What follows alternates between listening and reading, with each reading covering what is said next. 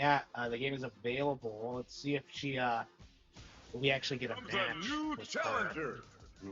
Should we like boot her up and play her or what?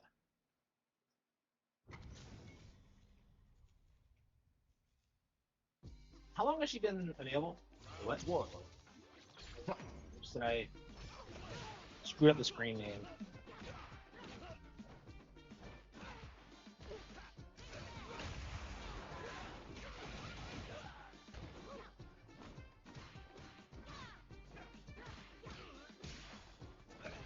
Yeah, I just did a workout and I just a little bit out of breath still. Scary and no. Round two. Fight.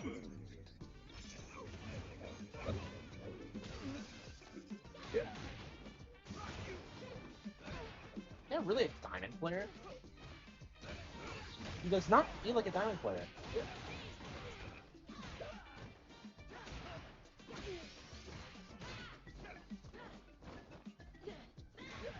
Did they actually fix the servers? Because it actually feels like it's working this time.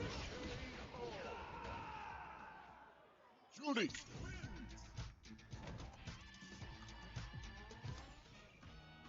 One. Right?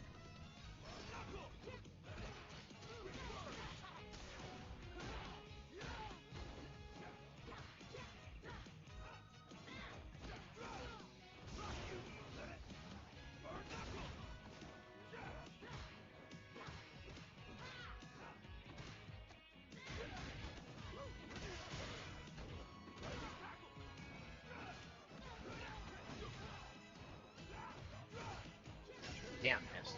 Fuck that up. Alright, Round two. I'm gonna try to get him in round two. Fight. I'm surprised we didn't fight an Ingrid immediately. I don't know, I imagine she's not gonna be a very popular character.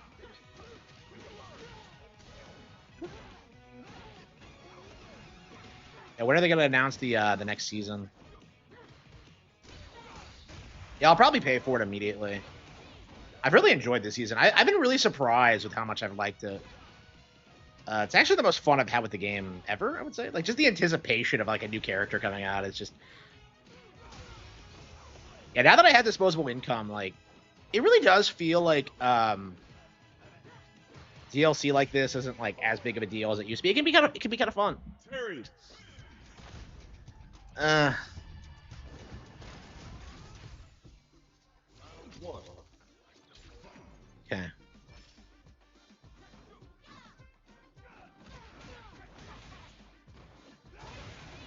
Got him. What? How did he... How did he get that out before mine?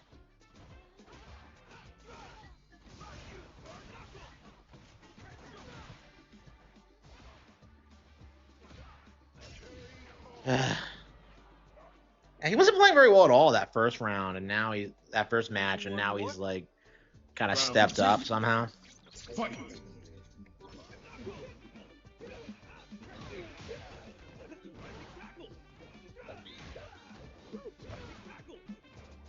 Yeah, I think we're gonna switch to Ingrid after this.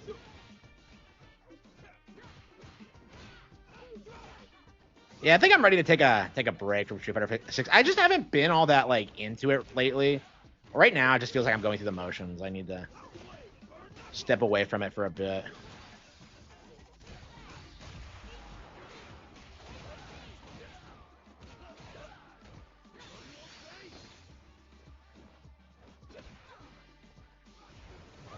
Got him. Can't believe I actually won that round. I could take the set. Oh, we'll see. I thought he was better than me for a bit there, but... Hey, he really destroyed me that second match.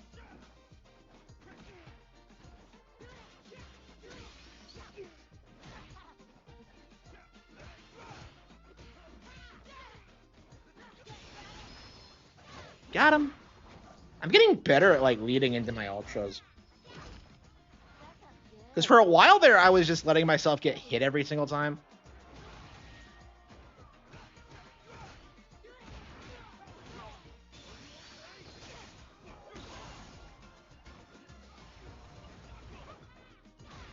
bitch.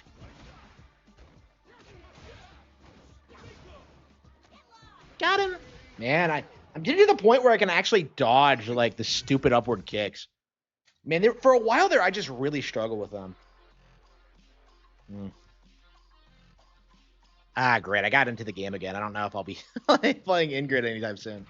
We still have not seen her. Oh, there she is. Okay. Finally. Okay. So is she a diamond level Ingrid already? In like a day, huh? So she's probably player 4, new challenger. Oh, she's just playing. Okay. Damn, she's cute. Greetings. Time to play. Round 1. Fight. She looks like a magical Edelgard.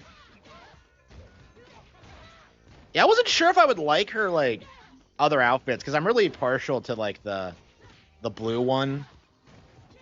But yeah, she looks good. Okay.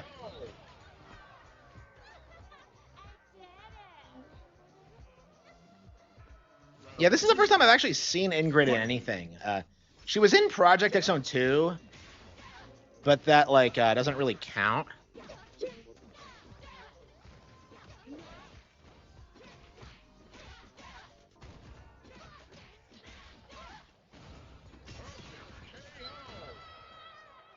Judy.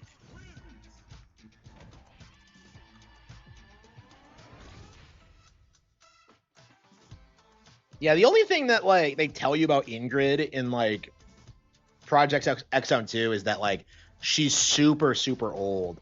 Like they're always making jokes about her being like older than the rest of the cast. She's basically like the old lady of the group. It's like her entire thing. The new challenger. Like I don't understand like the character's history or whatever. Like I was wondering when I saw like the oh shit, she looks good with that. But yeah, Round 1. Ingrid with goth makeup is not something I expect to see today. Okay, yeah. Yeah, Ingrid is like old as fuck, but like I don't. When I saw her in like this, I was kind of just like, did they change the character's lore or something? Because like she comes off as quite a bit different than usually. Because I would have described her like an old lady in Project X Zone 2, but now they're going for like the magical girl thing. I don't know if that was always her thing, but like, I was kind of surprised that she was like even in the game. I don't know if she's ever even been in a mainline Street Fighter. No, wait, no, I think she's in 3 or something. I don't know. Anyway, she's a weird character.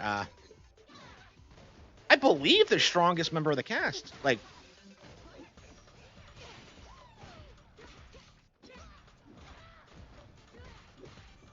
I don't know if she's stronger than Akuma, but we'll see. Yeah, I'm kind of interested in seeing what like how she fits into Six's plot, but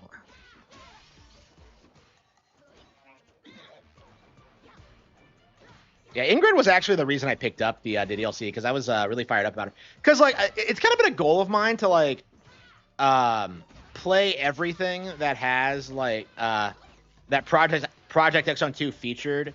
So like it was how I got into Yakuza and how I got into like all these like really weird niche like Japanese brands I'd never heard of, like Hack GU and Sakura Wars. I still have not played Sakura Wars, and that was one of the most overrepresented titles in that game. There were like 8 Sakura Wars characters in it. It was crazy.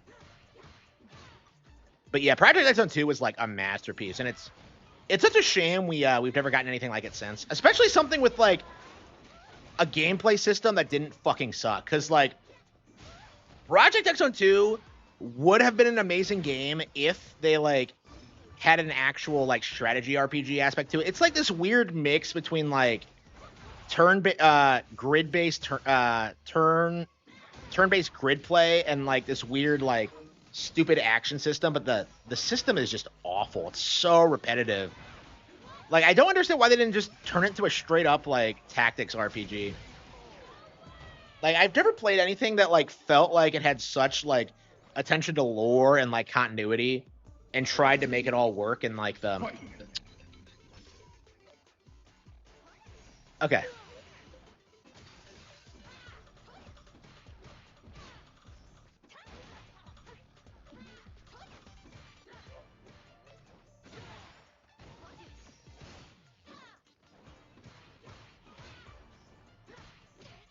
During the 3DS era? I don't know.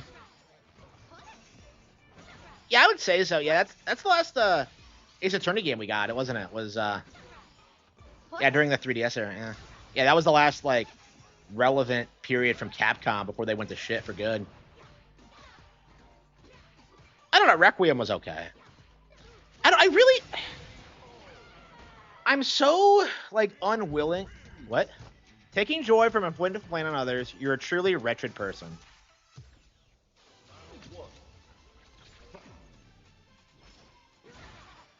Yeah, I think I am gonna play Ingrid after this. I mean, I say that, but oh, she's a diamond player.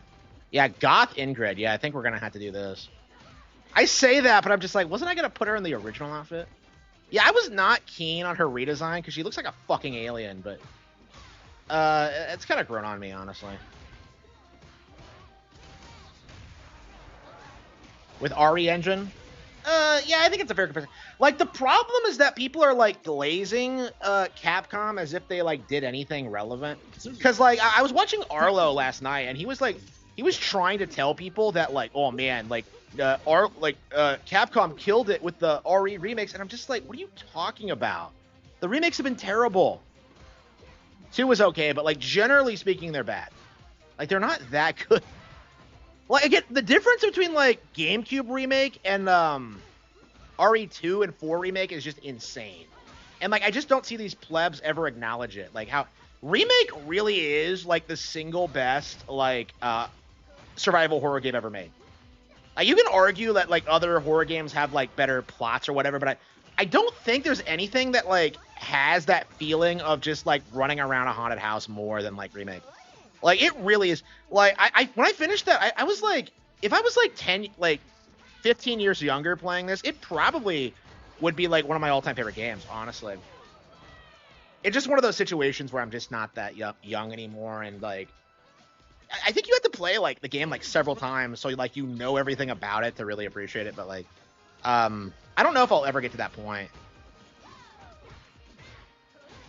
Like, right now, I'm not even sure like if I'm ever gonna beat the Chris campaign, because I prefer Jill. I always have.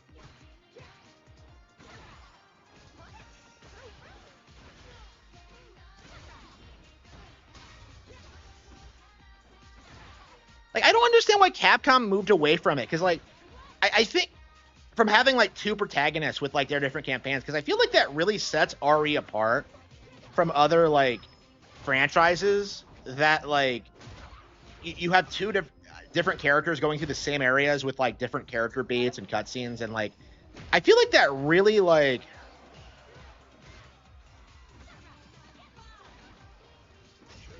I cannot believe I came back from that. I knew it was gonna happen, but like, wow, she choked hardcore. They did not see that coming. Did you see how like the game just paused as if I couldn't believe I pulled that off? Crazy. Yeah, we really need to play as Ingrid. I need to stop being such a bitch. Fuck! Okay, it's her in her classic outfit. She looks good in this too.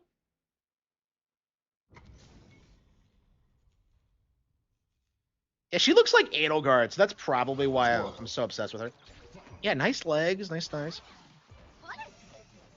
Hey, Ingrid might be the best looking character in the game so far, I think. I know a lot of people like Mai, but like, I don't know. She kind of Mai's kind of weird because she acts like a thought, but she's not really. I don't like being mean to Mai, but I don't like her fans. You know, because I remember I played someone once who called himself like the #1 Mai simp, and I'm just like, yeah, that sounds about right.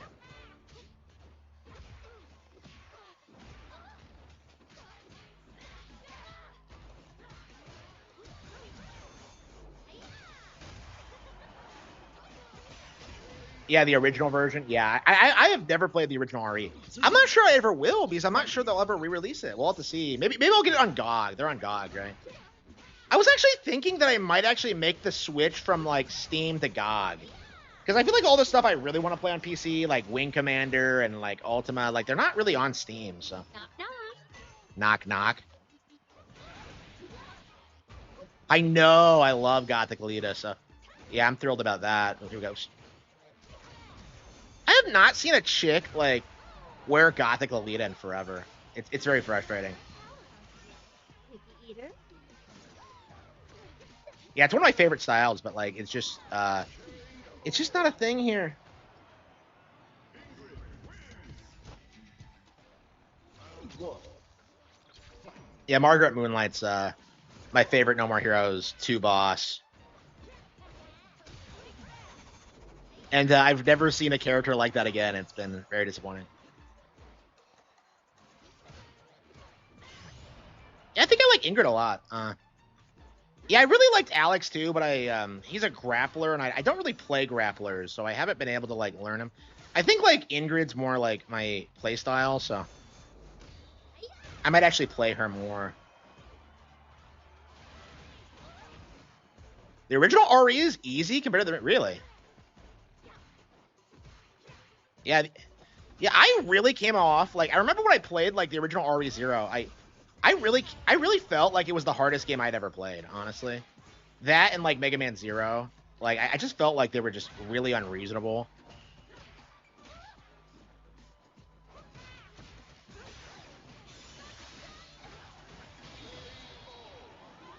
Hello, hello. Yeah, I've been playing. I've only been playing for like a year since it came out on Switch 2. So this is the first Street Fighter I played while it was new. I played like Street Fighter 2 when it came out on Switch. I played some of the collections, but like they don't have good online modes. So like I haven't really been able to get into it before this release. So yeah, this is my first Street Fighter. What? I got you. By the way, I'm playing Jury because I can't seem to move away from her. Like every time I get back to the menu, I'm just like, wait a minute, I'm not a master yet. Fuck. Yeah, I haven't been playing that long. Yeah, we really should just play Ingrid. Hang on, oops. Yeah, I pressed the back button. Okay. All right, let's check. Match. Wait, what costumes does she have? Let's see. Ingrid. Yeah. Yeah, we're gonna change the costume. Let's see. What does she have? Okay, she has 3. Okay, don't like the standard. 2 is the original. What the fuck is this? This is the most amount of skin I think I've seen on any Street Fighter character. What the fuck? That's not even the bikini model, is it? What even is this? She like looks like a magician.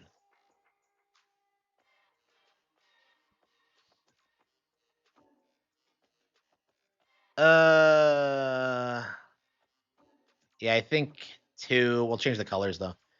How'd that guy get the gothic look? Trying to decide. I think I like this one.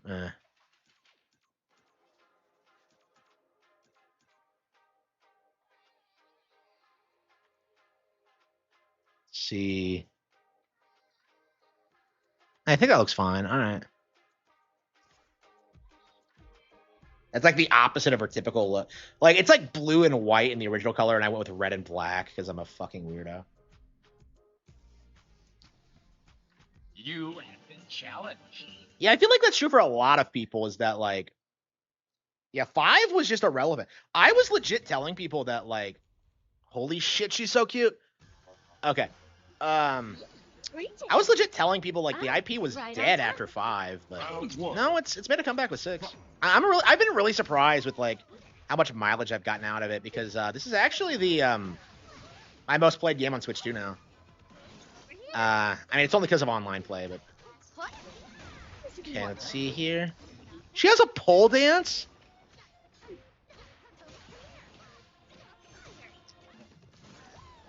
Who does she think she is? Bayonetta? Okay, hang on.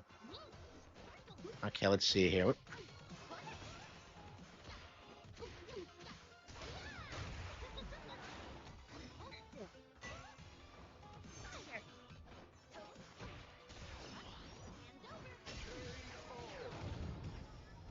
Okay, yeah, I'll have to get used to her. Two. Fight. Yeah, she's alright. Yeah, definitely my playstyle. But yeah, I just gotta get used to her. I guess maybe I could go to training mode for a bit Ooh, and make myself not look like an idiot, but I hate how you... Oh, this is a platinum player. I was just like, wait, why am I struggling so much? Yeah, she's platinum. Okay.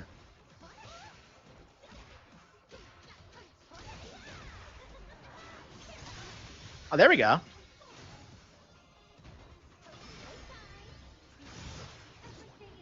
What the hell was that? Like, now experience. damn, fuck. What the hell was that? Didn't I get her first with mine? I'm the most enchanting woman in all the cosmos. Ingrid versus Rosalina, who wins? Switch 2 is going to be a better console. Yeah, I would say it's already there, yeah. Because of the Joy-Con thing and how you can take it out in public and just play with random people. Yeah. It already is. Like, the issue is that, like, it's not, like, the FGC's preferred console, so that's why there's going to be, like, this illusion for a really long time about, like, whether or not, like, about this. Like, it's kind of like how in the 2000s, like, everybody was convinced that Smash Bros. Wasn't a real fighting game. It would never be popular. And then it's like, now it's like the most popular fighting game in the world by far. I imagine we're going to see like the same transition for like fighting games on Switch as a whole. Isn't Ingrid a goddess? She's like, I don't know what she is. She's some kind of immortal being, yeah. Damn, she's cute. Okay. Okay. Okay. Yeah, they really made her like cute as possible in this.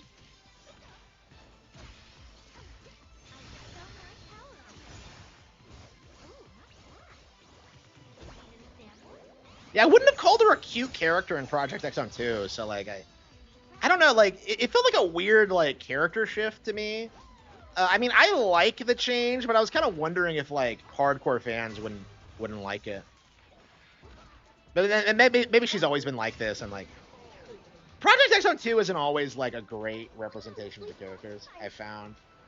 Because, like, they focus on, like, jokes, and, like, some of it just doesn't work. You know what I mean? Like, you get weird scenarios like Dante, Devil May Cry 1 Dante interacting with, like, DMC 3 Virgil. And they're, like, together all the time. And it's, like, it doesn't make any sense. Like, at all. Because, like, Dante, 3 is a prequel to 1, right? So Virgil's already dead by, like, by the time 3 happens. Well, not that I consider 3 canon, but I get so hung up on this. I'm just like, I don't consider any of this canon. Yeah. If you allowed me to, like, dictate, like, Devil May Cry lore, I would be like, everything except DMC1 would be not canon. Here comes a new challenger. Yeah, that outfit is hot as fuck. Yeah, hottest outfit in the game, I would say. Like, I could do without the hat, but, like, other than that. Like, whenever I see a girl wearing a hat, it just looks ridiculous. Right on time. Okay. Okay. Arkham Knight got a DLC? Yeah, what is with these, like, random games getting DLCs 10 years later? It's such a weird, like, thing. I mean, I guess Nintendo did it with, like, Mario Kart 8, so I guess it's just the fact that, like, technology allows them to do that now, but I don't know. It's just weird to see. But the fact that we get situations where people unironically start talking about Arkham Knight again in 2025 is just, I don't know. I don't like it. And honestly, I would honestly argue that, like, Mario Kart 8 Deluxe's DLC made the game worse. Like, the booster pass was, like, way worse than, like, anything that'd come before it. Like, I hate all the tour tracks. And, like, the reason I stopped playing the game was because, like, I just hated getting them so much.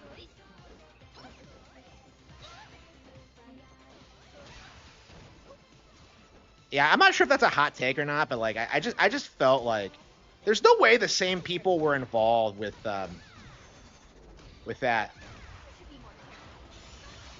The hat is cute.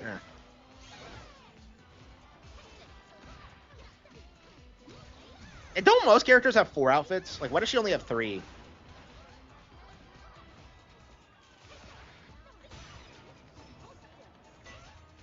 Yeah, I really like her. Okay. I don't know what it is, but like all the DLC characters like have been great this season.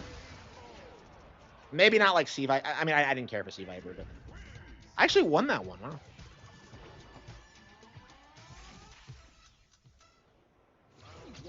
Mario Kart Tour.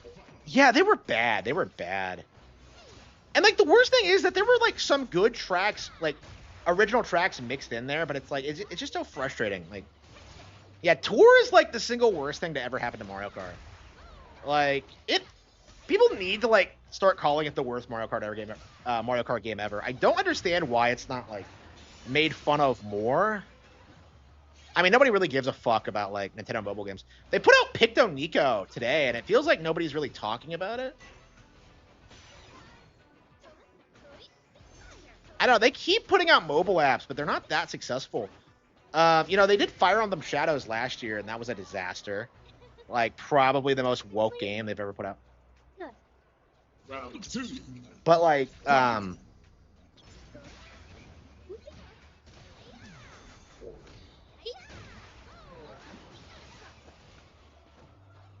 it's like,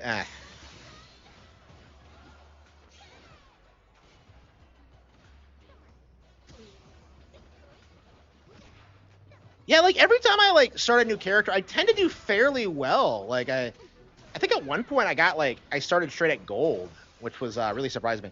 I guess when you have the fundamentals down, you can pick up like new characters fairly quickly. But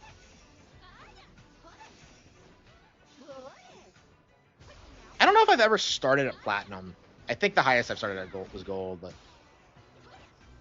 I mean, the only character I'm at diamond rank at right now is Jury. So.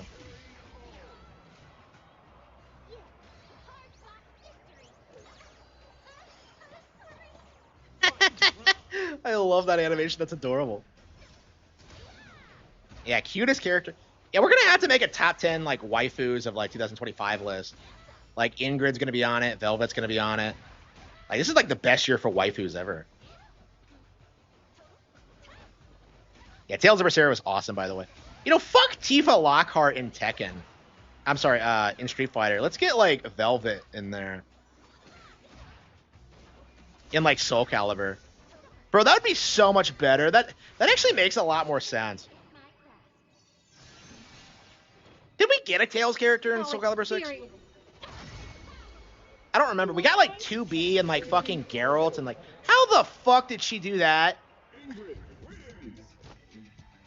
What a cop out.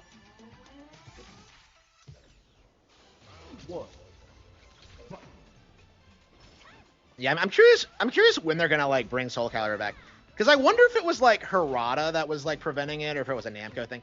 I mean, like the way Harada talks is that like he's kind of blaming Namco for everything that's going on there. I don't know. I have a hard time believing that like Harada is the problem with Tekken 8. I mean, people have been trying to like glaze Tekken 8 recently.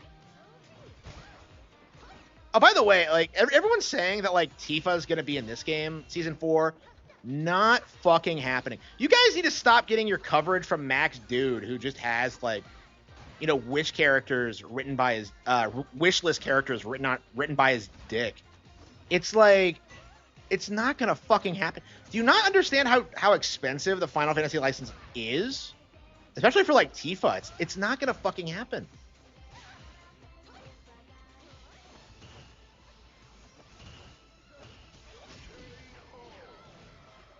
Hera was always better. Yeah, I'm not sure I would say that. That's a stretch. I really like Tifa, so. Yeah, I like Tifa myself, so it makes it like really frustrating calling out these fanboys, but like, I just don't like the idea that like, I don't know, she would be some big like guest character. It's just like, I don't think anybody would care that much. Because I think what really makes the character work is her like, is the story and like how she treats Cloud and stuff like that. It's just like, I don't know. I don't know if she would stick out really in like any other game, honestly.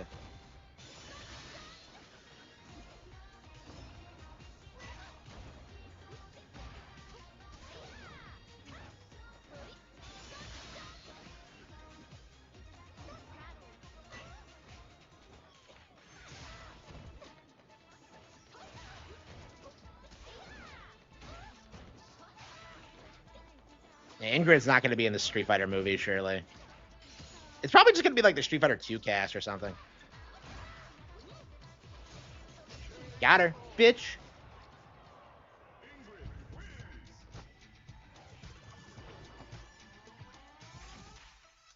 A core part of artistic integrity. Are they censoring Tekken 8? I remember people saying that, like, Tekken 8, like, they were going to tone it down for 8, but I've never actually seen evidence for that. I remember, like, yeah, the chicks in, like, Tekken 7 were, like, the best-looking chicks that console generation, I would say. Like, I love the chicks in Tekken 7. But, like, yeah, Tekken 7 was, like, a perfect storm. Where, like, Street Fighter, like, fell off, Dead or Alive wasn't sexy anymore. So, like, you know, Tekken 7 comes out and just kills it.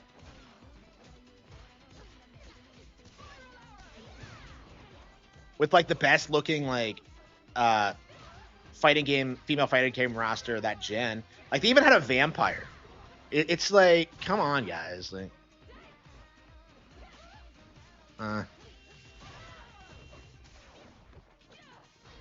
yeah, I really like the vampire. So,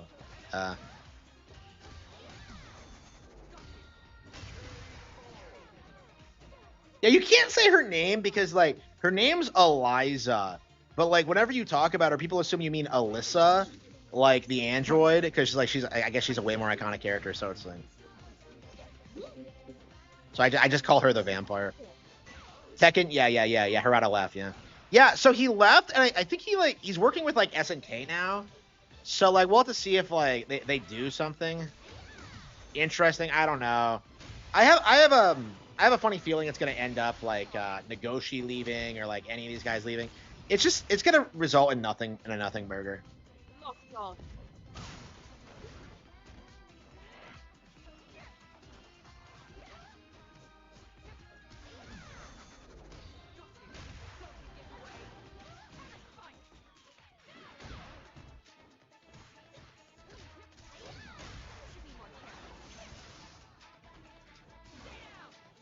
Got him, bitch.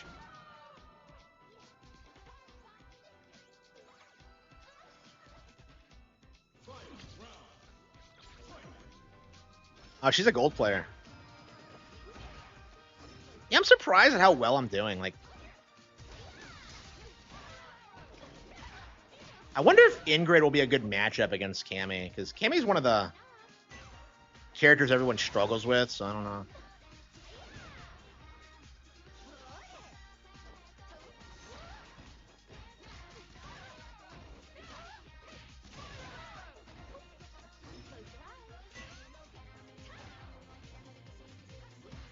Yeah, part of my problem is that I still play as if I'm Jury. I'm not good at, like...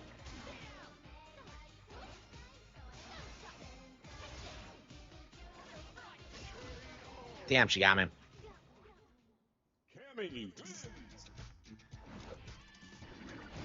I'm not sure what my rank is going to be with her.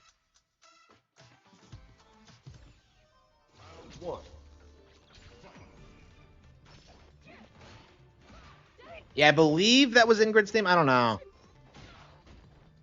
Sometimes it's hard to tell. I don't know if they add in new tracks outside of like the main character themes. I remember being confused when I realized Alex had 2. Oh, come on, really?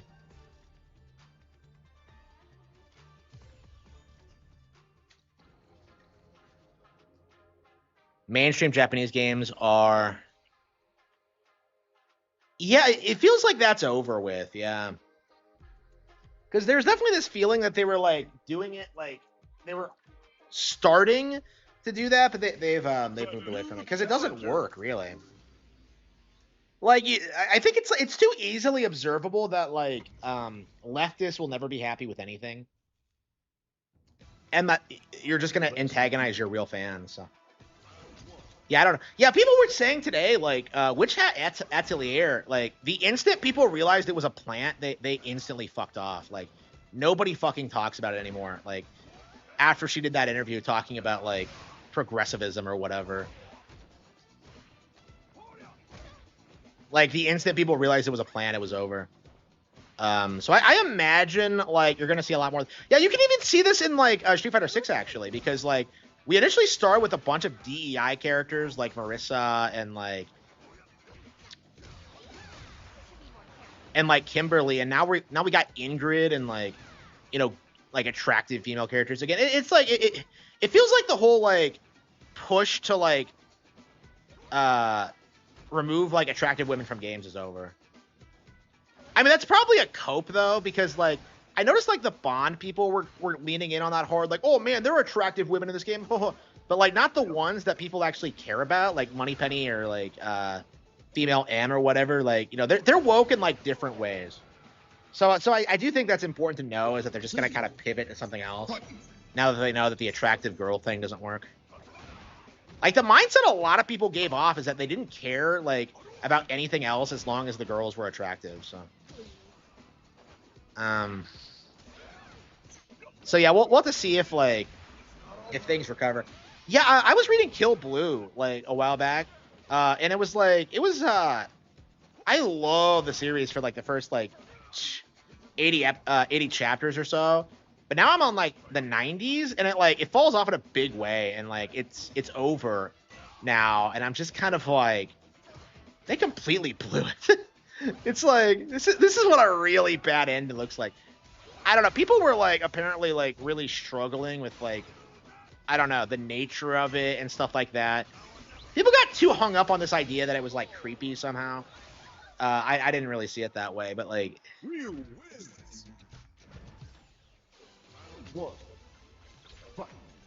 the failure of DOA 6. Yeah, absolutely. Yeah, how long ago was that? It's been like several years, hasn't it? I don't know. I could see like DOA in particular like doubling down on like the unattractive female lead thing. I'm a fighter, and then like everyone else gets more sexy. I could legit see that happening. But yeah, DOA hasn't been relevant since 4 anyway, so I don't think anyone gives a fuck about them. I mean, it'll just end up like SNK, where like they'll just license the characters out to other fighting game studios. They're attractive there, and then like fans will get pissed when they try to like change it.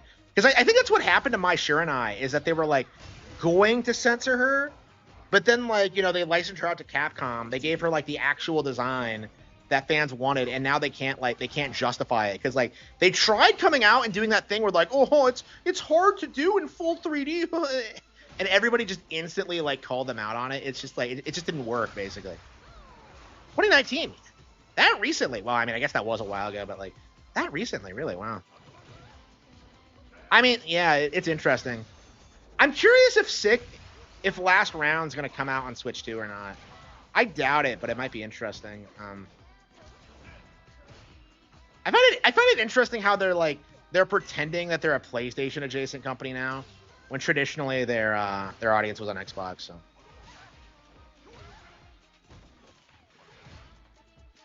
yeah, this is the first DOA they're gonna produce with Itagaki in the grave, so it's gonna get bad.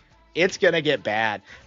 Did you notice that like he died and they instantly released like Ninja Gaiden 4 and like announced DOA 6 or 7, and I'm just like, yeah, it's over, isn't it?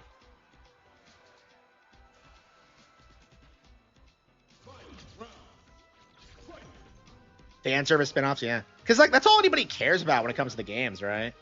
Because like nobody cares about the lore or whatever. It's all about like the waifus.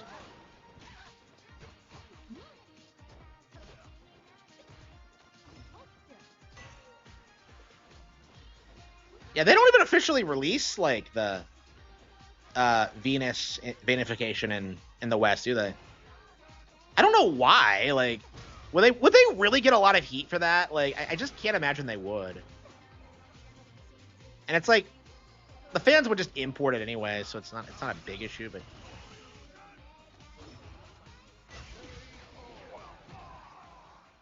yeah, they are completely fucked if they try that. Yeah. But yeah, I mean, Tekken tried it, and that's a big reason why they've been completely irrelevant.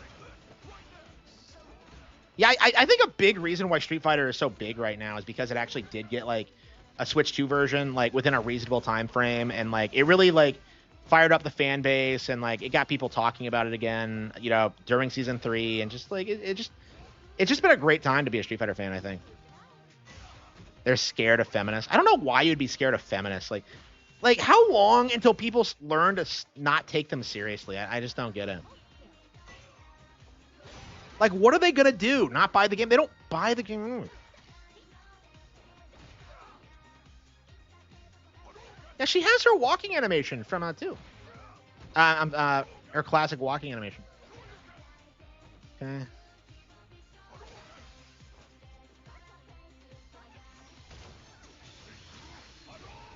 Damn, that was dumb. Street Fighter 6, yeah. Yeah, the initial launch roster was terrible, but they've really padded it out with some good characters. Yeah, you don't see any of the really bad characters anymore. Like nobody plays Lily, nobody.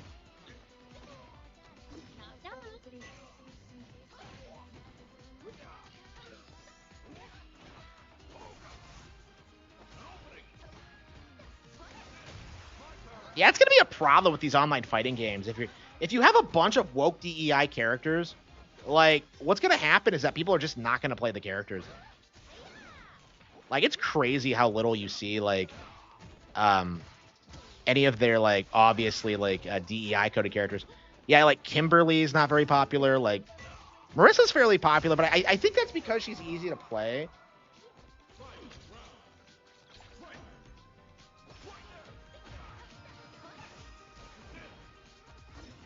Yeah, what I want in Street Fighter 7, I want like Marissa's thing to be like, I want to be faster, and then she just loses a bunch of weight and becomes like the skinniest member of the cast.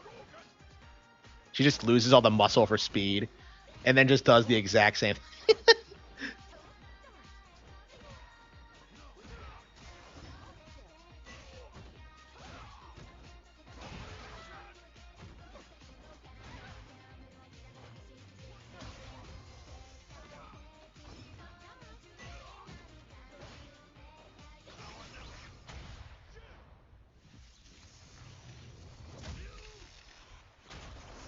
With all the 5 costumes. So they're not even making new costumes? Well, 5 was already, like, massively toned down. How the fuck did he do that? How the hell did I land at Platinum? Like, I don't know what I'm doing. How the hell did I end up on Platinum?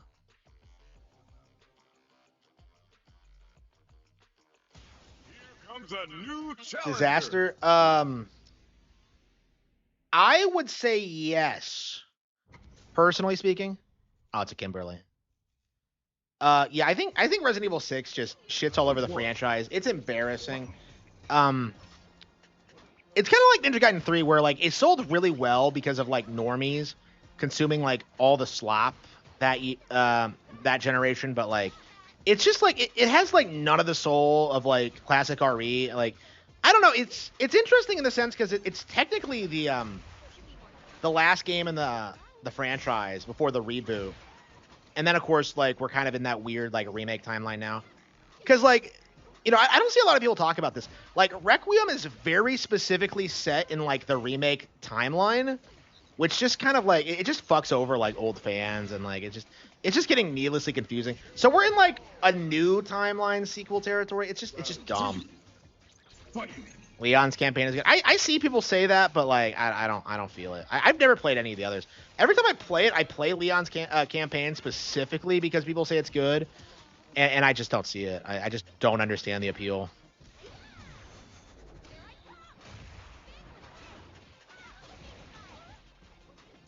Yeah, I like Ingrid a lot. Look at that. Oh, look at that skip. Oh, that's adorable. Okay. What's with like the walking animations being like as cute as fucking possible? I don't get it. Like Kimberly's like that. Like fucking like Jury's is kind of like that. I don't know. Is Chun-Li the only one who takes herself seriously?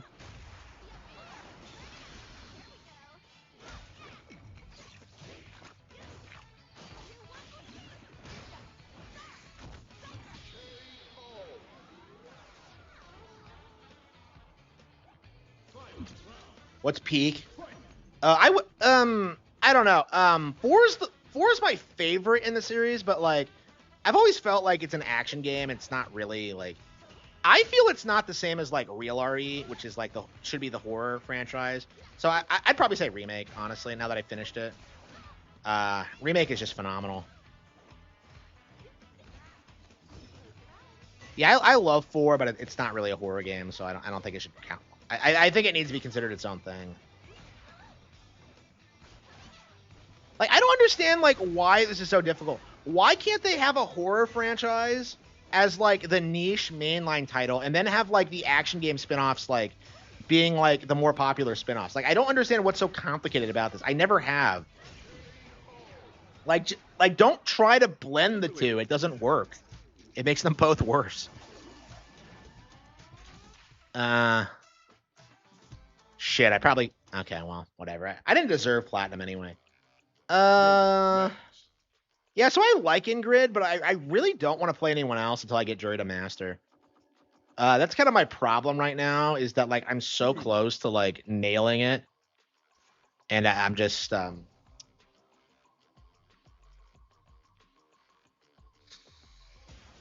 comes a new challenger.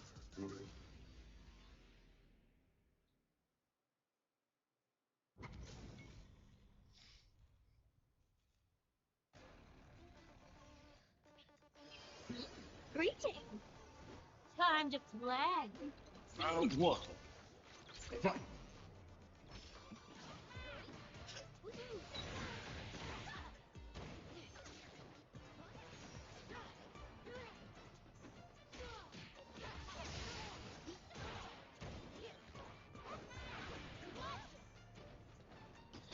for his last chapters, yeah.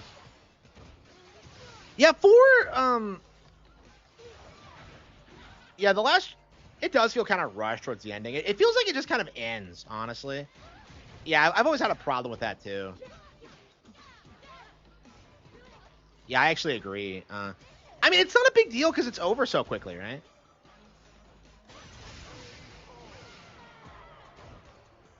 Yeah, I've never been a fan of the final boss or, like, the last few areas, but it's like... I don't know. At that point, you're just kind of going through the motions. The game's not long. It's just endlessly replayable. You never really get bored of it.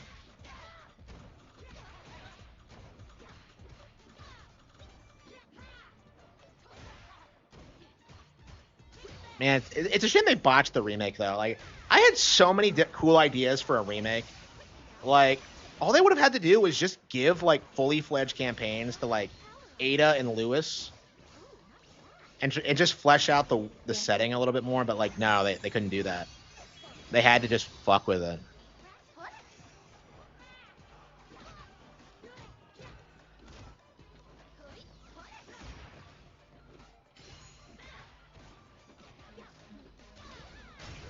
Yeah, the voice actors in that game are, like, so good, and yet, like, we're supposed to believe, like, the new ones are, like, satisfactory replacements or whatever.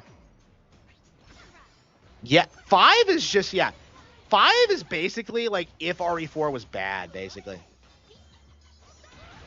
Like...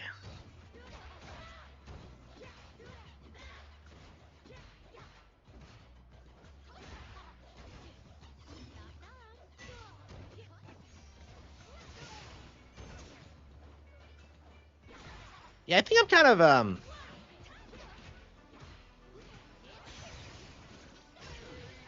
Yeah, I think I'm ready to take a break from Street Fighter. I've been putting a lot of time into it lately, and I was only playing it like in preparation for Ingrid's launch, and yeah, I've played her now. She's great, but yeah, I am ready to take an extended break from Street Fighter. Probably a couple of months. We'll see.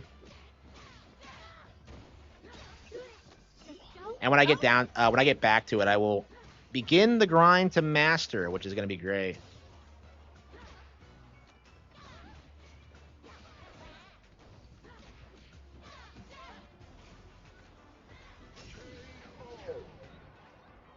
Giving enemies guns in Resident Evil? Yes, it was. Like, I was baffled that they did that in, like, Requiem. Because it's just, like, you really get the sense of how bad Capcom's, like, enemy AI is when they do that. Because, like, why the fuck aren't, like... I don't know. They just don't have any experience with it. They don't know what they're doing.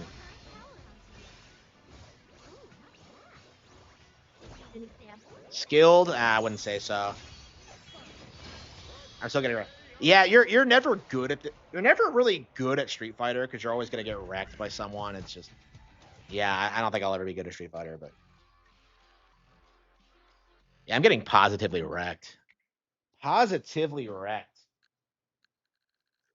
But yeah, we are. I think we're gonna take a break from this.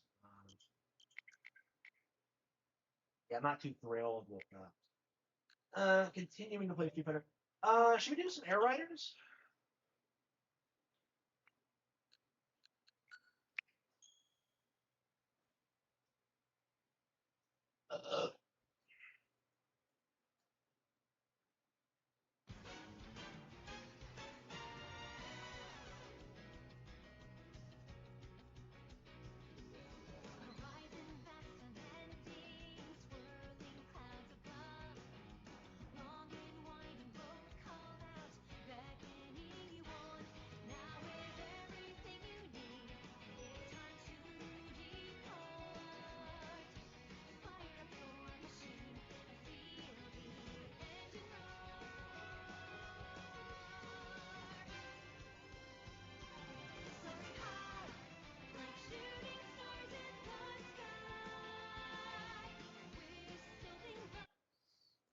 Oh, that's right. Yeah, we're gonna. They're gonna have to put Tekken 8 on Switch 2 at some point, right? Like they're gonna have to. I wonder if that's gonna be a big Nintendo Direct announcement. Yeah, they out of nowhere they confirmed today that Call of Duty is coming to Switch 2, so that'll be something to look forward to. I guess the first Call of Duty game I'll ever play day one. It might be the only one, but like yeah, we'll probably go through the campaign and we'll probably like play online for a bit. Like I'm curious what buying a COD game is like on day one, but. Vocal songs in the game. Yeah, they have been. I mean, they've been doing it since Odyssey. It's not a new thing for them, but man, they need to re-release Kirby Right Back at You. Why the fuck can I not watch the entire series on like Amazon or YouTube? Like, they're probably gonna have like a Nintendo channel at some point, but like, I'm curious if they'll have the rights to like air Pokemon. Like, if they could get like, if they could start a Nintendo console and then like get Pokemon as an exclusive, like Pokemon would like dominate it like by itself, I think. 3, 2, 1, I don't know. start. Do kids still watch the Pokemon anime? Because like I feel like they don't. Like I don't know who the. I've always been confused about who the audience for the Pokemon anime is in this day and age because like it just feels like nobody fucking watches it. I've never known anybody who like admits to it. Like I'm a fan and I barely watch it. Ruined so many jokes, yeah. Yeah, all the characters sound like little kids in the Japanese version. Yeah, it's crazy how many characters are actually in Kirby Right Back at You. I was watching like a YouTube video of like Rick in it, and I'm just like, he's like Australian, first of all, which is like ridiculous. But like, second of all, like the fact that Rick's in it at all is just like kind of crazy to me. Because like Rick was not a relevant character at the time, and still isn't. Yeah, like I think Lololo and Lololo and Lolala are in it. It's like, it's kind of crazy. It's just like, I don't know. That show was like, that was one of those shows I would have loved to watch growing up, but I just never got around to it. I remember watching like that first episode where he gets like the hat and the sword, and it just blew my mind. But like, yeah, I never stuck with it, unfortunately.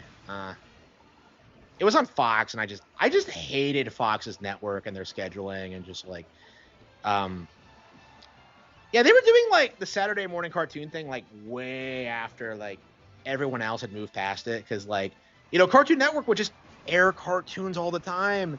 You know what I mean? Like, why the fuck would I ever like go on there instead of like Disney or Toon Disney or like I never understood Fox's like model. It was just weird. And it's weird because they had a lot of crazy licenses. Like TMNT was great. I think they had Digimon Power Rangers at one point. It's just like I don't know. Like there were a lot of things I liked on there, but it's like it actually probably would have been my favorite station if they just didn't have the most retarded just like time slots. I was just very confused.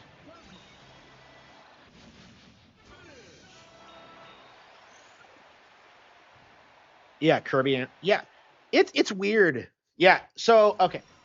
Yeah. Do we have animated adaptations of every Nintendo property now? Because we have the Mario ones. Okay, we have like the Super Show. We have like Mario 3. We have Mario World. And now we have the movies. You know, Zelda. Zelda has the '80s cartoon, and it's getting a live action movie. Uh, Star Fox has The Battle Begins. Fire Emblem has the OVA. I have never actually seen the OVA, so I don't know how good it is. I might have to like look it up and see if I can do a YouTube video on it. I'd love to do that on the channel, by the way, is like review like obscure like Nintendo adaptations because there's a lot of them. Like, it's crazy. Like, I was actually gonna go through Mario Mania at some point, but F-Zero, yeah, the F-Zero anime, man, that's like completely obscure. Yeah, F-Zero has an anime. Yeah, it'll be nice to finally see them like finally start making like high quality anime adaptations. And I guess they've always have. You know, Pokemon was a huge deal, but like, yeah, Kirby did reasonably well, and F-Zero was a flop. Yeah, the anime flopping for F-Zero might be a big reason why we never got more of them, because they gave it like a huge advertising push in the 2000s, and it just didn't happen. Like they got like a tie-in game to produce it. It was like it was it was a big deal.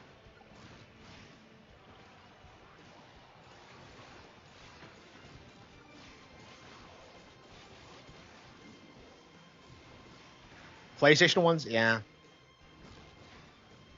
Yeah, I wonder why they shied away from it eventually. Yeah, I guess they wanted to do the Mario one first, and they knew they had to do the Mario one right before doing everything else. I don't know. I'm sure we'll see like, you know, kind of a renaissance of it. I imagine we'll see that in the next 10 years. Like, I mean, we're already seeing the Zelda movie. It's yeah, it's coming out in less than a year now. So when's it coming out? Like April 30th, 27th, something like that. Yeah, next year. It's gonna be Kino.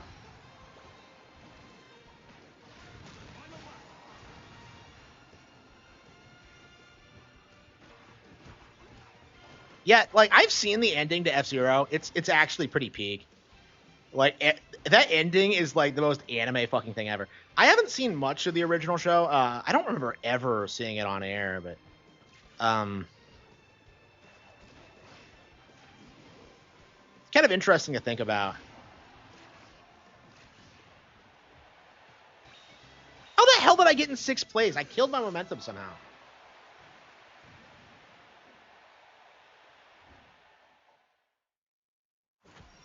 Yeah, I think they're working on. I think they're focusing on manga actually, because I think Fire Emblem Engage got an adaptation. I think like yeah, you know, Zelda's been getting adaptations forever.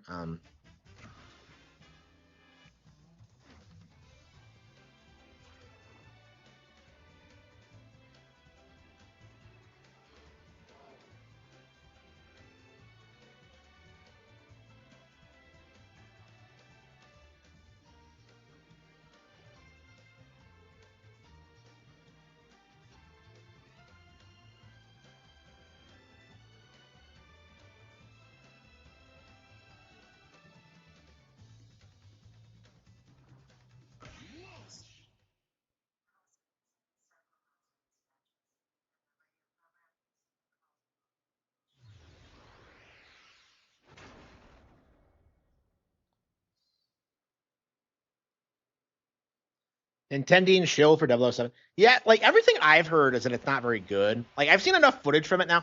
I'm a huge Bond fan, so like I am actually really fired up about the game because I just love the character and I love the idea of it, but like I don't think it's gonna be like objectively a good game. I don't know. I might get some mileage out of it. Who knows? Um, I mean, I'm more into it than like Indiana Jones. So yeah, we'll see. We will see.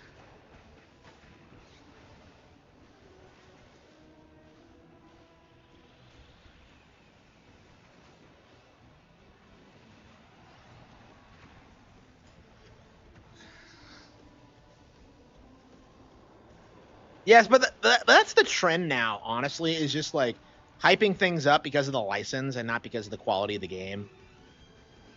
So we're seeing a lot of effort and money being put into license games now, and so people are still like in this process that like, well, I like 007, and I like Indiana Jones, and I like Harry Potter. It's like they don't really stop to think that like, wait a minute, I grew up playing shitty license games. How are these going to be different? Like it's yeah, in a lot of ways, I would say license games are worse now because they have like the illusion of being good, and they're like a lot more relevant. It's not like you can just ignore them, right?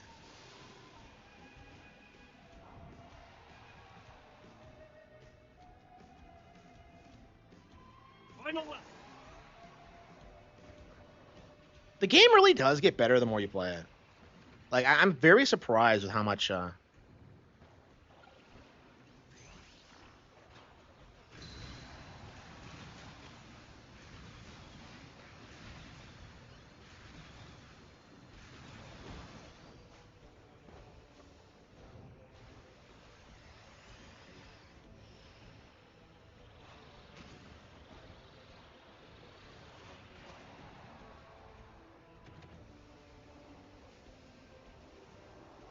Yeah, that tends to be the problem. The issue is that like the people who play these games don't play a ton of games, and so don't really have like kind of the knowledge or the skill set to kind of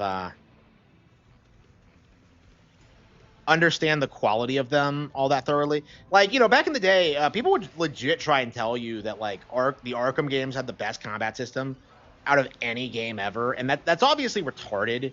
Like, any one of us can name like dozens of games that are have way better melee combat than Arkham, but like nobody knew that because like nobody fucking played those games. Bloodstone, what is Bloodstone?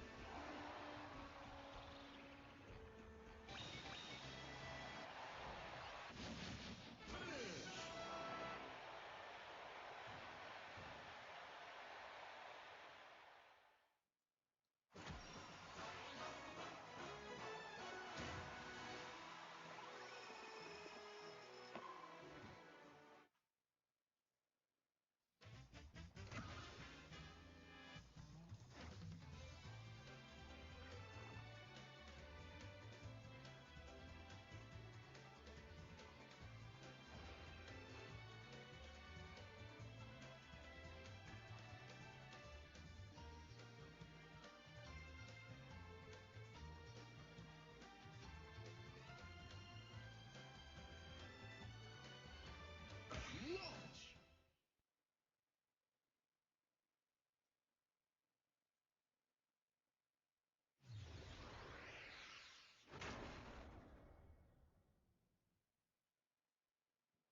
Zelda 2 has more depth. Hell yeah, it does. 3, 2, 1, start. Kirby Air Riders is underrated.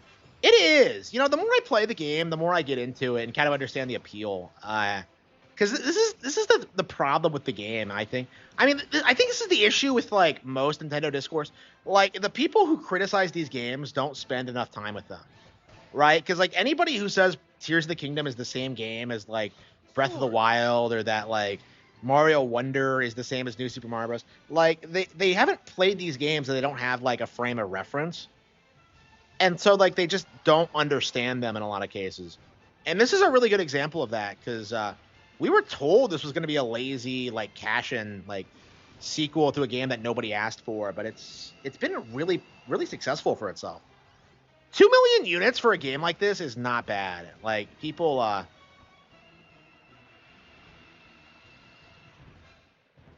yeah, we need to finish Zelda 2. I never have finished it. Zelda 2 is still the only Zelda game I've never beaten. Every time I play it, I rage quit it because I genuinely don't enjoy it at all. But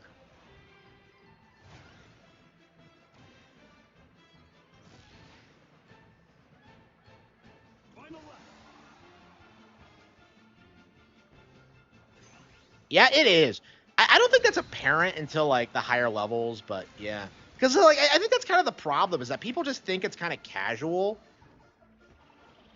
but like it's really not. It's kind of it is kind of like Smash Bros in that sense.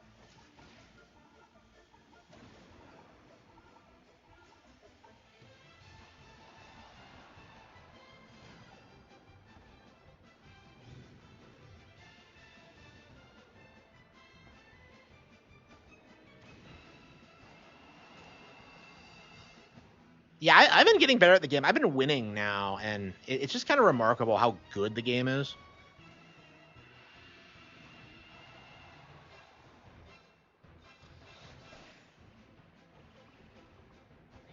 Sword.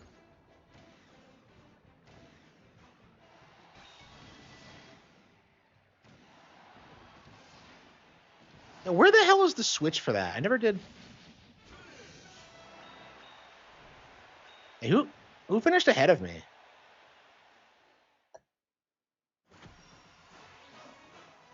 Yeah, part of my problem with playing online was that I kept getting filtered.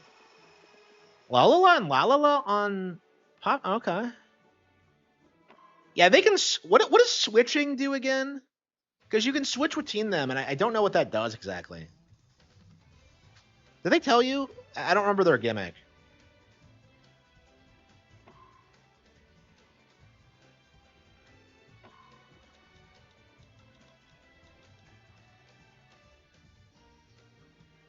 Swap position. Is that all they do?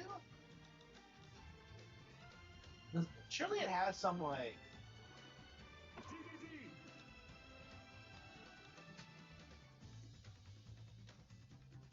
It's a tricked out hat. Uh.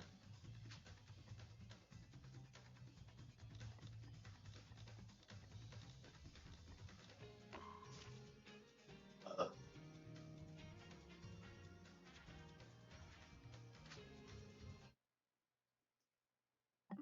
Yeah. How much time have I put into it? Yeah, 35. Yeah. That's not bad. That's not bad.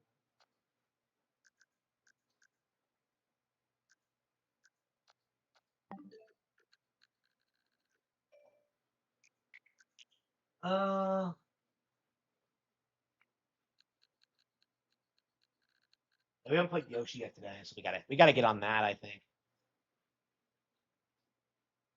I can't believe it's still light out. I don't usually start streaming until it's dark. Yeah, I got up really early today, so I'm probably gonna go to bed early until like for the foreseeable future. We'll see. Until like Monday, probably. Yeah, I prefer staying up late for sure, but yeah, I've had a lot going on, so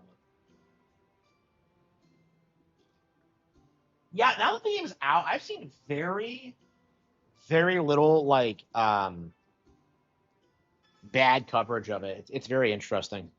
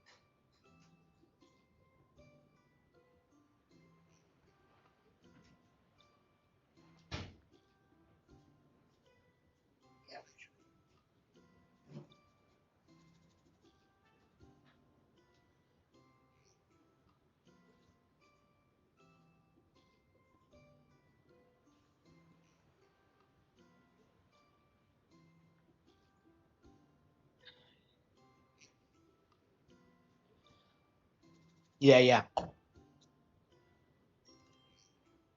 Okay, let's get our daily dose of Yoshi in. Yeah, this game is gonna take forever to get through.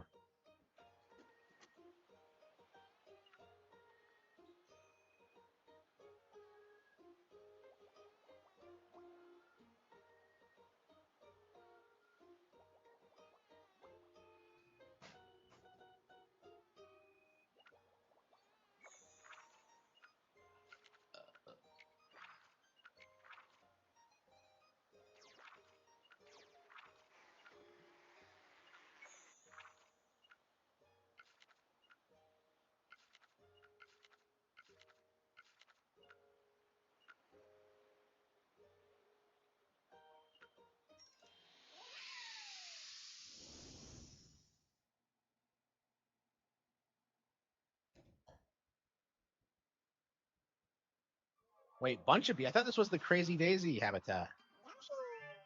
Oh, I see. So some of the discoveries regarding certain creatures, they don't apply to the level you find them in. So you have to do it in levels that they're in. Okay, wow. Okay. That is really interesting. Yeah, I wondered about that, but like, yeah, seeing it in practice, that's really interesting. Okay. So if you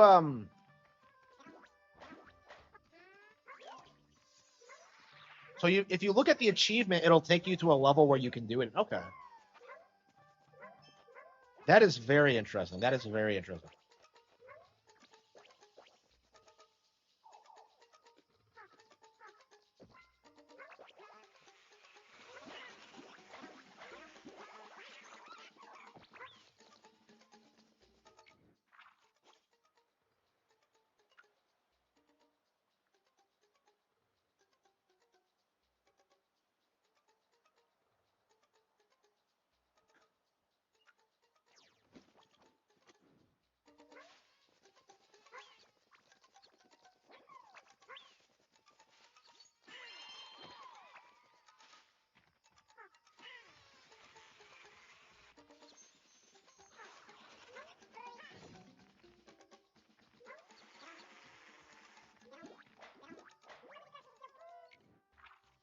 Yeah, we got that.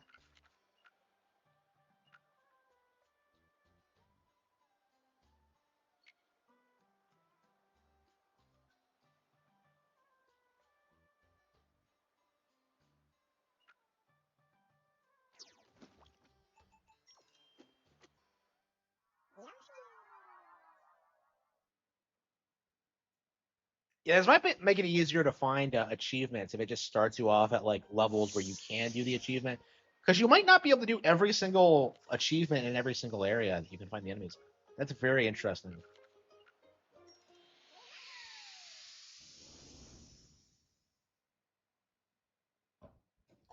Colorful arch, colorful community, causes blooming when tossed.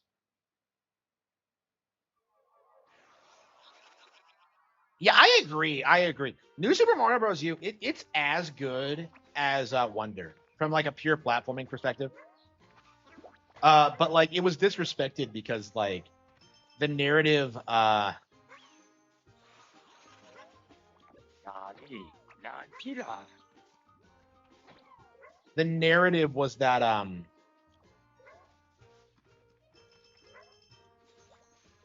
was that New Super Mario Bros. Was bad because of the aesthetic, which was obviously retarded because like I think in a lot of ways New Super Mario Bros. Is kind of like it was like the Mario look for the 2000s, right?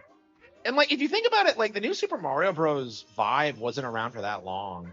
Like we got the first one in 2006, and then the last one in 2012. But like people act like these games shot their dog or something. It's really weird.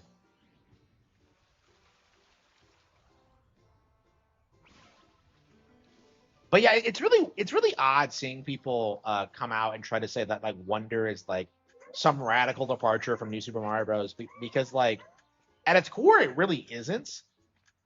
Like it has all the same elements of New Super Mario Bros. Like the only difference is that it has a new setting and a different visual style. Like from a pure gameplay perspective, they're very similar. And I would actually argue that New Super Mario Bros. Actually has like tighter platforming, but Wonder has the gimmicks and like it's better on like a superficial level. So that's what people get excited about.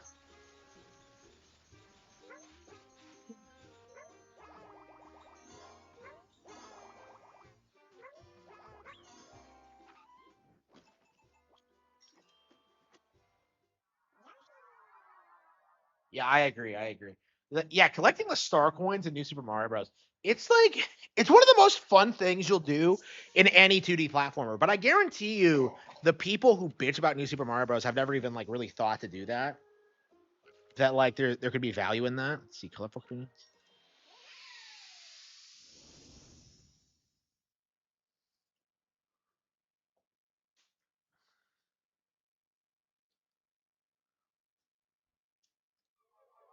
Oh.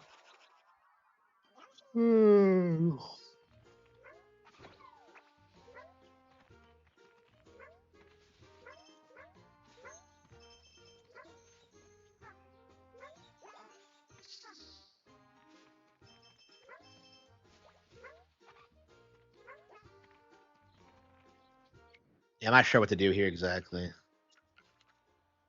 I'm yawning a lot lately. Ugh. Oh.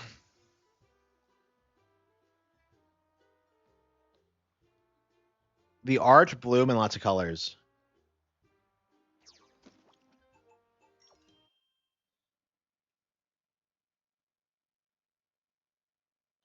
Yeah, I agree. Like that's always been the cope is that like Mario 3 is better because it's harder, but like that doesn't really account for like all the things that like you can do in New Super Mario Bros that are like way more fun.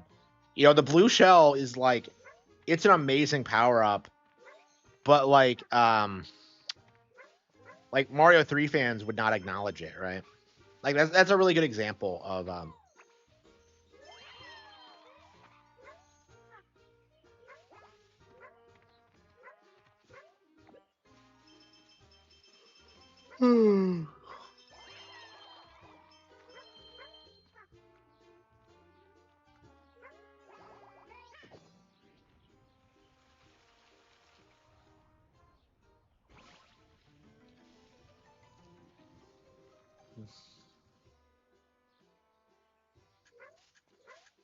I've only been playing this for an hour and I'm kind of already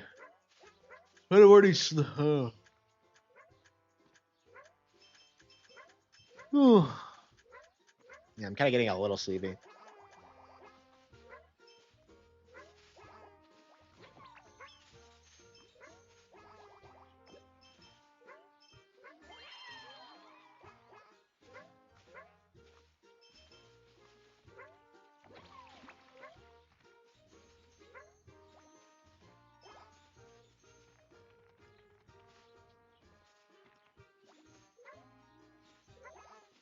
Oh.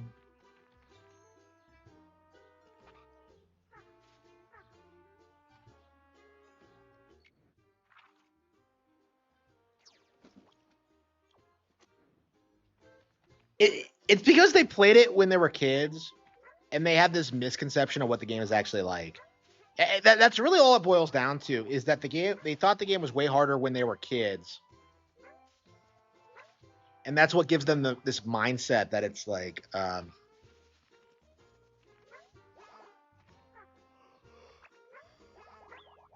some amazing thing.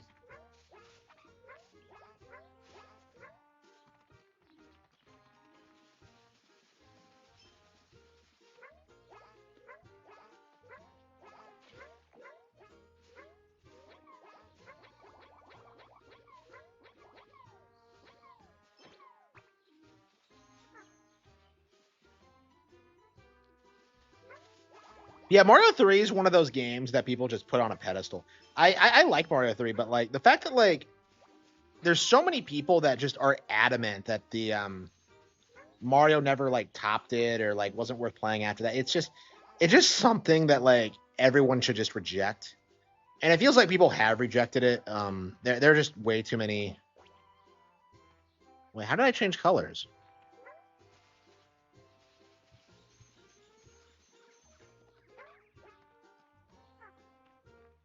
Tomatoes? Where those come from?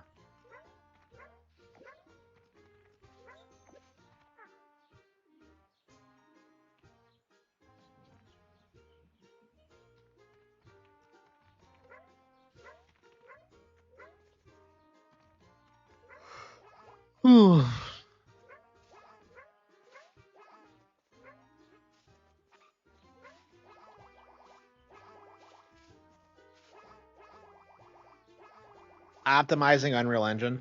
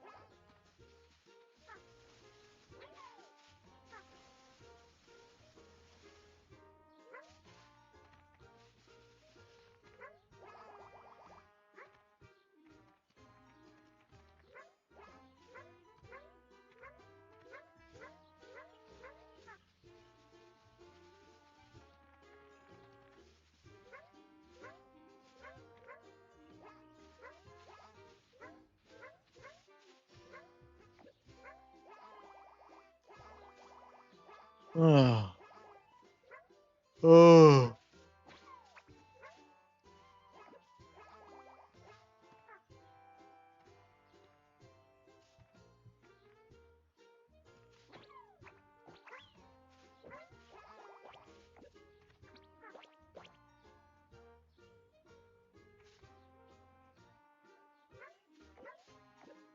Yeah, I think that one ate the a flower on the way down, and that's why it's the wrong color.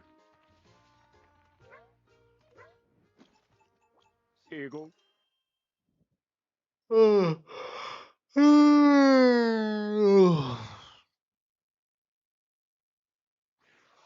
I just started streaming and I'm already yawning. I mean, I've been looking at my numbers and they've gone way up actually. So thank you Eagle. all for your support. But, or specifically, watch hours are way up. And I have no idea what caused that, but it's like it's probably just me like doing the podcast more regularly or whatever.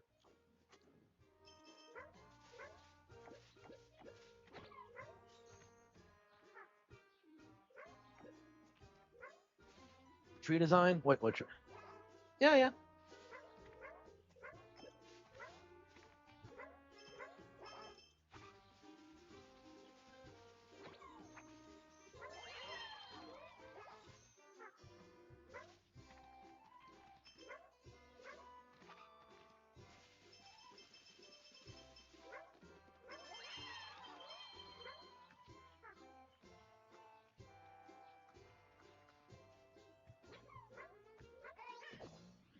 Ooh.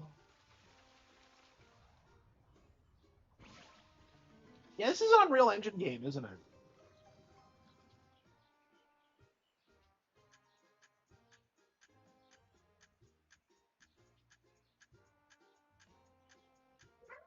Keto Casino clips. Uh, well, they're not very long clips, and I haven't been doing a lot of them.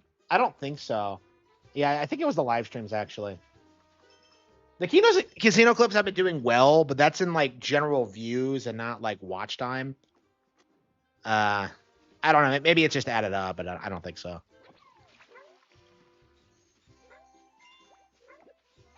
But yeah, Nintendo today, I think they've generally been doing better than the Kino Casino stuff. Actually, we'll see, but yeah, it's kind of hard to gauge sometimes. Oh shit.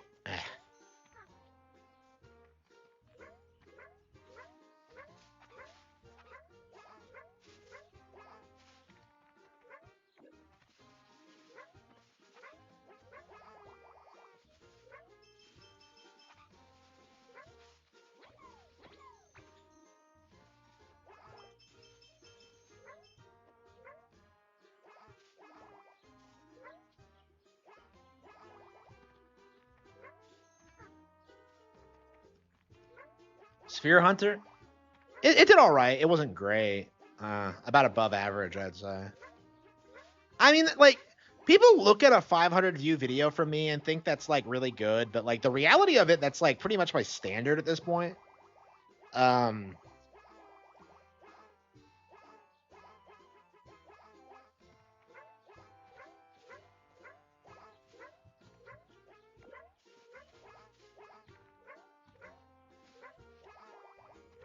yeah, my views are kind of weird because I upload so much. Uh, yeah, because I know that's what Nukem Nintendo tried to say is that like he's doing better than I am, but like it's not actually true. Like I upload way more than he does, and I have more views as a result. Oh, there we go.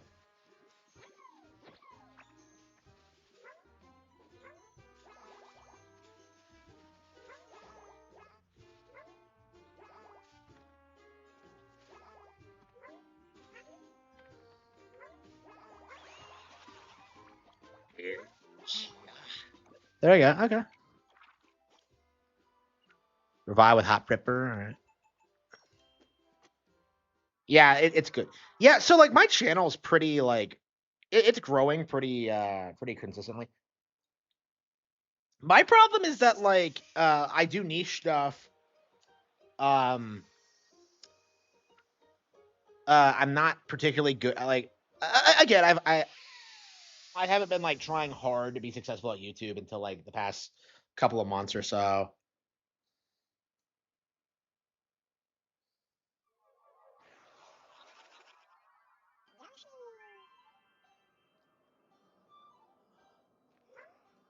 Like I wasn't trying to be successful on YouTube for a long time. So like now that I am, it's I don't know. Like the issue right now is that like you know, when I got fired, it was this like problem of just like, oh yeah, I don't know like if I'll be able to you know, how I'll be doing long term, but like it's been going well, honestly. Star Fox Theory videos, well, thank you.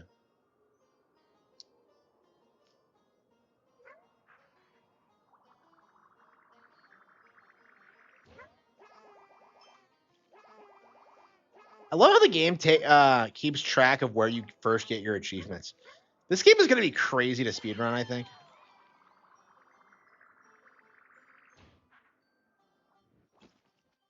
这个嘘。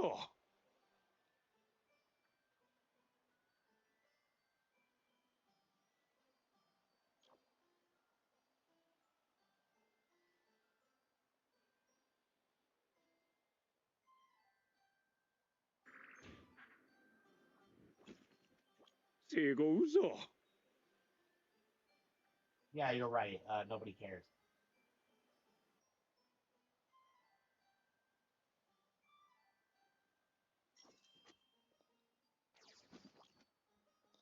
Where were we? Okay.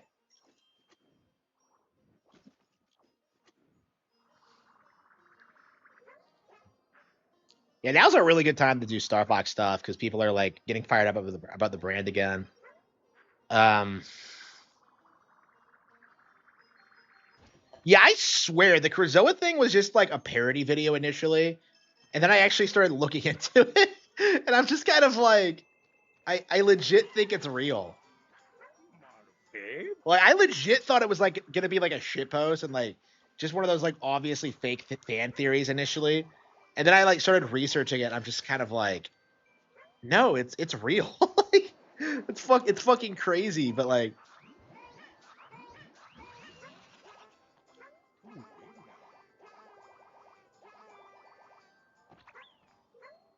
the hell was that? What?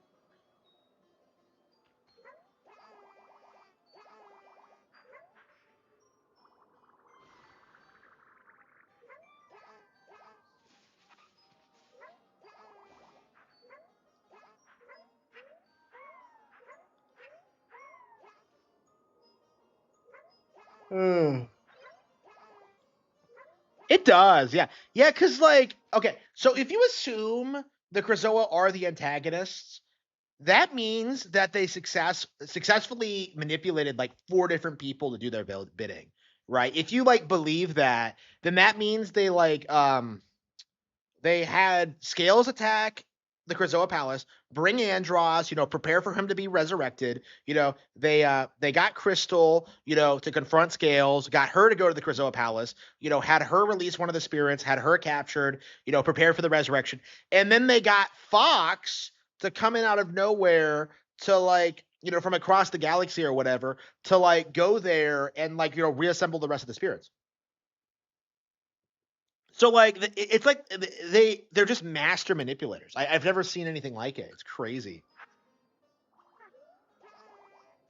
Because like the thing, like I wish I said this in the video, but like the thing about them is that like everything they tell you is completely 100% true. But that's like that doesn't they're not honest about like every aspect of what doing what they say is gonna do. You know they conveniently don't bring up the fact that like Andros is gonna be resurrected when you bring the Krazoa spirits. They make it sound like you're saving a girl, basically. Because like you get some like telepathic message from like Crystal where she talks about how much pain she's in, but like she's not in pain. She's in like stasis. Like it doesn't make any sense. Like it's all just fake and gay.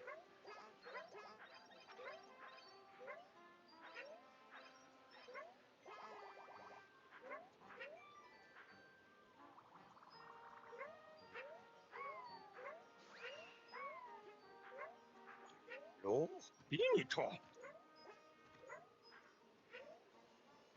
It's weird how there's no end goal. You're like encouraged to like just end when it like ever like. Yeah, the thing about Dinosaur Planet, the story is like top tier. Like that's the weird thing about the game, is that like very specifically, like the story in Dinosaur Planet is like really interesting and unique. But like, yeah, the game was never finished, and a lot of the lore was butchered when it got turned into Star Fox Adventures. So.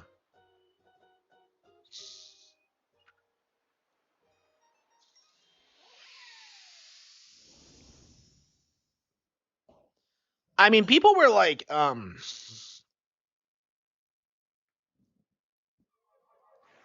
it really explains a lot about the Krazoa and like how they go about things and why they're never brought up again and things like that. Because like the dinosaurs themselves reappeared in Assault, and like there's quite a few references to them in a Command. Like Crystal's ship is actually called the Cloud Runner, which is actually a really cool reference. By the way, do you never see that Cloud Runner again who takes her to Scales in the beginning?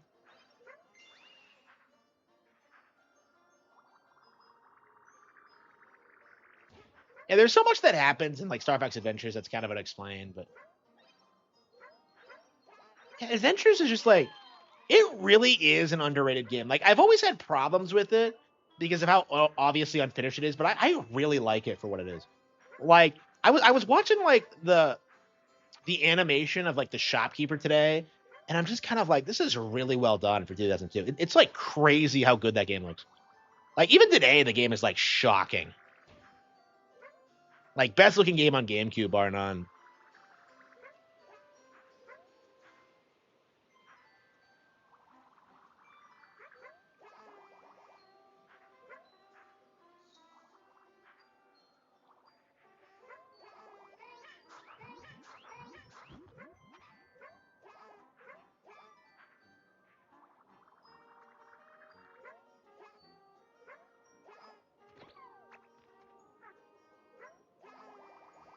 Where's the hot pepper?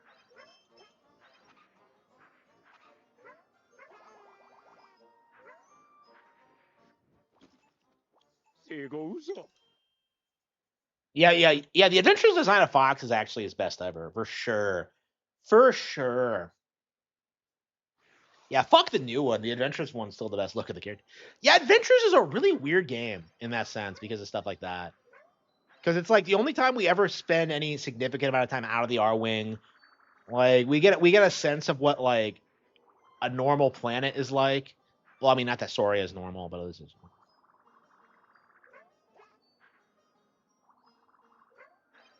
I don't get why they switched it from like Dinosaur Planet to Soria. Like again, I imagine that like Nintendo made changes to the lore when they like got ownership of the game. Yeah, so who owns the rights to Dinosaur Planet? Is it still Nintendo? Do they still own the rights to Dinosaur Planet? They must, right?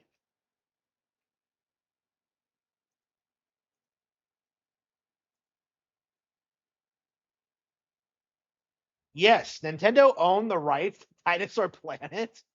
Really? Wow. That is fucking crazy. Yeah, that's gonna be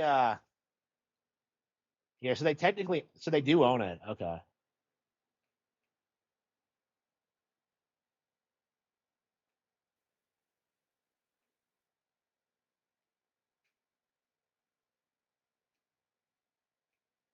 Yeah, so man, what is with all these unreleased Star Fox games? They had Star Fox 2, they had this. It's like, what the hell? What the hell, Nintendo? I mean, nobody's memeing about Dinosaur Planet the way they did about Star Fox 2, but I don't know. Star Fox 2 is a way more brazen example. I mean, they were like promoting that in a magazine. They had a full walkthrough of that in a magazine before they canceled it. It's just like,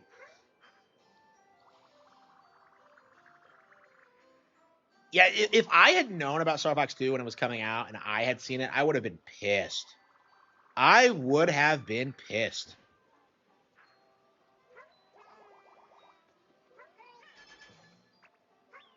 Ah, shit. What?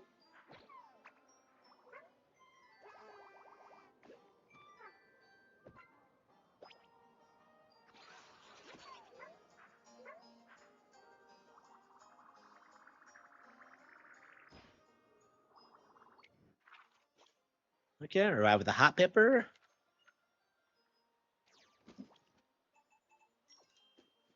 Yeah, this is actually a quicker way to figure this out. Wow. I wonder how long it's going to take normies to figure this out, to figure out this one simple trick. Yeah, it's interesting seeing people have their arcs with this game because, like, a lot of people, I saw a lot of people in my camp when this first came out, like, oh, I'm not sure if I'm going to 100% it, but, like, you know, here I am doing it, so.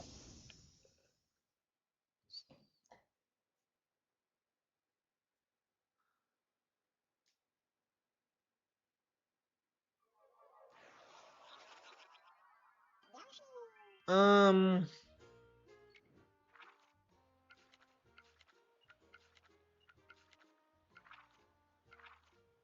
you get these really fun illustrations, too.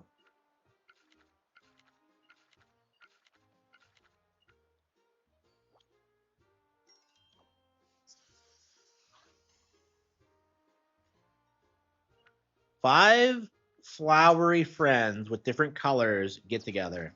I thought we did that already.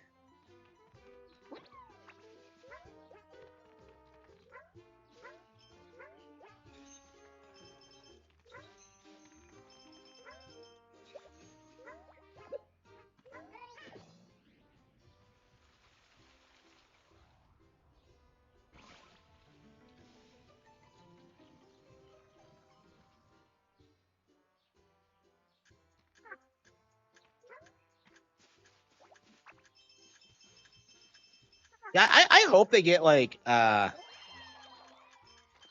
Fox Adventures on Nintendo Classic soon. It's honestly like the GameCube game I want to play the most right now. I mean, I'd love to have like the GameCube version of Baten Kaitos and stuff like that, but yeah, I'm not sure what else we need. What's a good game to play, chat? Yeah, Nintendo keeps doing that thing where he's like he's bitching about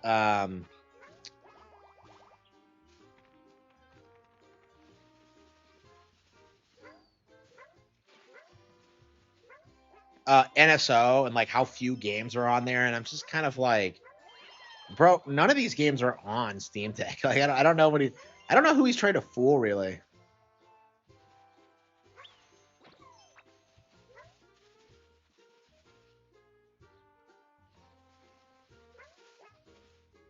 Oh, it's the okay. I thought that was a different color, but it was just the shade. Okay.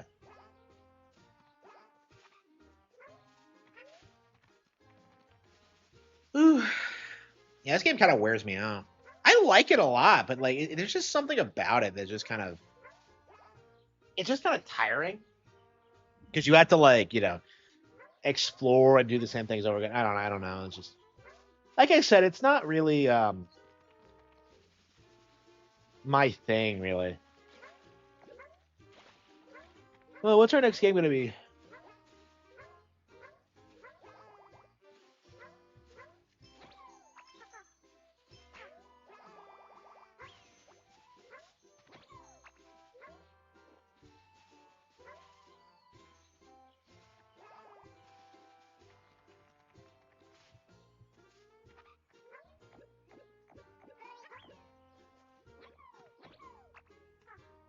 Okay, let's do. Where's the purple one? Oh, it's down here, isn't it?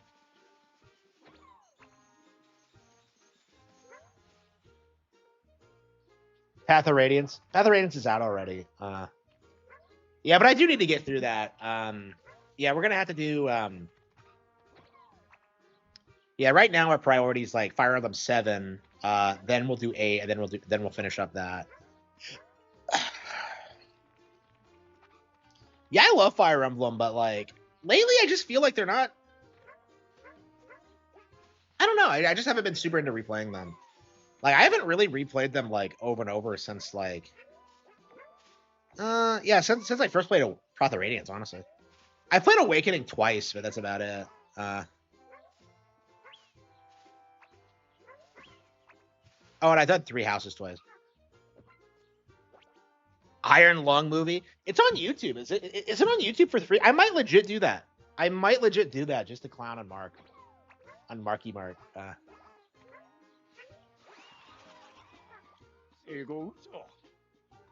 Didn't I do this already? I'm very confused about this. All right, whatever.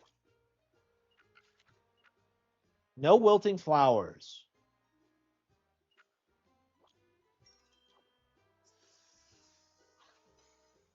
Mother one. Yeah, yeah.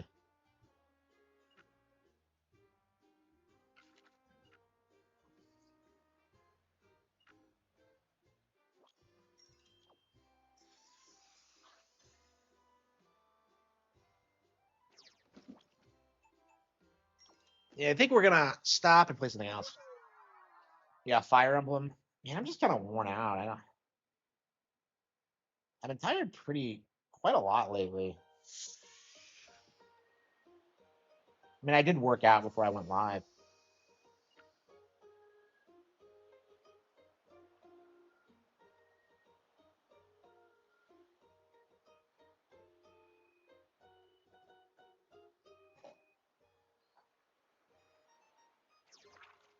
I still have not like sat through all of Mario Galaxy again. I really need to find the time to do that.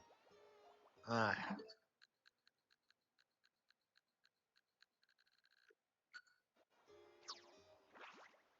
yeah, that movie's great, and I don't know. I haven't watched much of anything. Like I was listening to Harry Potter: The Prisoner of Azkaban today, and I'm just like, I'm perfectly happy just doing this forever. Love Harry Potter. Okay, Fire Red. So what exactly are you supposed to do in Fire Red? Is my question. Yeah, because I have to catch Mewtwo still, but I still haven't done it, so I don't.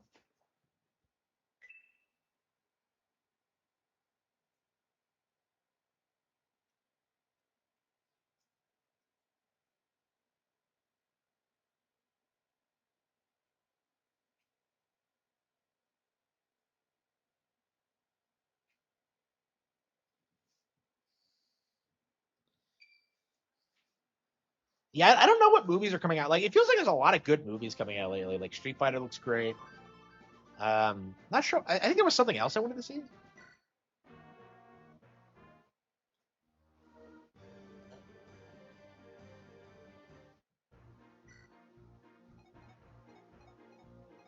Oh, come on. Did we not switch the...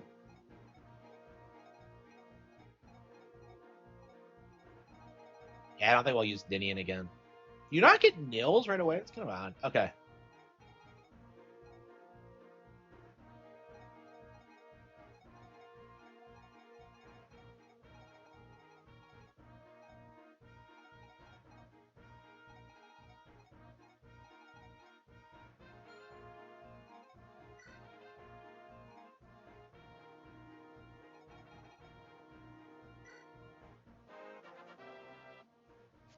I don't care about the Zelda movie. Yeah.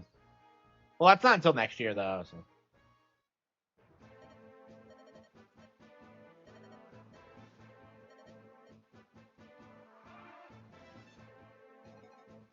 Okay, what class is Isadora? She said she's a knight, but yeah, she's a knight. She's a paladin, not a knight. Whatever. Okay. Oh, that's right. Nils is passed out. Okay. For some reason. Okay. Okay.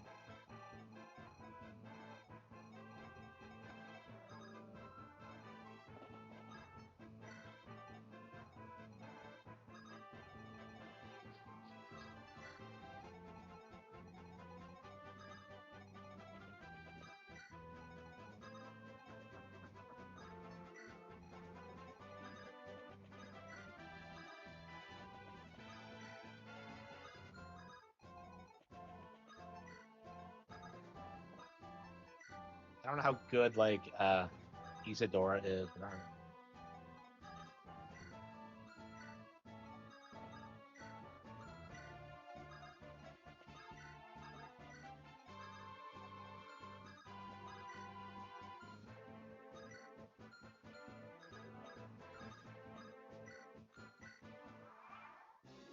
Bioshock? Not right now. Maybe the next couple of days.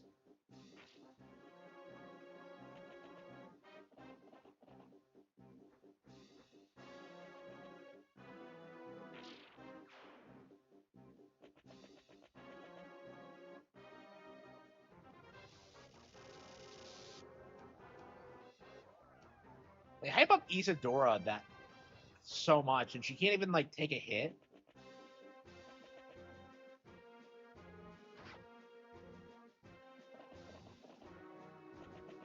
How are these guys raiding the castle? Do they not have like? We should have the overwhelming advantage. I don't get it.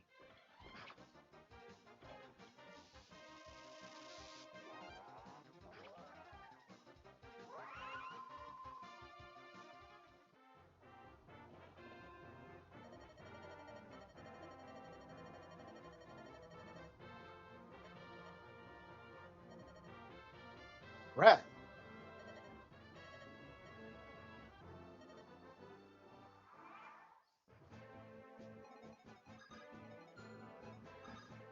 Yeah, Wrath is actually one of Lynn's marriage options. So.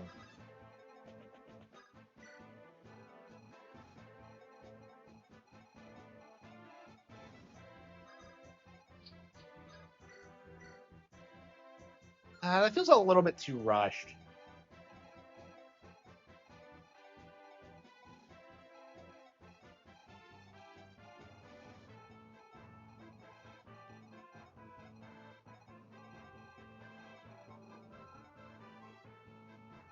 Oh yeah, there's a Bowman down there.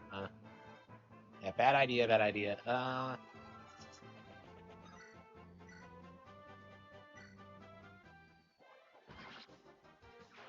Wait, how does he have 2 axes? How? But he only has 1 equipped. What the hell is this? Okay.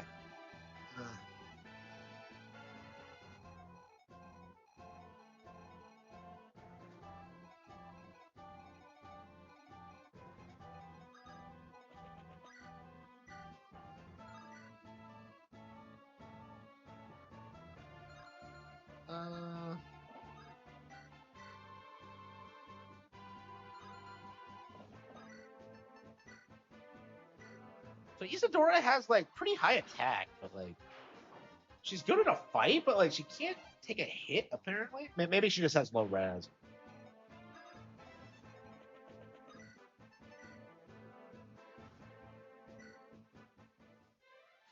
Think it doesn't like Ellie would at some point get some like legendary weapon. Whatever. Night Crest. Oh, that's right. I can level up Raw. Okay, I can. Yeah, I can get Oswin up.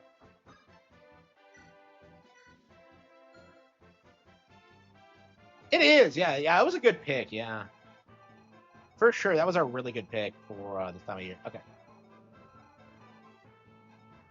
Oops. Oh shit. Wait. Hang on. Fiora's in range. Okay. Get her. Get out of there. That was fucking stupid. I was lucky I didn't get shot. Let's have Sarah within spitting distance.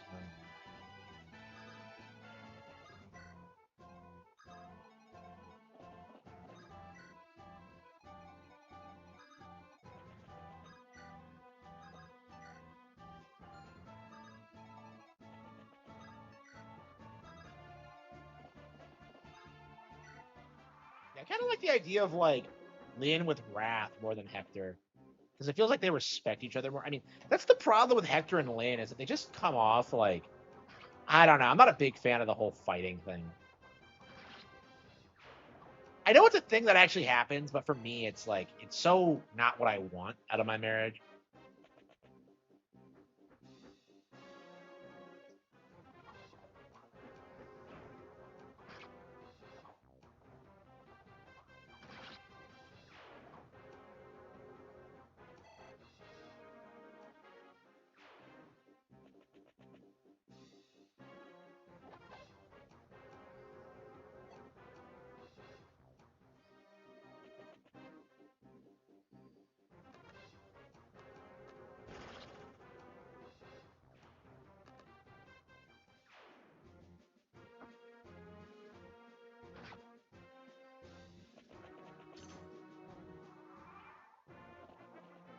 Is that Wrath? You get Wrath a lot later. I thought he had died. I thought like I just like killed him or something.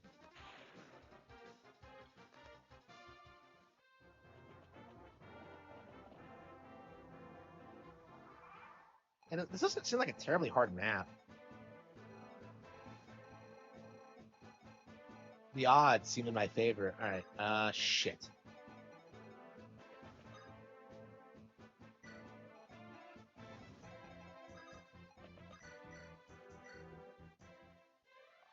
Watch out.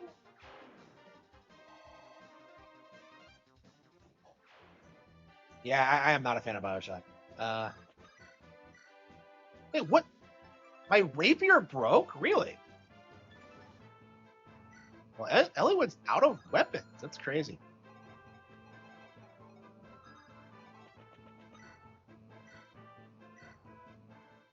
Hello, hello. Yeah, look at my guys. They're just getting so OP, and they're just like destroying the enemies. Like, look at how they're like eviscerating them.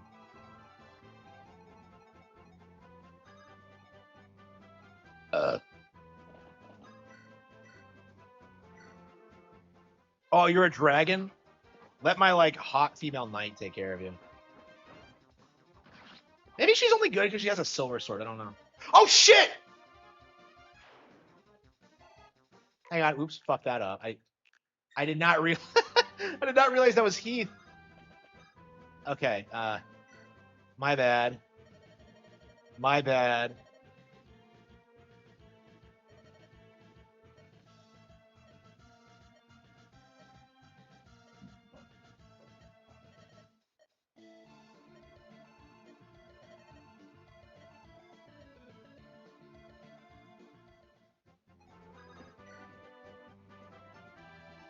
My lance.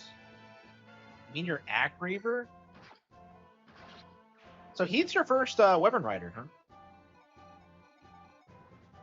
Assuming he's not the only.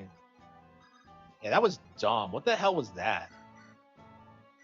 I was bragging so hard about her like raping him, and then like, oh wait, no, that's a playable unit. Yeah,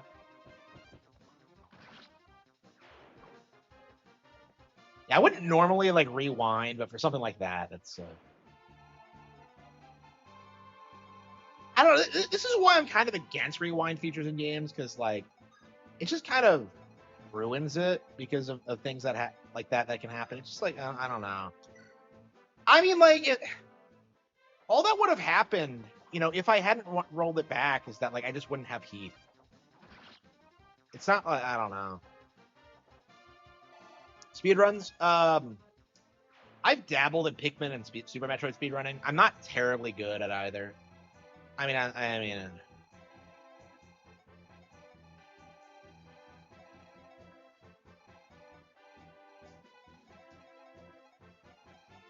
Yeah, there's probably going to be more of them that come down later. Yeah, like, this seems too easy. Like, there's no way they're not going to have, like, a bazillion reinforcements.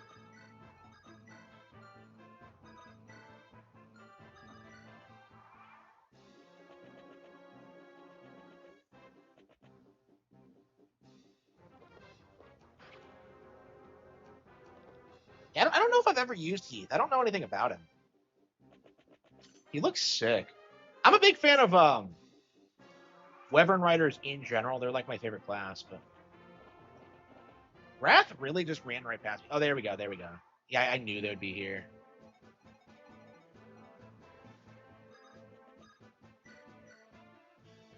Here we go.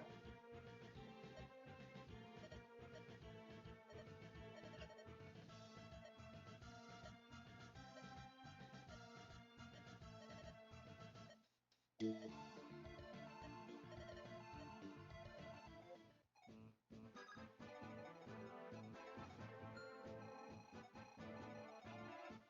we have any other swords? It pisses me off that, like, I don't seem to have... Damn. Wait, a ballista? Oh, come on. It spawned on top of the... Yeah. Okay.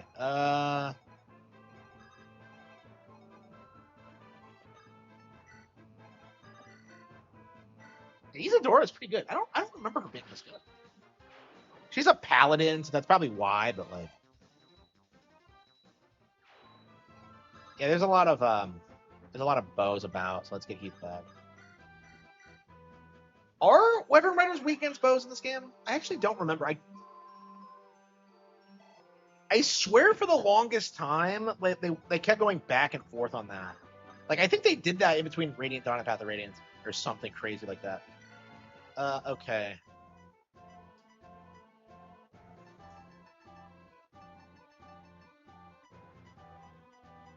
What?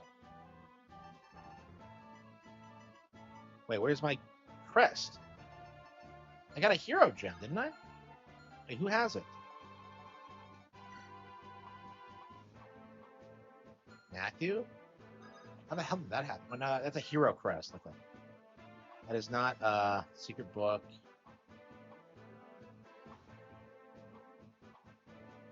Nosferatu. I didn't throw it out, did I? I thought I... Oh, Night Crest. Okay, Elliewood has it. For some reason. Did I not send it to Merlenis? I thought I did. Okay, whatever. The collab with RTU. How about when he's relevant? So, never? Okay.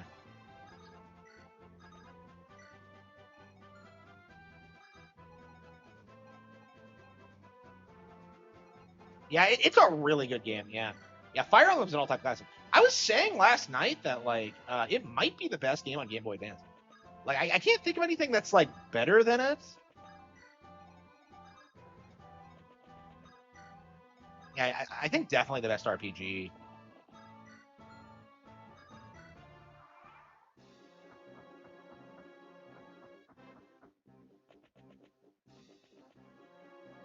Yeah, I mean, I'm actually pretty anxious for Nintendo to expand like the Game Boy Advance library on Nintendo Classics because I don't believe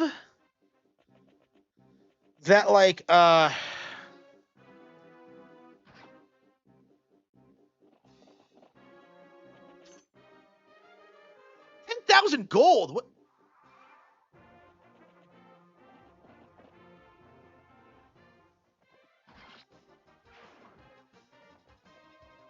I mean, like, speedrunning can be fun if you really, really love the game, but like, there's just not that many games that I'm that into, so.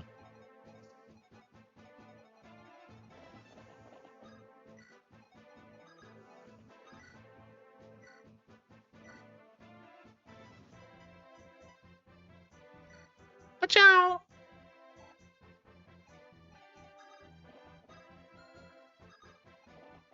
Yeah, Wrath is a little beast, as I recall. Look at that! Yeah, Wrath is so cool. Okay.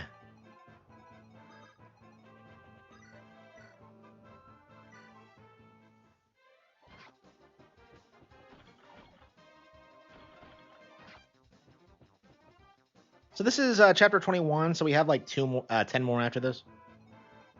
Yeah, let's bring back.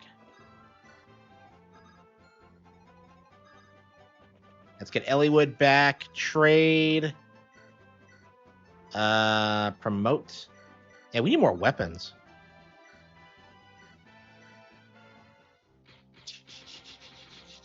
All right, promoted to a general. Okay. I've never understood why knights are never like the main characters. I think the closest we get is the Black Knight in Path of Radiance, but he's an antagonist. Axes. Okay. 31. Yeah. Is there really a Buffy game? I've never heard of it.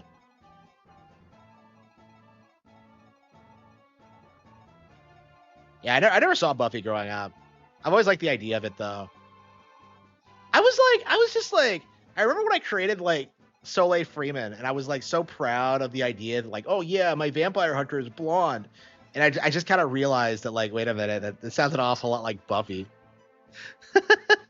It was like, I don't know, not my proudest moment. They're completely different personality wise, but it's like it's one of those things where you just like you think you're being creative, and then like you kind of realize that like, oh wait, somebody else has already done this.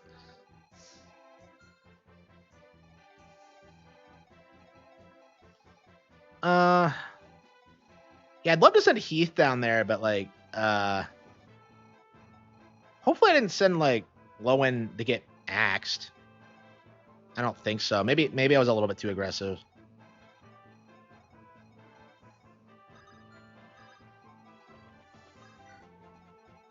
Yeah, you never want to rush ahead in this game. I had the upper hand, but like, I don't know if I lose like Lowen. All my guys feel pretty good, so.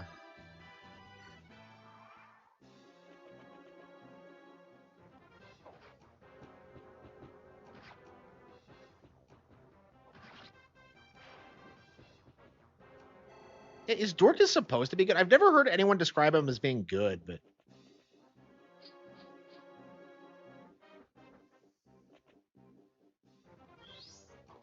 Yeah, I agree.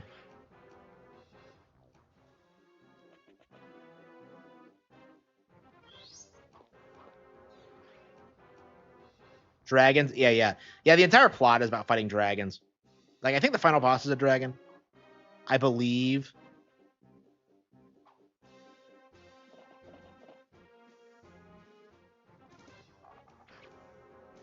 Yeah, Dorcas. Yeah, I was worried about Lowen, but like Dorcas is the one who got wrecked. You gotta love the reckless behavior of like green NPCs. They always fuck up. Yeah, if you don't know, greens are allies that are on the map with you, but aren't player characters. So they tend to not have the best idea. They tend to not have the best AI and just get into all these crazy issues. Okay. Will I get the 3? Can you see her hair? Level up. All right.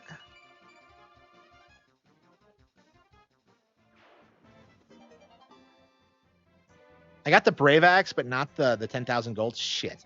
I needed the gold more than anything because I blew it all on weapons, and now I don't have anything for like more weapons. Okay. Yeah, guy can handle it.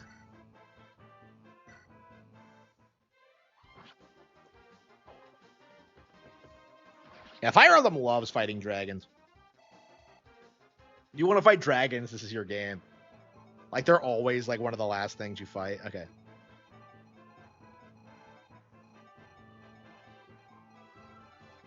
Yeah, Dorcas needs to back off. Heal with... Oh, I probably should have used Mend, but whatever. And what's the point of using heal, like, ever when, like... that's frustrating whenever your heal breaks. Okay. Rats unit, Lindis. Do we have any replacements?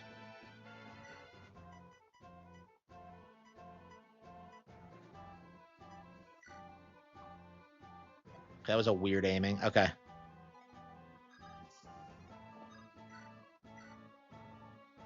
I can't believe Wrath is this good. Look at that accuracy. Look at that damage. Look at that speed.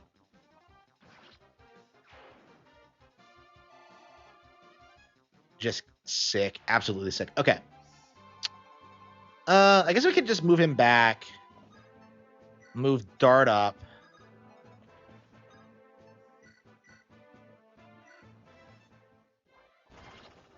Yeah, I wish I used Dart more. He's awesome.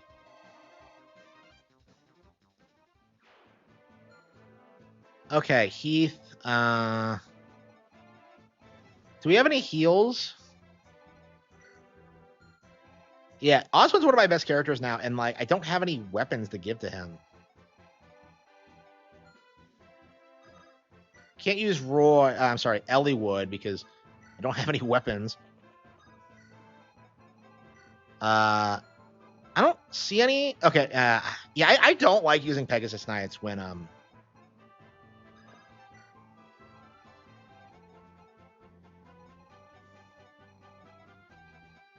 I do not like using Pegasus Knights when there are bows on the field. So. Lego Worlds.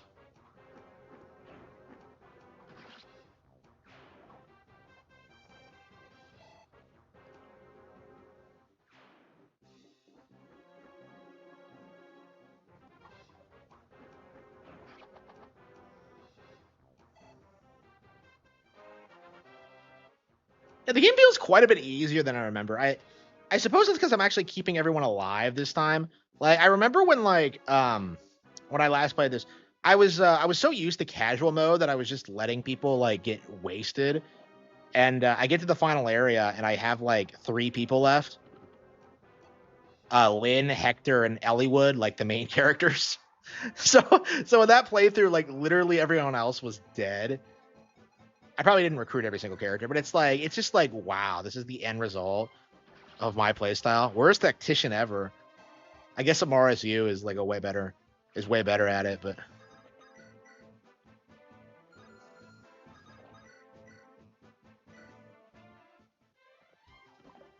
what did I miss with 79? That is fucking bullshit. 79?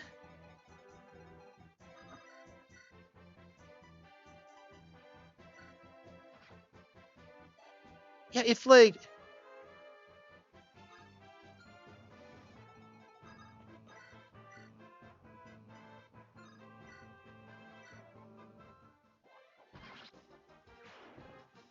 what is that thing in his left hand? Yeah, he's legit holding 2 axes, I think.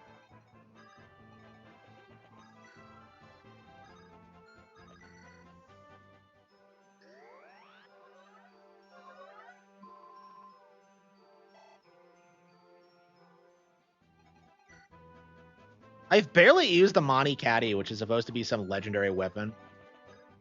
How do you get the Soul Caddy? Is it like given to you? No, I'm like 10 chapters away. So like we're getting there. We're like halfway through. We're nowhere close though. Yeah, so we're at about the halfway point. This was not a hard map though, for sure. Oh, hang on, let's kill him. Isadora's pretty good. Yeah, the map will probably just end if I just go down there and kill him, but I don't know how easy that's gonna be, so.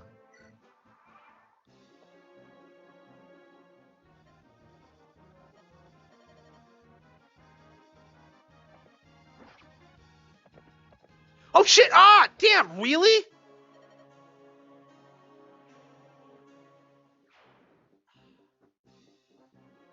So you had to keep. Why are these boss characters so overpowered? Why was he able to double them? Why? Unfucking believable. Unfucking believable. I have plenty of characters, so it's not a big deal. But it's just like, what the hell was that? Like, what the hell was that? And why are there more of them coming in?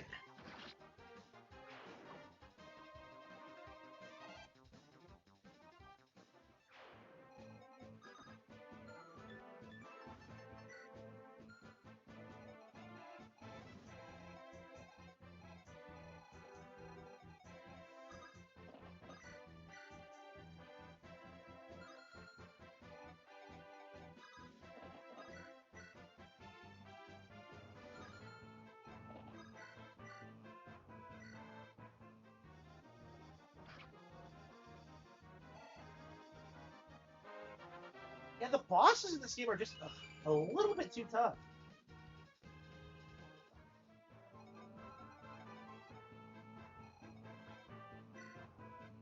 Yeah, he's using ace spears.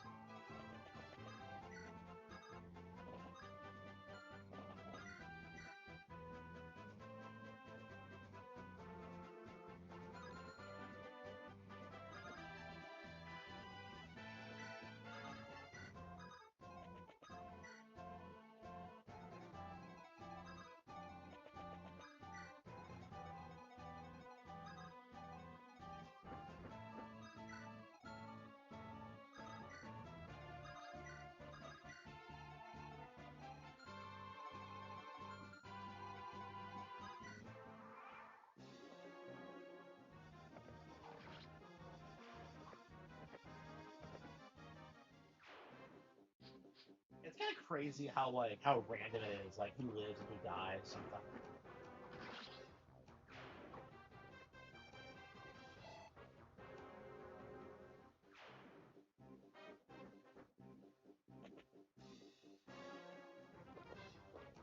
We gotta get Isadora back, which is wasted. And she got cut off.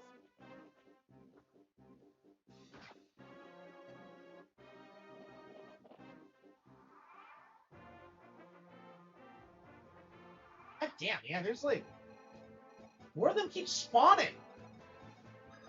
Shit, she might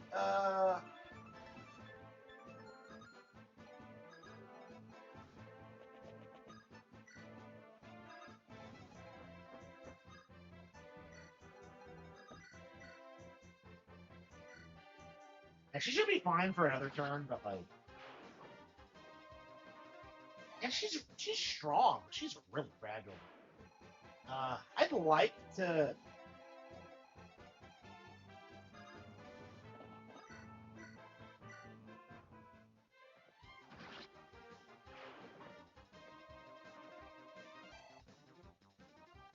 I had a lot of problems with Isadora not staying alive.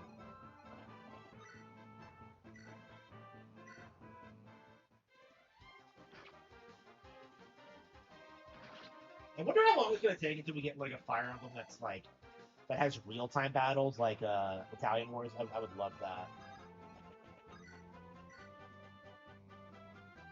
Why? I have the advantage. Why is he so strong?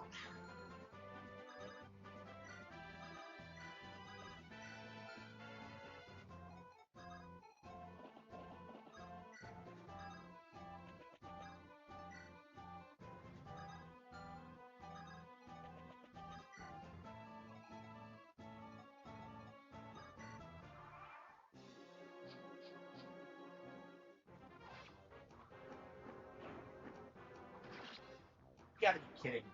If this is like a strong mage, I'm fucked. Well, okay. I leveled up. Stat increases aren't great.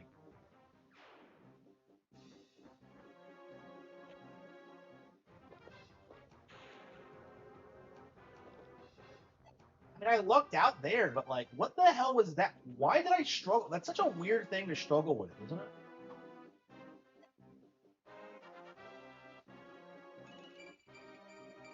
Sarah's cute. She didn't level up at all? Wow. I hate it when that happens. I hate that. That is fucking bullshit. Yeah, we're getting Isadora back. I want to keep her.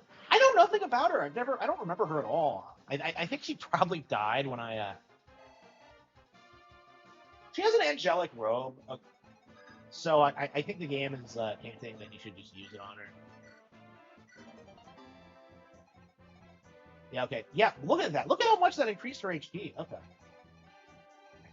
I didn't know angelic robes raised it that much. Wow. I really need to get in the habit of using those like stat enhancing items more often because I have a tendency to not bother. When did I stop at Path of Radiance? Was it the desert chapter? I think it was. No, it was the woods. I fucking hate the woods.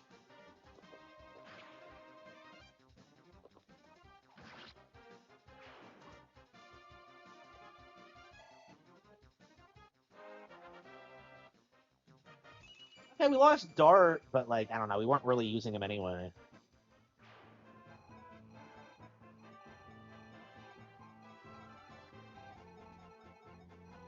Yeah, I mean, I brought him in because I wanted to use him, but like if I'm gonna fuck up like that, then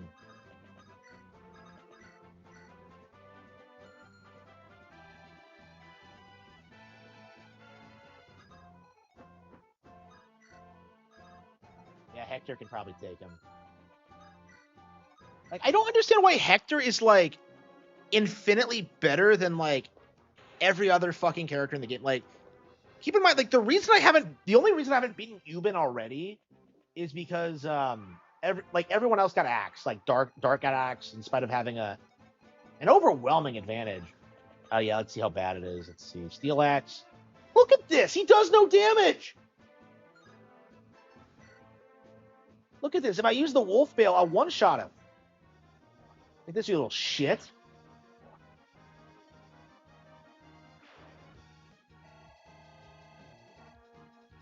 Yeah.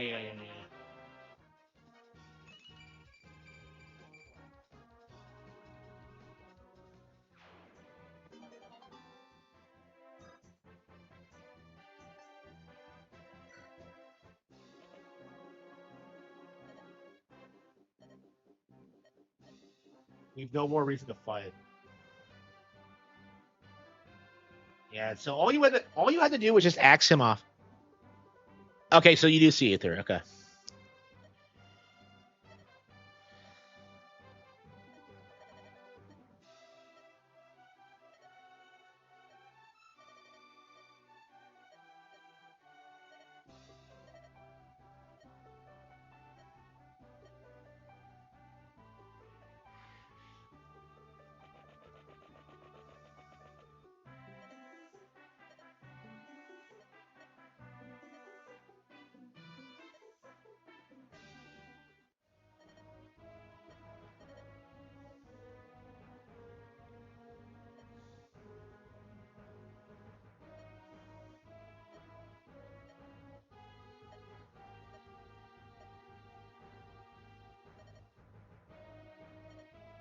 Ninian.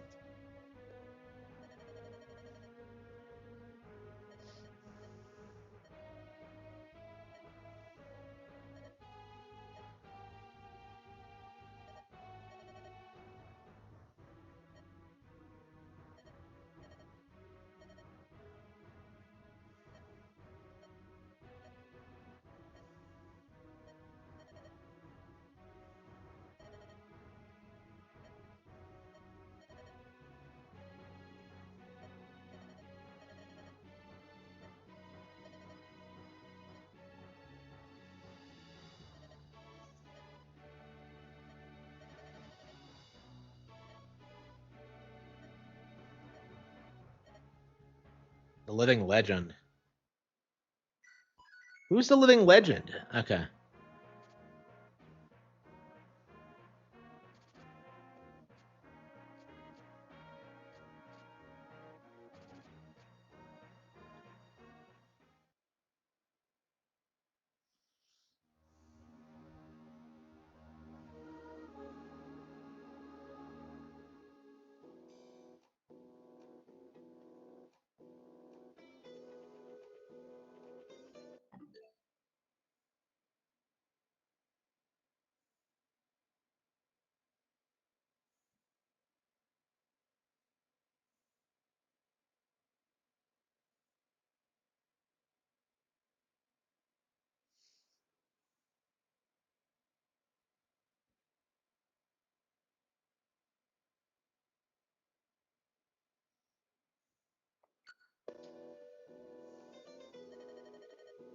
Yeah, yeah.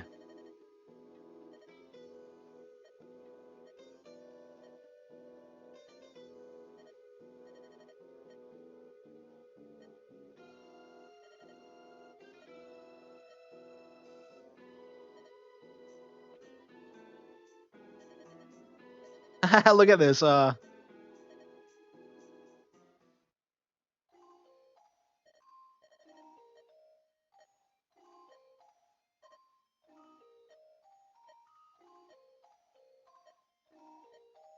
is this? The desert of hookups?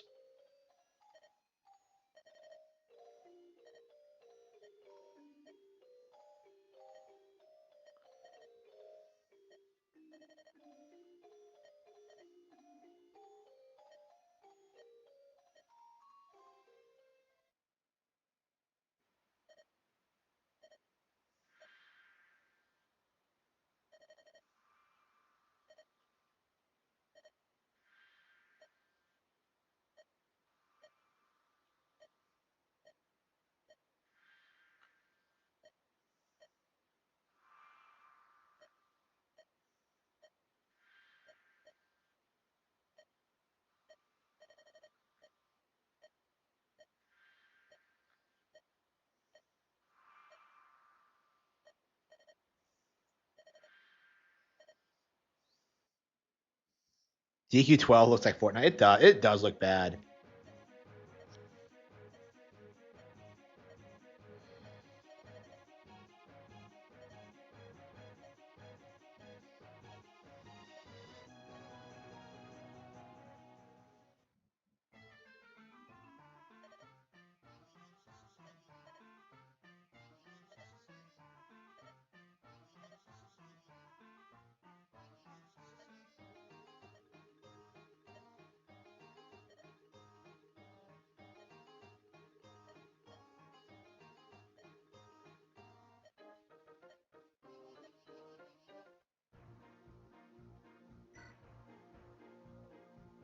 Hollywood.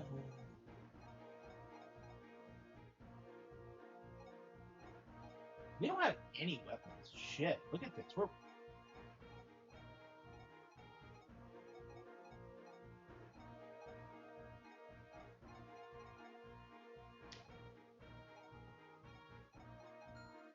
who do we have?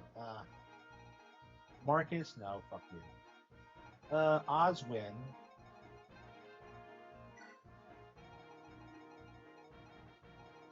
And I want to use Isadora, but like.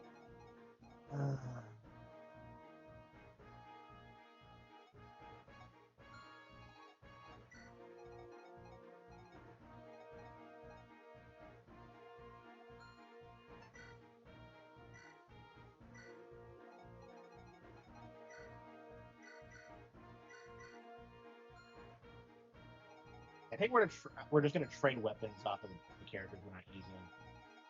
So let's see.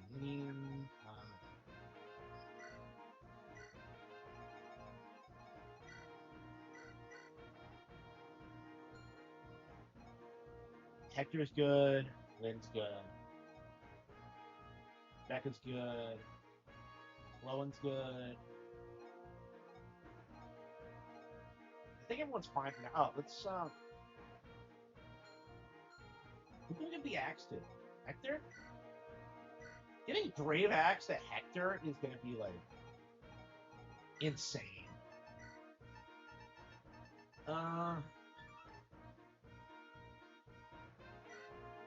Okay, so Hector's fine. I think it'll get me through.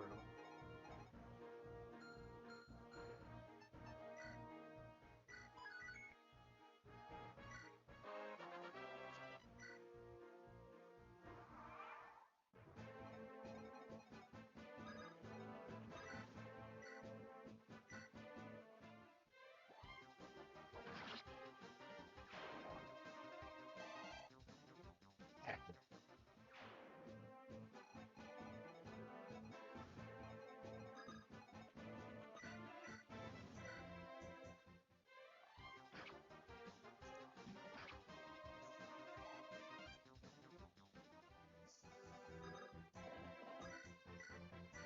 I'll be glad to finally get through this. I barely remember the Sacred Stones, so I'll be really glad to like get into that one next. I have beaten both, but Isadora is really fast. Okay.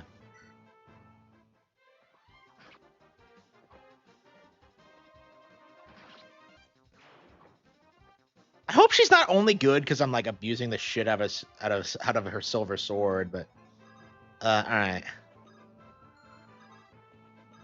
Yeah, I'm keeping Lynn back because I'm so scared to use her.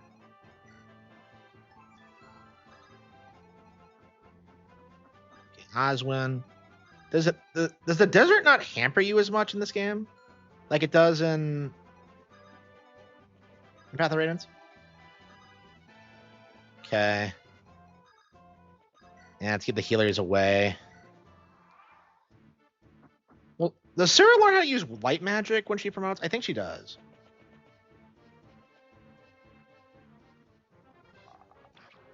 Thoughts on Vic? I haven't been keeping up with him.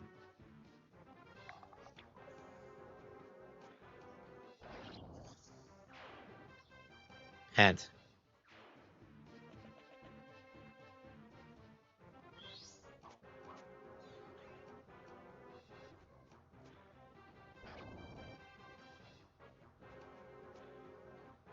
So that end if Pent dies?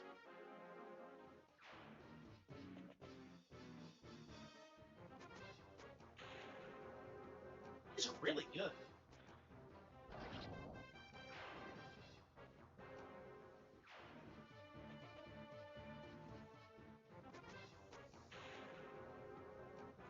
Yeah, how long is the Sacred Stones? Does anyone remember? I don't think it's quite as long as Sacred Stones has like two different routes. It has one where you play as Erica and one where you play as Ephraim. I don't know why you wouldn't like play as Erica. Like the game just.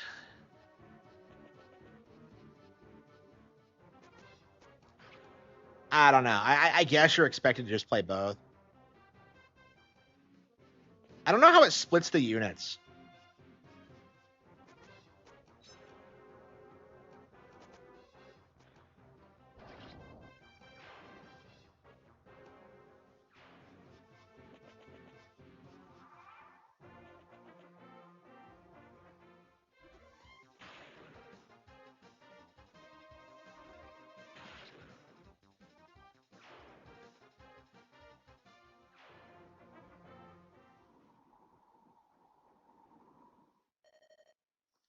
Who's this guy?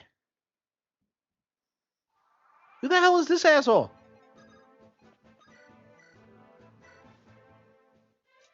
Yeah, when does Eliwood get his better sword? Roy's notorious for not getting the legendary sword until way late in the game, but I don't know. Is Eliwood no different?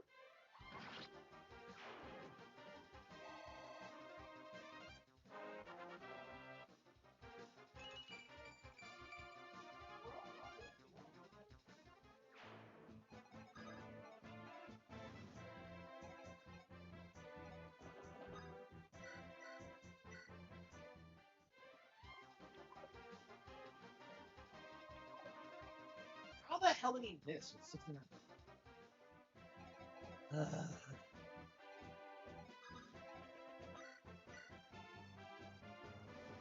This is why I can't use Lid, because, like, she gets hit and, like, loses half her HP. Like, she can't take it. Yeah, maybe she should have had the angelic robe. Whatever. Okay, Stillbo, wipe him out. Line him up and knock him down.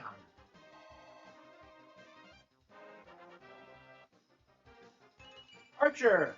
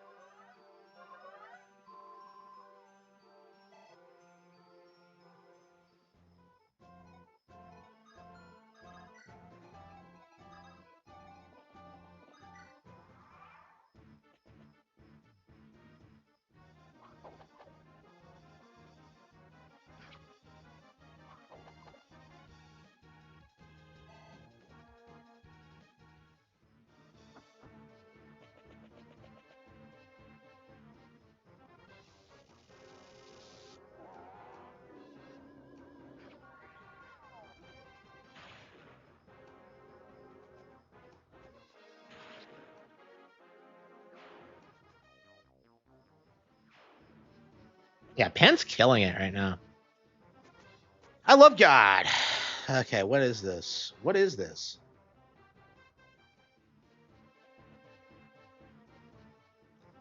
It seems like the game's been getting easier lately. I've had some fuck ups with like Dart getting killed and all that, but I think overwhelmingly I'm fine. Because I have some pretty good units. When do you get Nino?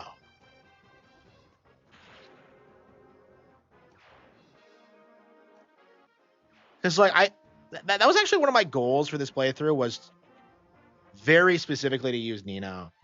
Because I didn't actually use her.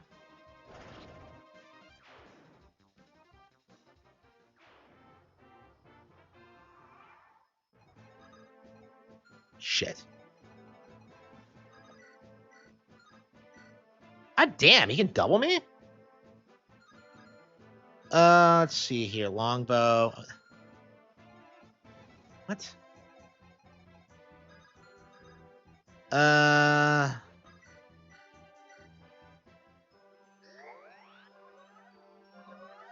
the basic enemies are easy, but then like the bosses are like way too hard. I guess you're supposed to gang up on them, but like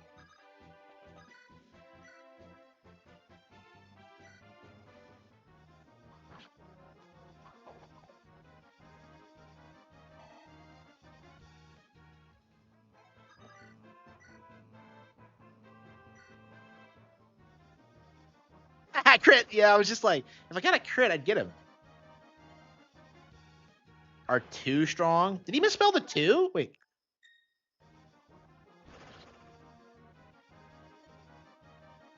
These people are too strong. Okay, yeah, I thought that was like a W instead of an O. Okay.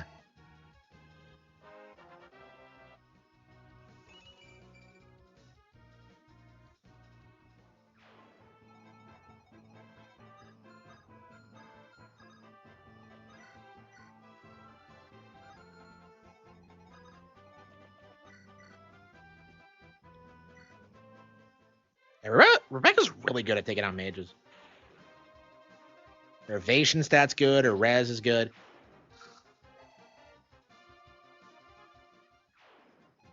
Hey, who's this guy? Hawkeye? Who the hell is Hawkeye?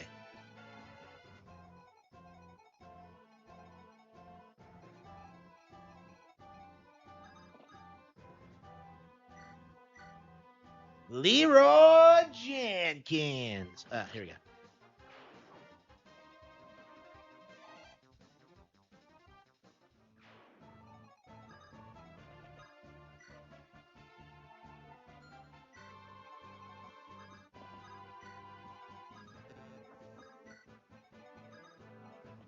Hang on, is there anybody I need to heal?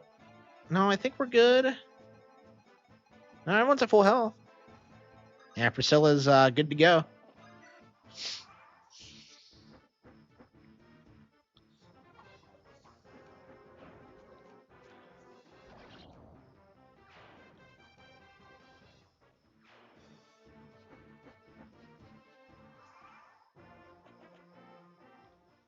Yeah, Pence just like take them all on himself.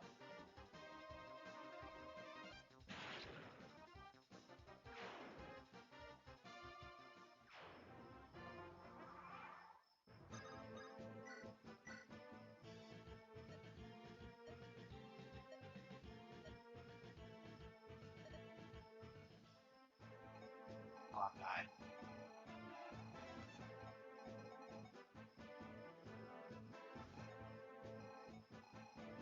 But did I leave Florina on the bench? Oh, I forgot to bring her out. And she would have been good for this one. I don't know what I was thinking of that.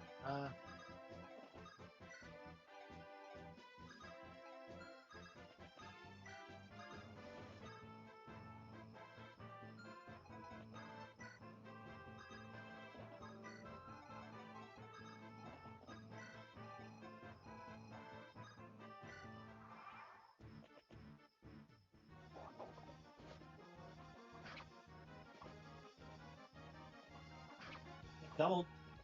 Yeah, Isadora's a beast. But that was the solar.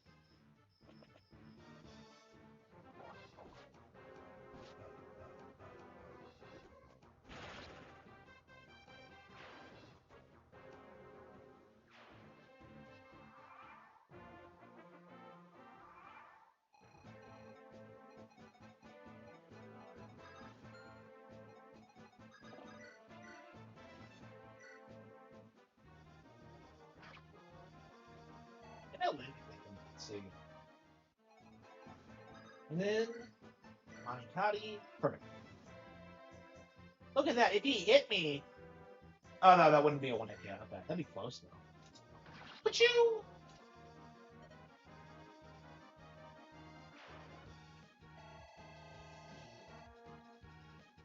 And the last couple of maps have not been hard.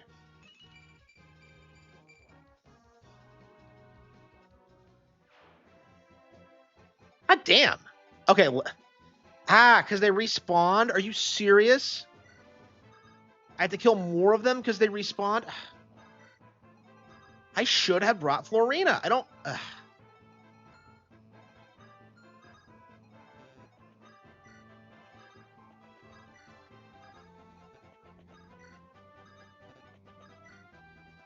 Not Florina, Fiora.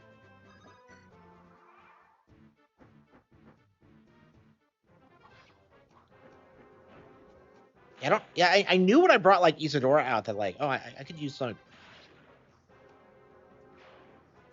Yeah, too many good units. I can't keep track of them all.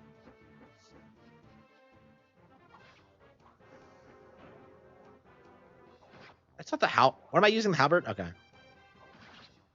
I don't use the halberds a lot because there's just no point really. Like a standard axe does the trick. He really went for Lindis, really. She's called Lynn and not Lindis.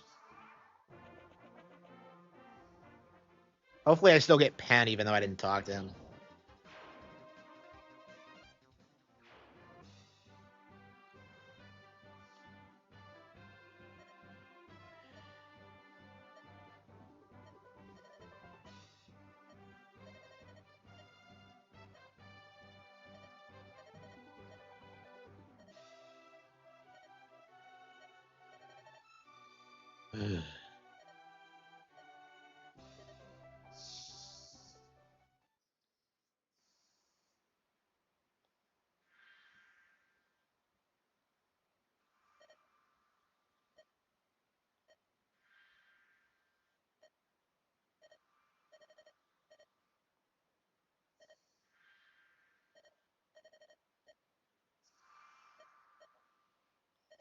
The 8 Legends.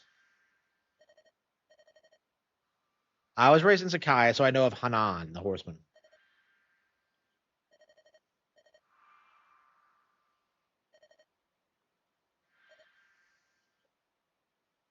Hanan and Roland. What? He does the Narnia thing. I'm Athos.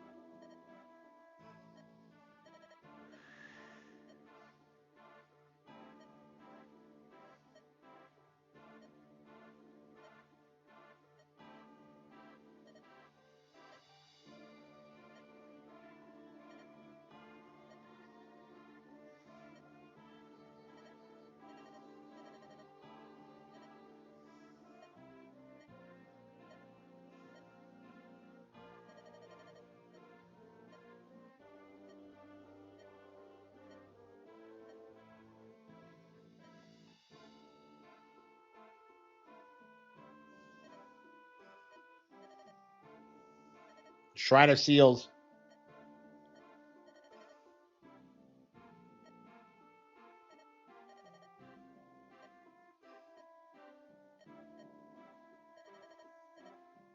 Louise, my wife.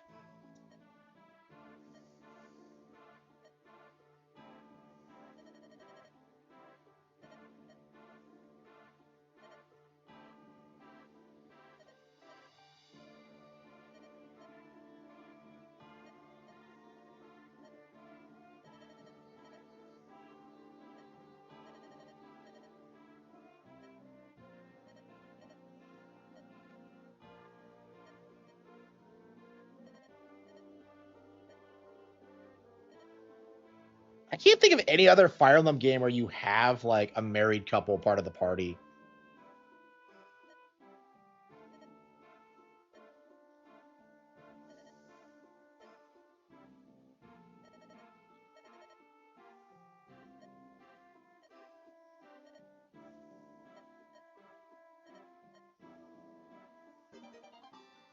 Alpha's drops. Give this to a unit you like. What? Okay.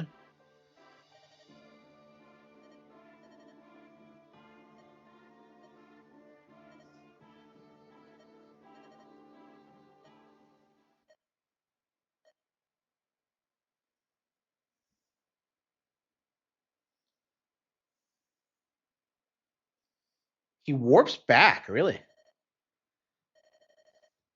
That's Elliott's mom.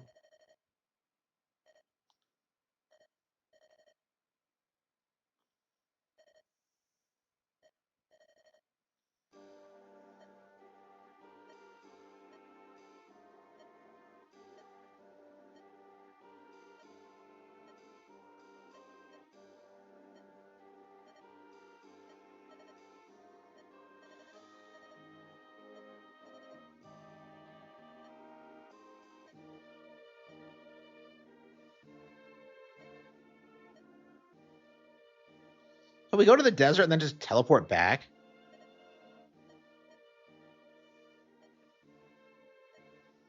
Where were you born? Oh, come on. I'm not explaining the lore to you.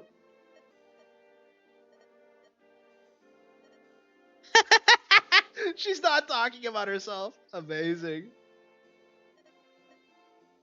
Wow.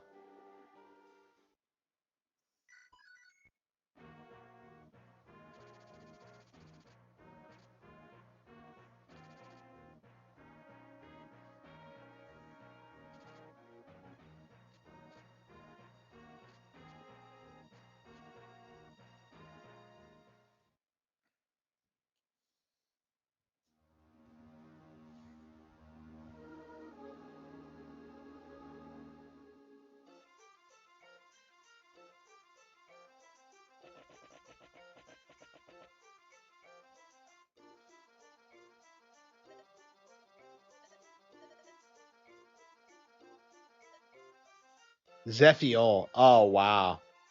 So Zephiel's the antagonist of 6, I believe. So yeah, Burn, they're the antagonists of 6, aren't they? But they're not really that prevalent in 7.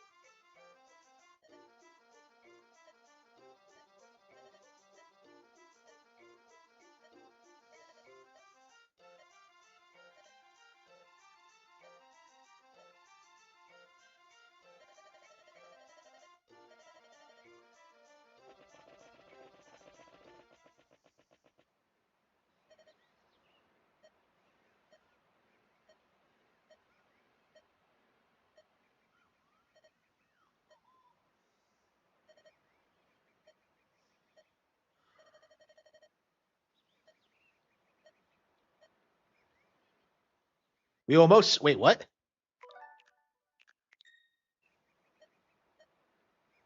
Most certainly. I thought she said not return, and I'm just like, wait, what does she know? I was reading too quickly. Nino! Oh no.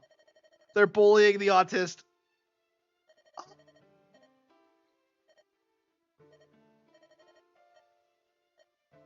Ah.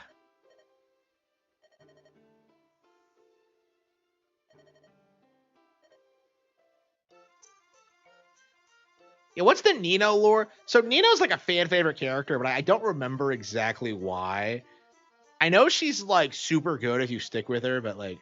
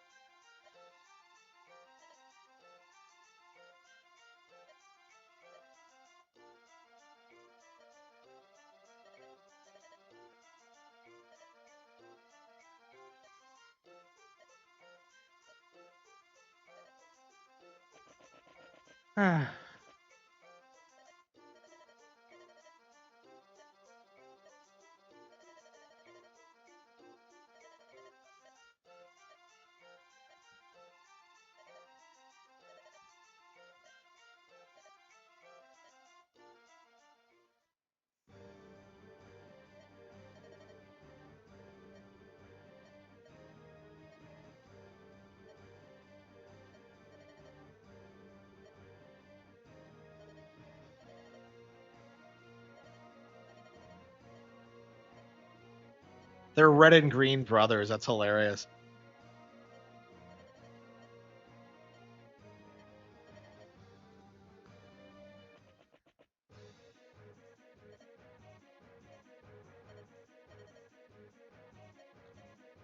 Lord Lloyd.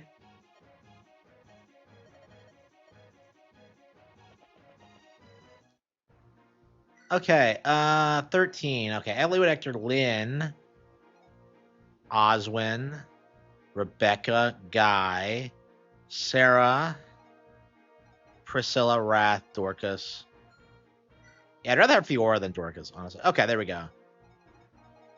Man, I can't even use Heath. Ah, shit! I have so many characters. Like,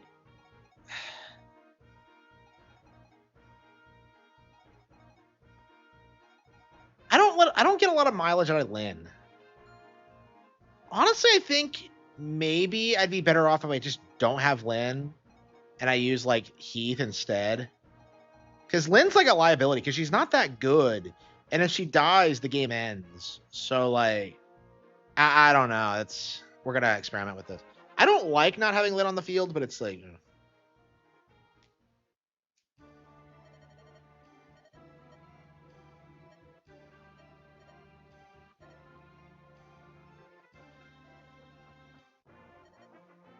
Wallace.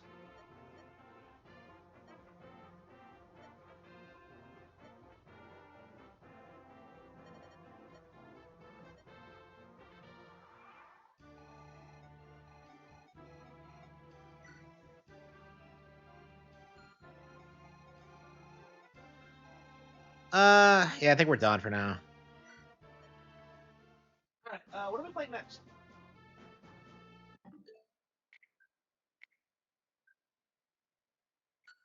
I don't know. Maybe we can play another Game Boy Advance. Do you have anything else? Oh, thanks for all the follows, guys. Finish cap. Yeah, I don't think there's anything I want.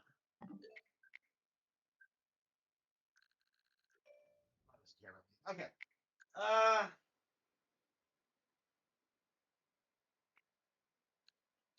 Nobody's hiring. Okay. All right.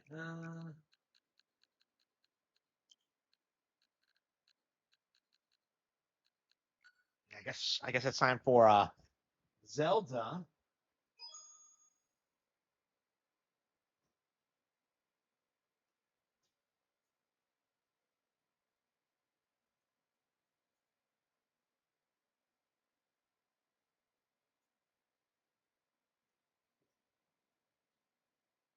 Yeah, I really wonder like when Ocarina of Time is no longer going to be seen as like the greatest game ever made. It feels like it's never going to happen at this rate. If Breath of the Wild couldn't do it, I can't imagine anything will.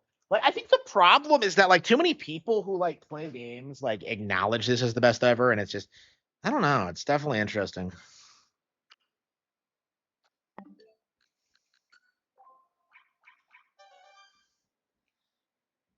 The OT dungeons, they're all great in different ways. They're all really good.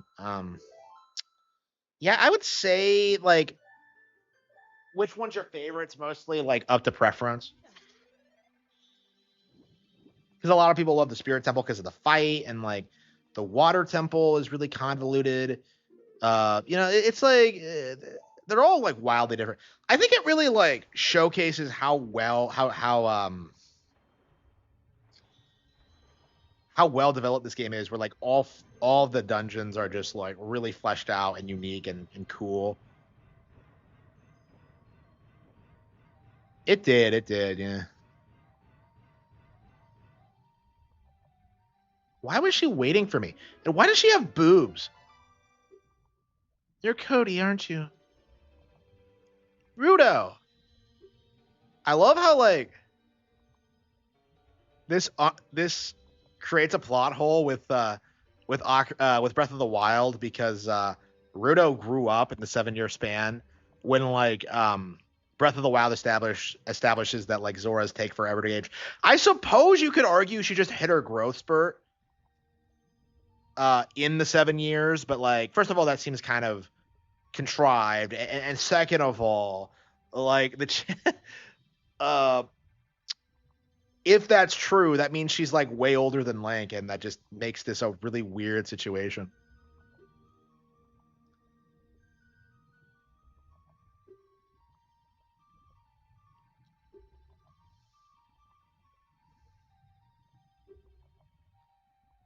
A young man named Sheik saved me from the ace. I saved the Zora.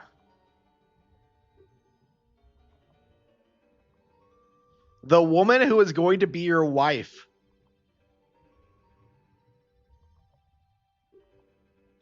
I thought this was a joke when I played it, but apparently it's like legit possible. And she's really pushy.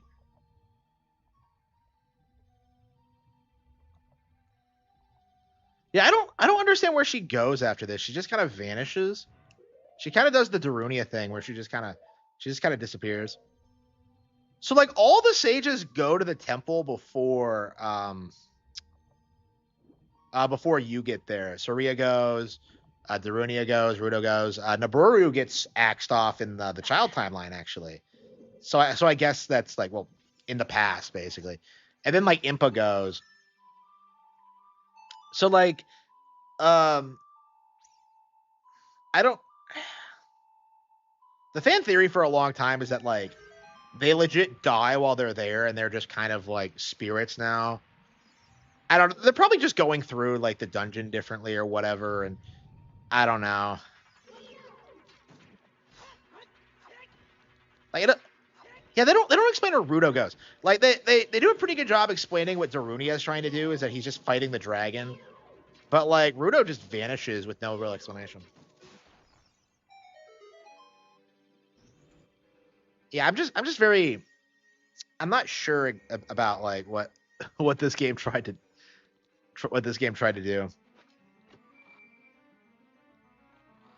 Yeah,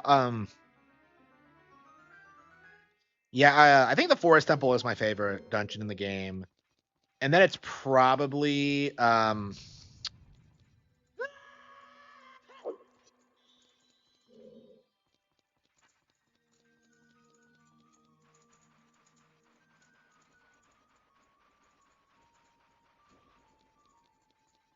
what's my second favorite?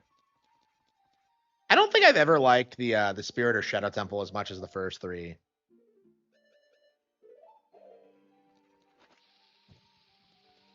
Yeah, I would say Shadow Temple is my least favorite, which is weird because I usually like dark and spooky stuff, but like Shadow Temple, it's way too streamlined. You're basically just going down a hallway. You know what I mean? Spirit Temple has like a lot more interesting imagery. I'm not a big fan of like the child portion of it though. So yeah, I think yeah, I do think they technically get worse as you go on, because I think I like the Fire Temple more than the Water Temple. I don't.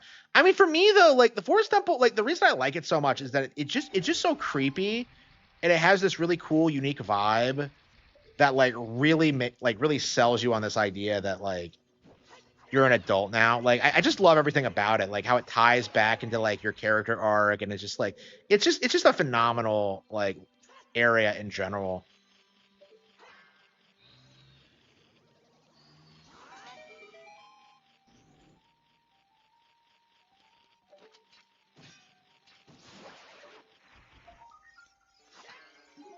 Yeah, I think like the Spirit and Shadow Temple, I think they really fail to like connect with you the same way because you didn't go to those areas as a kid. Um, like I guess you go back in time and you collect things, but like it's not the same like it was with the first three dungeons.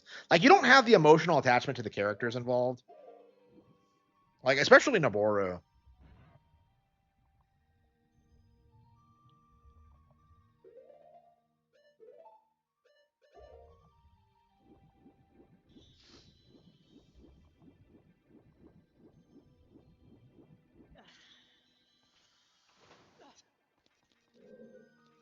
Yeah, I don't find the Spirit Temple terribly interesting. Yeah, the mirror and hover boots aren't cool. Yeah, you get the long shot here, which is like I would say the best item in the game because you're using it throughout in like all kinds of situations. Like the long shot's one of the greatest items in Zelda, I would say. Who lights the torches? Or whatever.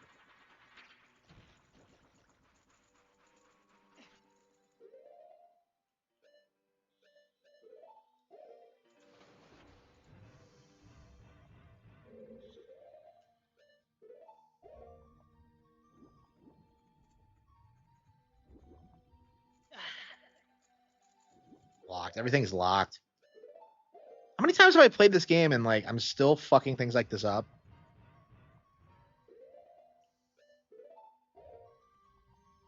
Yeah, it's very common for me to like not remember where a key is in the water temple.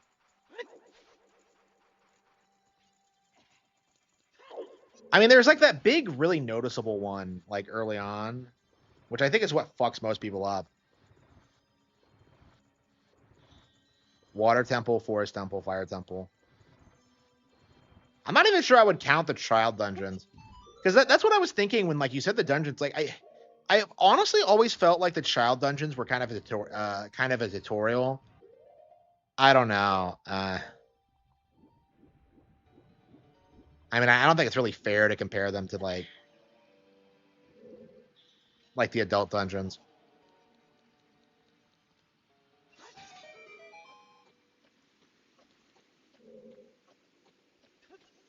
Yeah, I don't know. I don't know if we'll ever get like a level this infamous ever again. Has like any stage in any game ever like gotten this much outrage about people? Because like if you don't remember, like the water temple was a meme for years. I don't think it really stopped until like we got the 3DS port and they fixed a lot of the issues with it. But for a long time, this was like the like hated level in video games. It's like yeah,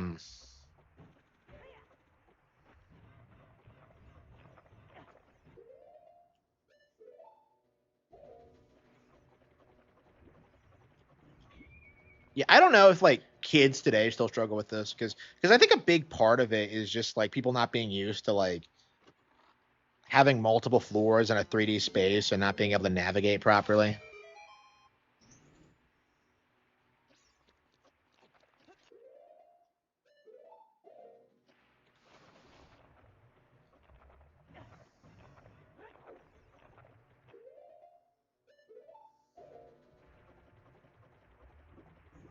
Enjoyed them, yeah. Yeah, I don't know. Yeah, I enjoy all the dungeons. So like, yeah, how would I rank them? That is an interesting question.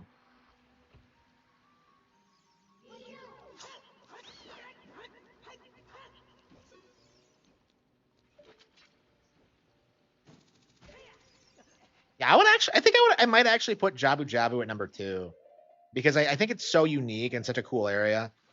Like I always have fun whenever I go down there.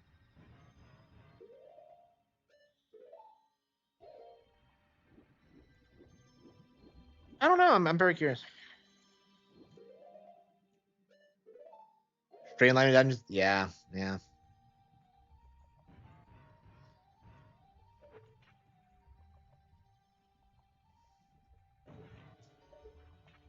Yeah, I don't know. I'm curious at like what people get stuck on. You know, that might be an interesting video, like a study of the water temple where we talk about like where people get stuck on in this game. Because like I think the big one is the one here where like the block rises up and you have to like go beneath it. Cuz the only reason I was able to figure this out is I think I had a guide at the time, so I was looking for it, but most people would just go on ahead. I think I have completely forgotten about this before.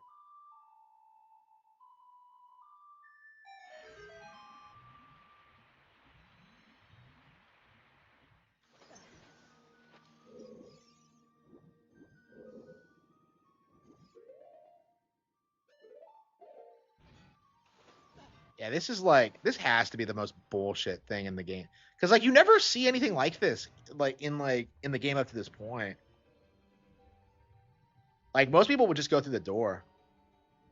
Yeah. I've always liked the water temple. It's a great area. But like yeah, it is it does take a little bit of getting used to. The hole below the box. That wasn't a problem for me, as I recall. I remember playing on a CRT, but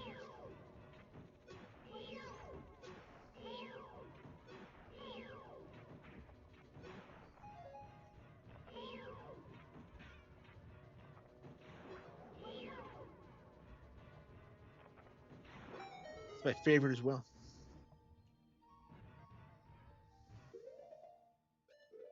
But yeah, I think this is a lot of people's favorite area because like the dungeon itself is like top tier.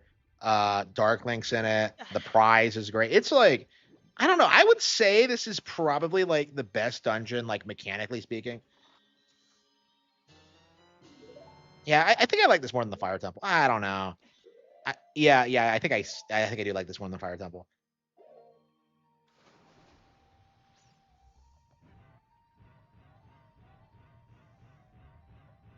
Yeah, because outside of like this game's outside of its reputation, like who do you know who like has a real genuine problem with the Water Temple? It just feels as if it's kind of forced, and if it feels as if it doesn't really make any sense. Like it feels like they're just mad that they got filtered.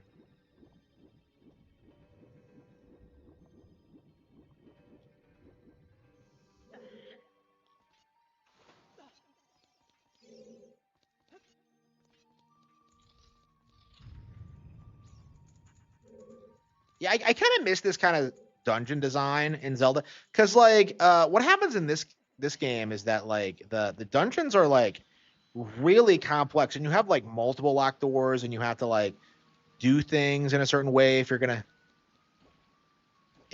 do anything.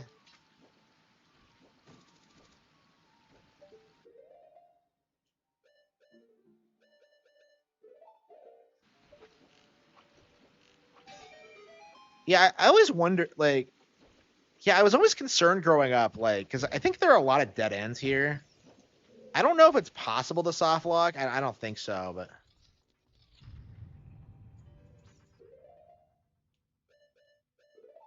I think I missed a key.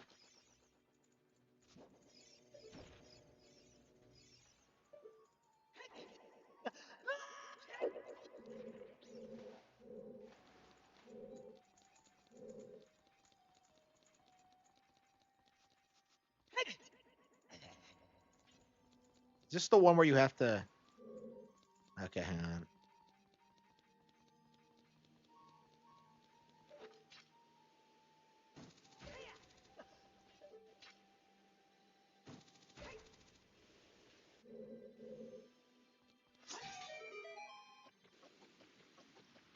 Yeah, it's crazy. Yeah, it's a lot more like it feels a lot more non-linear than what you would get in like future Zelda games, and that's kind of interesting. That is that like it kind of leaves it's kind of flexible on how you do things. Yeah, I agree. Skyward Sword is very railroad. I mean, I would argue that's what makes it great, but like, yeah, some people have a problem with it. You found the compass.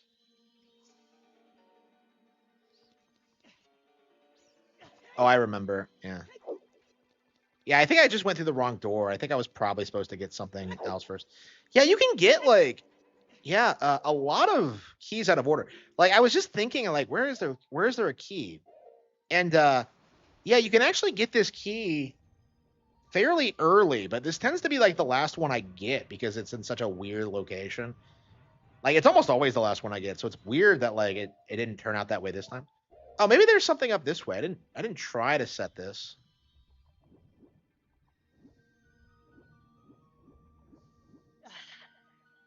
Yeah, as I recall, like the ideal pathway through this dungeon, I believe you only have to change the water levels like 3 times. I believe.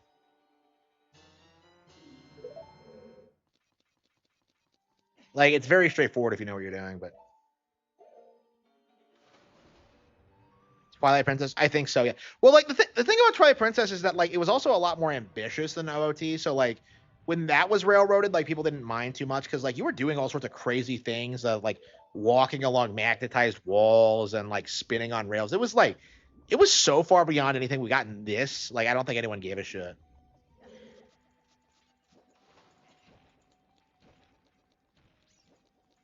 All right.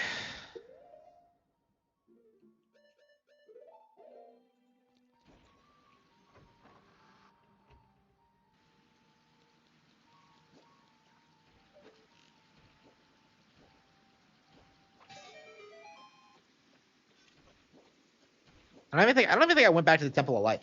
I remember when I used to play this game, and I would like I would go back to the Temple of Time immediately to like learn the Prelude to Light.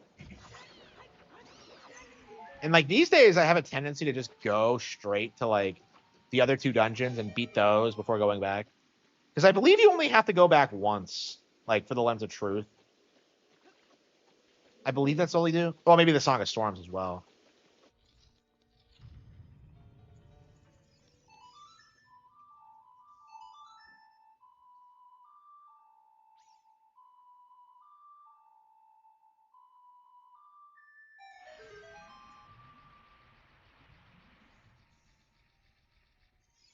All right. Oh, this is the way in, isn't it?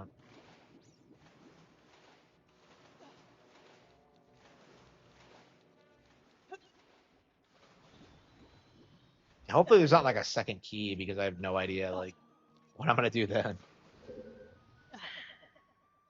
We might drain it all the way and then see if there's anything to that other door, but is this the boulder room? No, it's the waterfall room. Yeah, there's a couple of these in the temple. Yeah, rooms like this, I look back on really fondly, because it's like, it's such a simple thing, but it's like, it works really well.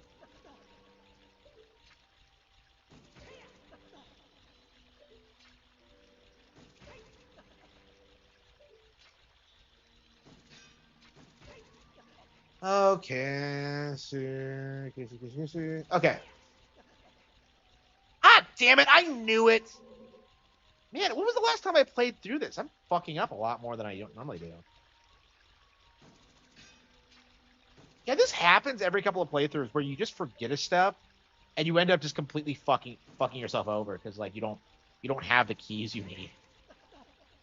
Okay, let's. Okay. Yeah, that's where the long shot is. Okay, so this is where the long shot is. Two, one, and then BF.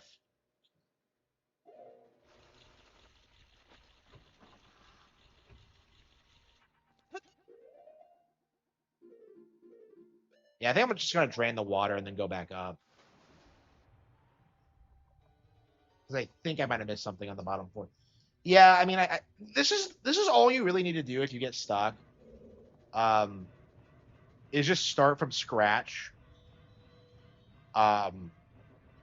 Like look at your compass and like figure out like what chest you need, because like 90% of the time the issue is that you don't have a key. Oh, what am I doing? Okay. And if you have a key, the problem just goes away. So.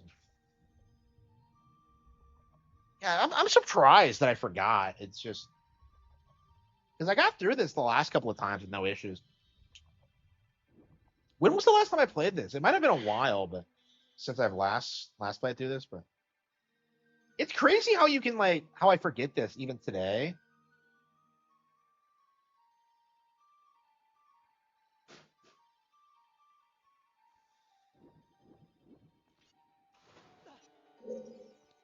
Yeah, when did I last play through this? Does anyone remember? I did stream it, right? It's impossible. Yeah.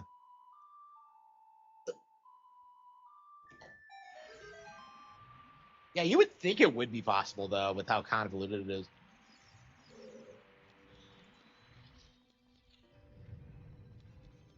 What am I doing? I already been in here. Yeah, it's like once every like I don't know 10 playthroughs, I have this tendency to just completely fuck it up.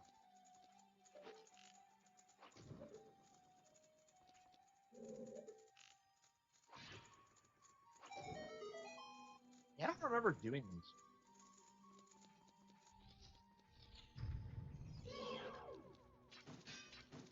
Yeah, a little. The game.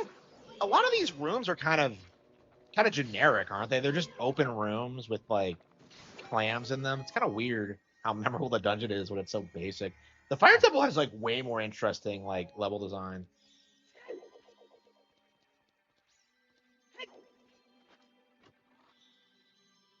Really? Okay. So apparently I'm an idiot. I I want to say I used to skip this room, but like apparently not. If you have to do it, I don't know. I swear I used to like skip some of the keys in this dungeon.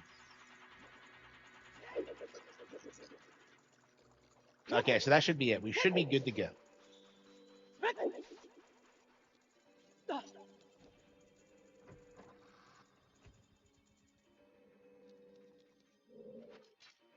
I swear, if we run into another locked door after this, somebody's screwed.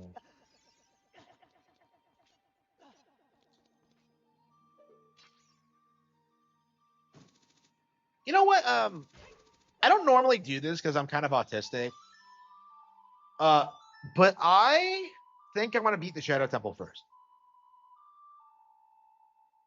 I'm a very, very, very, very adamant believer in that, like, you should do the Spirit Temple first.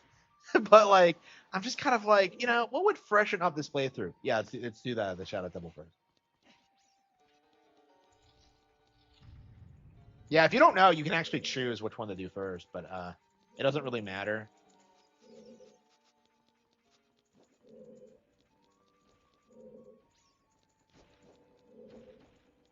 So my opinion is that like the Shadow Temple works better as like as the climax, but like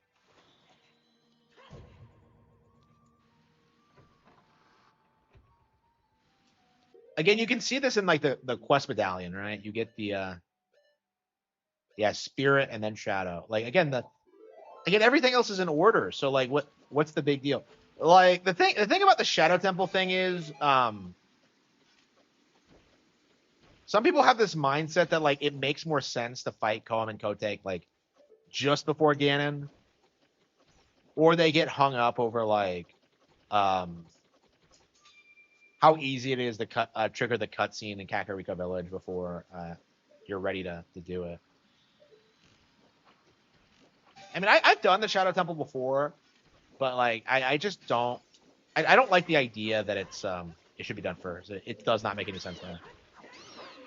And this is the kind of autistic fan thing that like nobody besides me cares about or remembers, but like I feel very strongly about that. But yeah, I'm gonna do it differently this time just to freshen it up. Because I was like, I don't really feel like doing the Spirit Temple. Well, I don't have to. 6. Okay. Okay.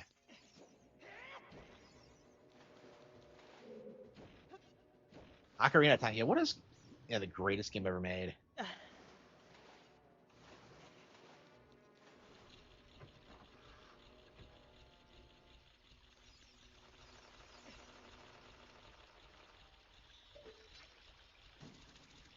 Oh yeah, I actually never beat the Spirit Temple in my first playthrough because like someone did it for me. I think I've told this story before, so I'll never have that experience.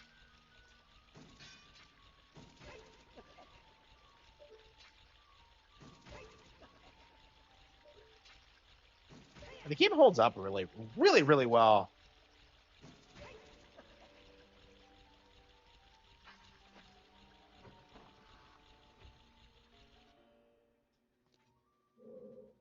Spirit Temple is really easy. Yeah, I agree. I agree. I mean, like the entire game is pretty straightforward. Like the only thing I think anybody really struggles with is maybe the Water Temple. Like everything else is kind of is pretty straightforward, I think.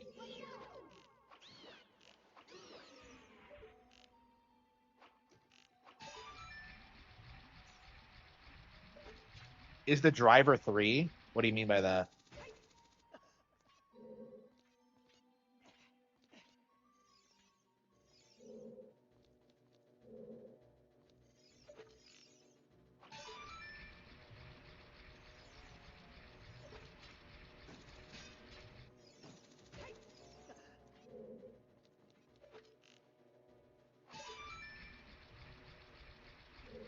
And for some reason, I really, really, really, really, really struggled with this puzzle at one point. I don't remember why. Maybe I was trying to use the hook shot or something.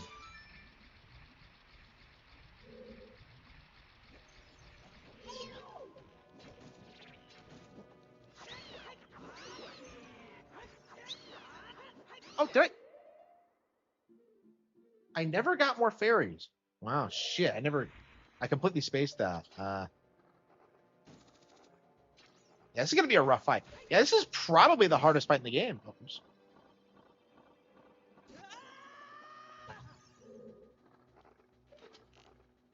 What a fat bastard.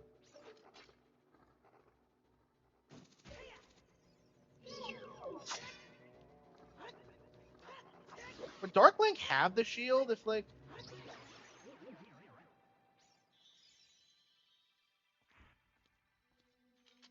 It's kind of hard to lose your shit to a like, huh? I think it happened to me once, but like it's just not that common. Yeah, I'm surprised likes didn't appear in Breath of the Wild or Tears of the Kingdom, because they would have been a lot more of a threat there, considering like how common like standard equipment is now. Yeah, I'm curious if he's gonna have a shield.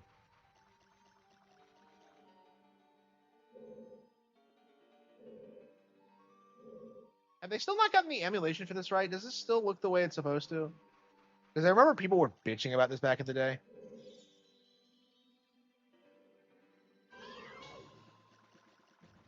He does have a shield. Okay.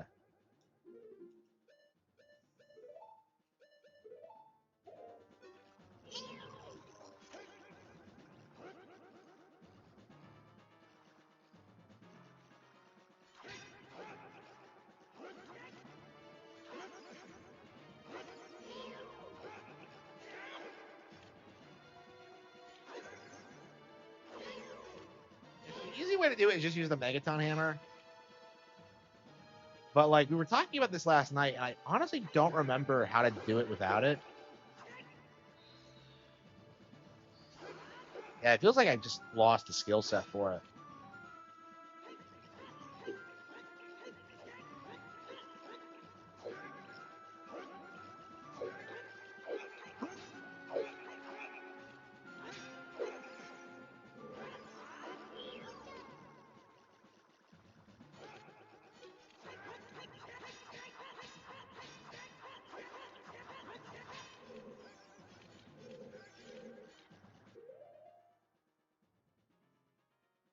Yeah,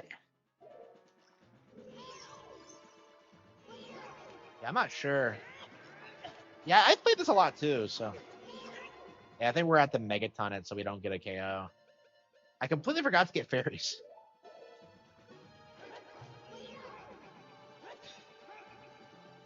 We said Pharaoh's win and then fuck off.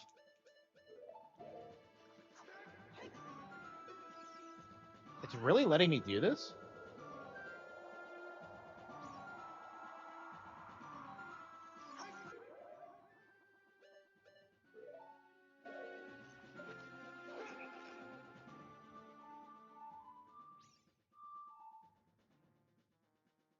How does it go? No, that's shit. I can't remember the Requiem of Forest. Okay.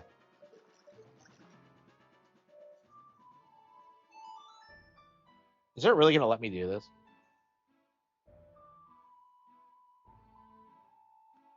Holy shit! I've never actually done this before. What a cheapskate! What a fucking cheapskate!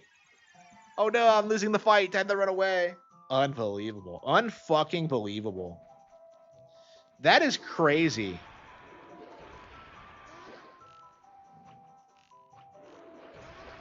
Yeah, normally I would always have fairies on me, but like I just completely spaced getting them after I got wiped.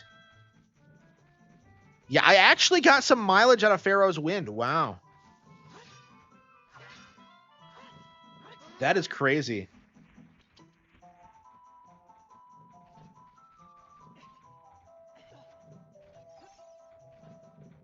Oh, did it not work? Oh, did it not register? Well, let me cast it.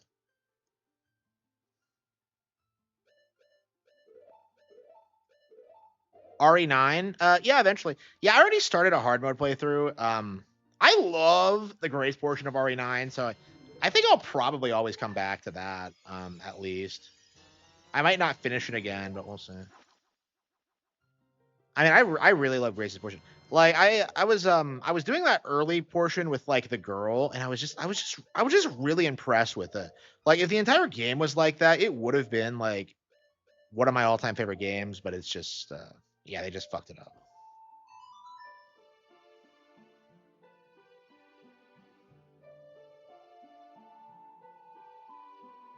Yeah, I cast Pharaoh's Wind so like infrequently that I completely space like what it looks like when it's cast properly. Because there's all these conditions when it doesn't work. And like I mean I saw him do the animation, so I just assumed I cast it properly. We'll see. I mean it's not far. We can just walk to where it is, but it's like does the water level stay the same if you leave and come back? I think it does.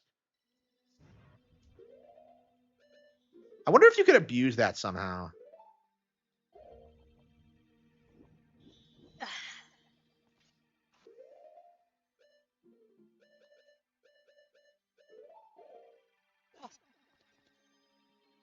You cast Pharaoh's Wind. Return to the warp point. No, it worked. All right, I'm back for round 2.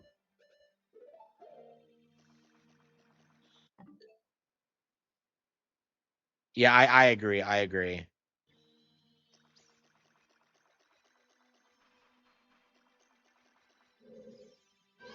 Okay.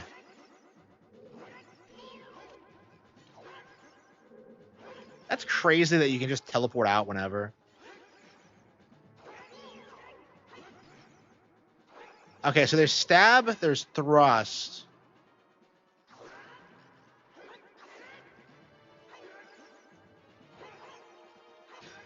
Yeah, I agree. I agree.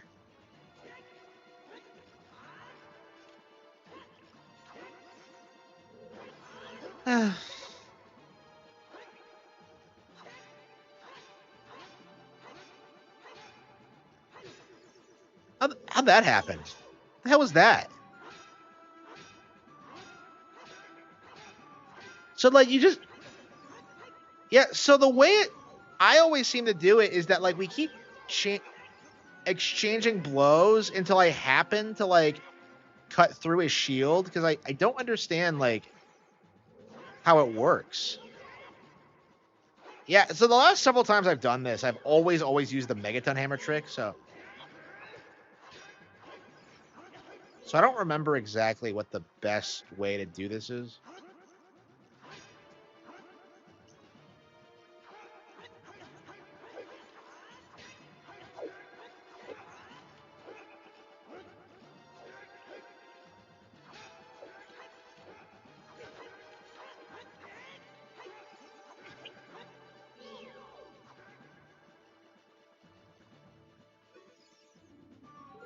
Conquer yourself. Yeah.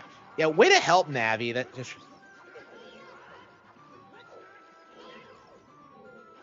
Yeah. Yeah, I swear I never saw that animation growing up. I guess because I was using like normal slashes instead of stabs.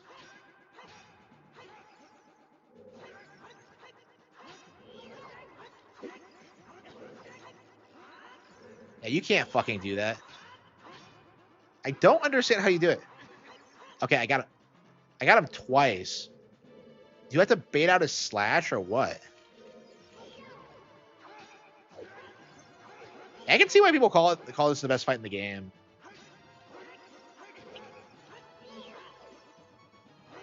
Yeah, Dark Link was an icon back in the day. Yeah, I bet you kids don't know this, but like this was like the most popular fight in the game for a long time. Harder than Dark Souls for sure. Damn.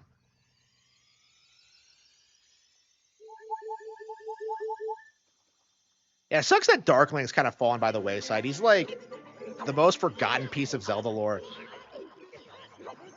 I mean, he's like so prevalent in Four Swords Adventures, they probably decided to never use him again. Now, is it Dark Link or like Shadow Link? And there's like a bazillion of them. They all like just. Yeah, weird how like. I don't want to give up and use the hammer, but like, I can't figure out the tactic. I've done it before, but like, Do you go for his, like, not shield hand?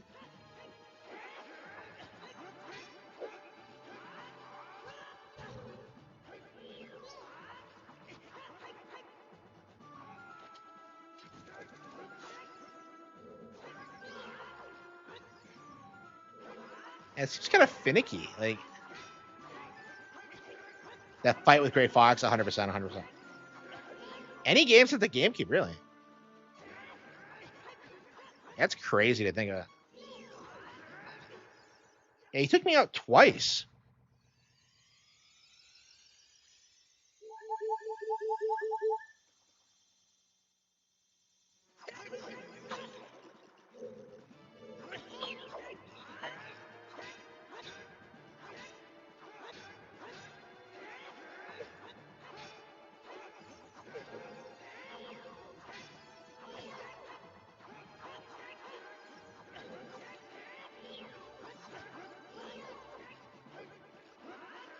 I love it.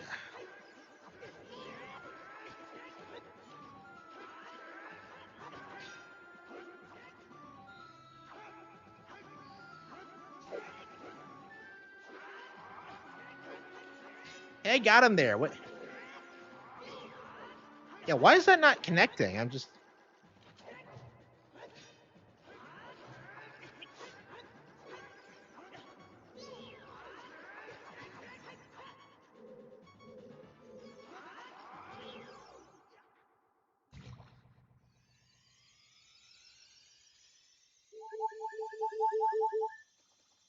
I mean, I think it's an iconic part of the temple.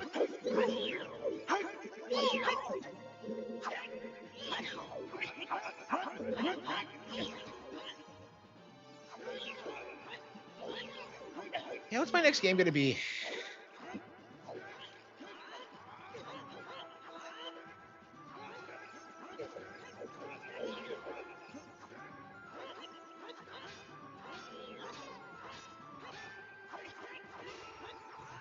Got him.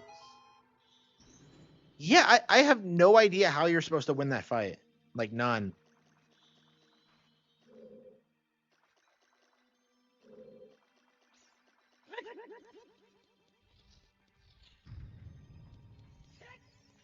Yeah, there are definitely, like, easier ways to do it. Like, I think Din's Fire works. I think the hammer works. Bigger on sword gives you an edge. But, like, I don't know. It's a hard fight. Yeah, definitely the hardest fight in the game.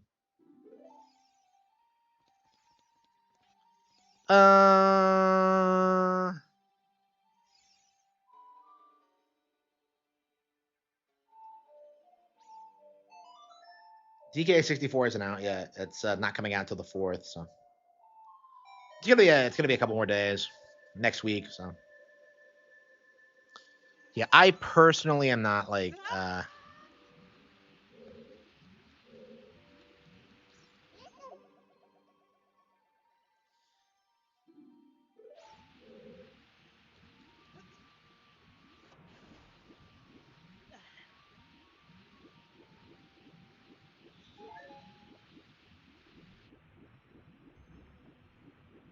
yeah.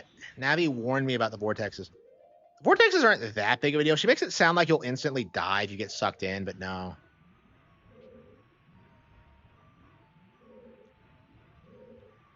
Yeah, I'm so excited for DK64 to come out. I've been waiting for that game to get re-released on a modern console in years. I didn't buy the Wii U version, so I'm ecstatic that it's like available on Switch. It's available on Switch 1 as well, so that's something. DK64 had really strange downplaying from Pretendos. It did, yeah. Yeah, we might do a retrospective on it, actually, once I do my playthrough. I think it'll be on the list. I want to do the Star Fox ones first. Like, I want to do, like, Assault, Adventures, and Command, but... Yeah, it's definitely on the list. Yeah, surely we're going to get one in June. Like, surely. Like, I don't know. Like, at the very least, they got to show off, like, Fire Emblem. N64 or GameCube. Like, my favorite console? Yeah, it's definitely N64. Like, I like it. GameCube has always been my least favorite Nintendo console because, like, I feel as if, like, the games from that period were, like, they were way too focused on, like, they weren't very innovative, and they felt kind of derivative of like games that had come before it. Like Mario Sunshine was not better than 64.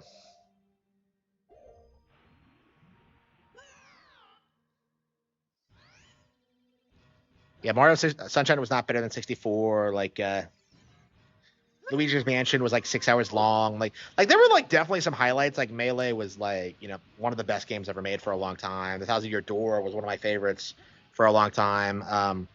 You know, Bad Cat Origins is still my all-time favorite RPG. Like there are things I like about the GameCube, but as a whole, I think it's kind of defined by just stagnation and just like Nintendo themselves not innovating. Now, I think third parties killed it that generation. I think like a lot of my all-time favorite like third-party games came out on the GameCube, stuff like Killer 7 and like Resident Evil 4 and stuff like that. But like by and large, it felt like Nintendo themselves were not like killing it that gen, at least until like Twilight Princess came out. Because like we got like some of the worst Nintendo games ever, like, you know, stuff like Assault, stuff like Pikmin 2, stuff like F-Zero GX. Like it was not a good run for them. It's always baffled me as a kid.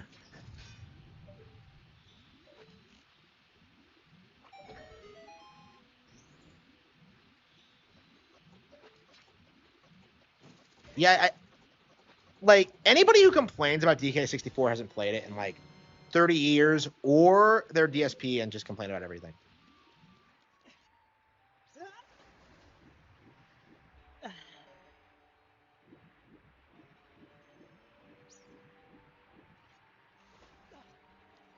Yeah, so I have the prize. Yeah,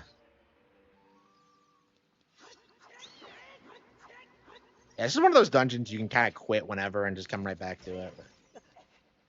Jungle Beat. Man, I need to play Jungle Beat again. I am like pissed that I've only played it like a couple of times. I was really surprised with how much I loved it when I played it like for the first time a while back. I missed out on it, unfortunately. Like on both GameCube and Wii, but I got it on Wii U when it was on the Virtual Console, and I was just shocked at how good it was. Because like I had been told like growing up that it was like really disappointing for Donkey Kong fans, but like I thought it was great, honestly.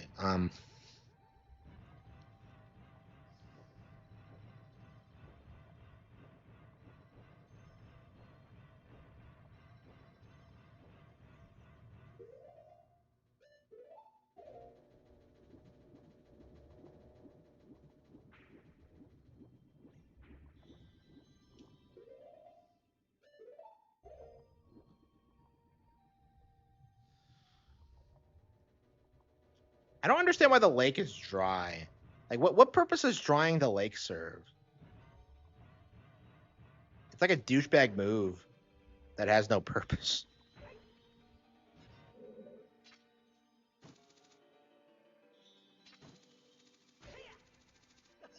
Is this the bit block hates DK64? Well, the bit block is a dipshit. Yeah, I don't understand why like so many people have a hate boner for that game. It doesn't. I just don't get it. Like I never have.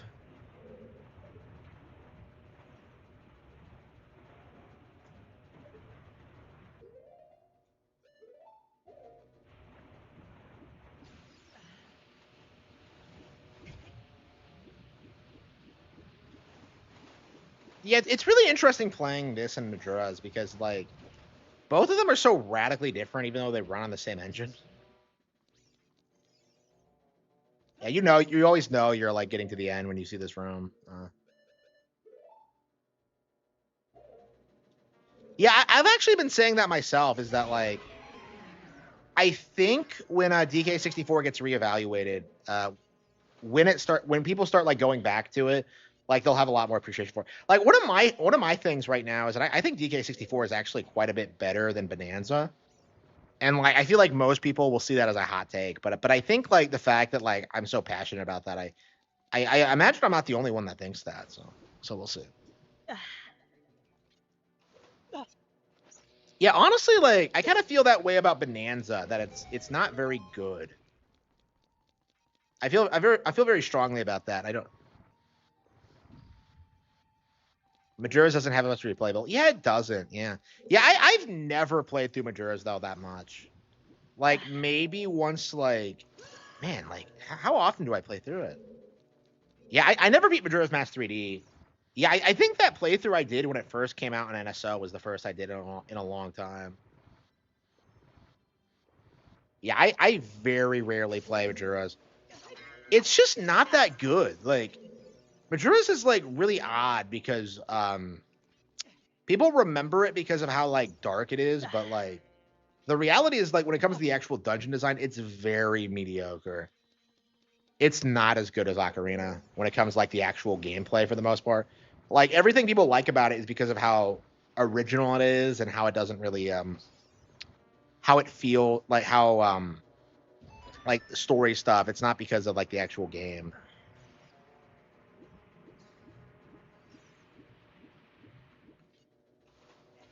Shit, I might have missed the key. Donkey Kong Country fans have a tendency to trash every Donkey Kong game that's not a country game. Yeah, I was really surprised that that didn't happen to Bonanza, honestly, because like I'd seen that consistently happen with every DK game that came out over the past 25 years, even 64, and like you just don't really see that anymore.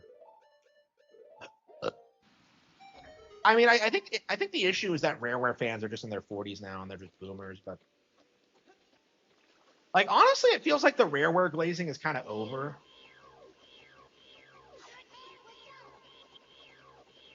You definitely have like some weirdos that cling on to them, but like for the most part, I think most people agree Nintendo was better.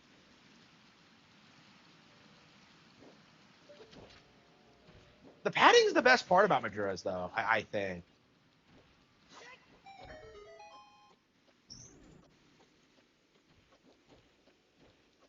Yeah, I saw like Razorfist like a while back. He started running his mouth about how like the original trilogy of DKC is like way better than like Tropical Freeze or Returns, and like he specifically said that like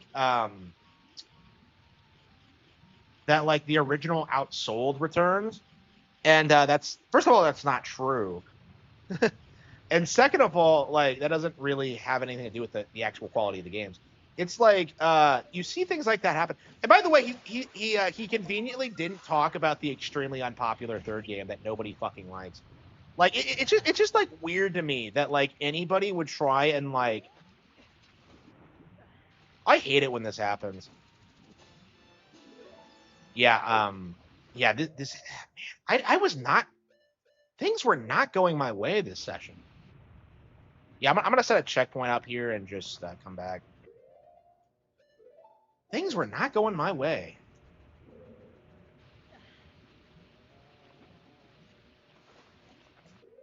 I don't know. I don't know if I've ever done this before. I feel like I have, but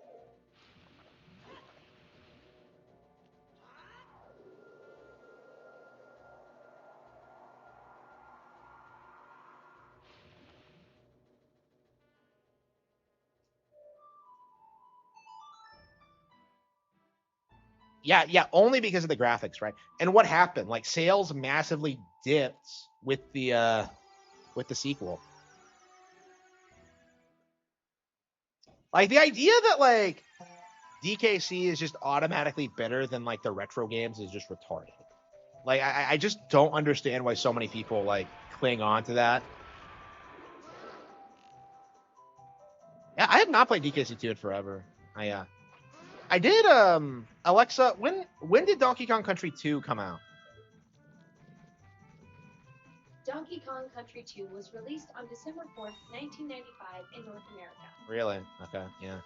Yeah, the last time I played DKC it was for the 30th anniversary. So yeah, I think we're gonna do the same for I mean, too many fucking games have had their 30th anniversary lately. It's just like you can't keep up with all of them.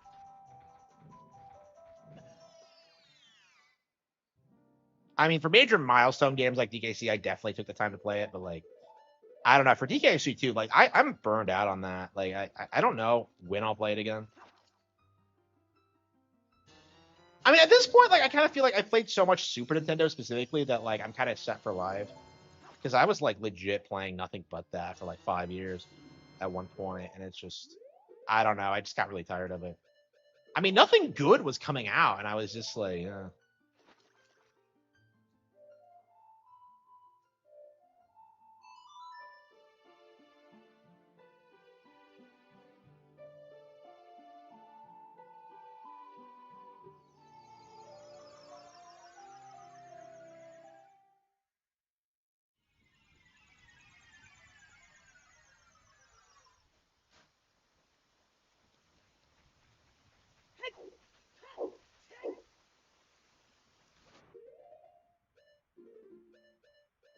so we gotta find the key wherever it is, and then like get back to like.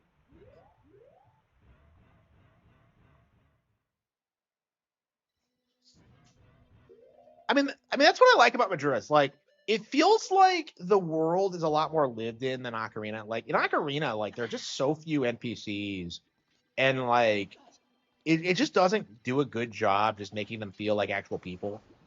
Like Majora's has like so much more dialogue and so much more things going on that like even minor characters are pretty well fleshed out backstories and like personalities. It's great.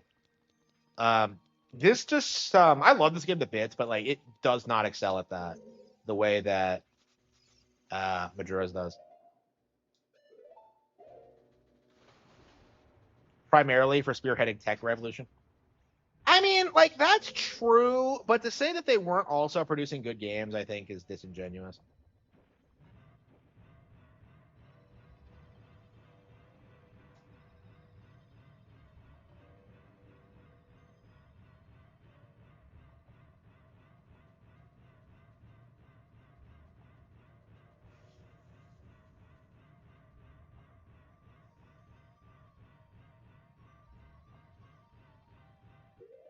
Yeah, I find it interesting that they never once put out like any like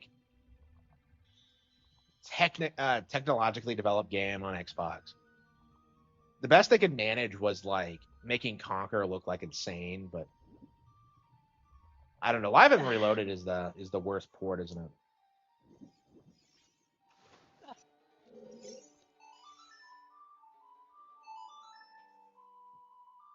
Yeah, when I get I think I am gonna get the Xbox Helix when that comes out. I think I might pick up Live and Reloaded. It might be fun. We'll see. I never did finish that playthrough of Conquers. I started on Rare Replay. I'm curious how long it's gonna be until it like makes the jump to Nintendo Classics. I legit think the reason Nintendo like created like M-rated Nintendo 64 app was just because of Conquers. I wonder if they have a hate boner for it. I don't think so, but it's not possible. Yeah, if you don't know, Rare actually published it themselves in America. Or I think everywhere.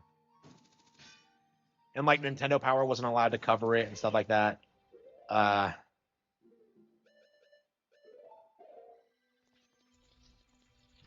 Live and Reloaded is better than the original? Oof, that's a hot take. I've never heard anyone say that. Like everyone says the exact opposite, honestly. It's been a while since I really played Conquer. Like, man, I spent so much time fucking around with like the war mode, like which has like insane AI. It's a little bit broken, but like it's so much fun.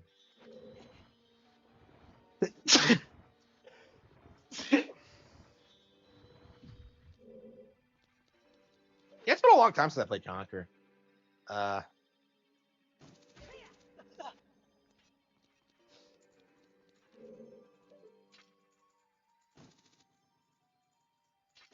I mean, I don't care for Conquer personally. I think it's kind of. I just don't think it's that good. Wait, what were we doing? Wait, we came up.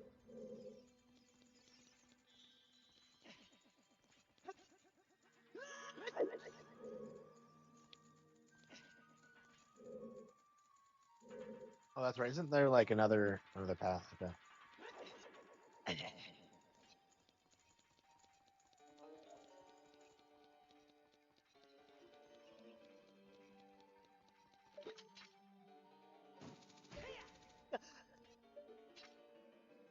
Yeah, I've said that too. Like people only glaze Conquer because of how it's like a violent 3D platformer. Like that's the only reason why, because it's adult. Like outside of that, it doesn't really have any like real appeal to it. It's kind of like South Park, where it's like it's not really some like well-made thing, but people just like it's just something that people have never seen before, so they just got like obsessed with it. Yeah, it is not funny at all. Yeah, I agree. I don't even like get it in a lot of cases.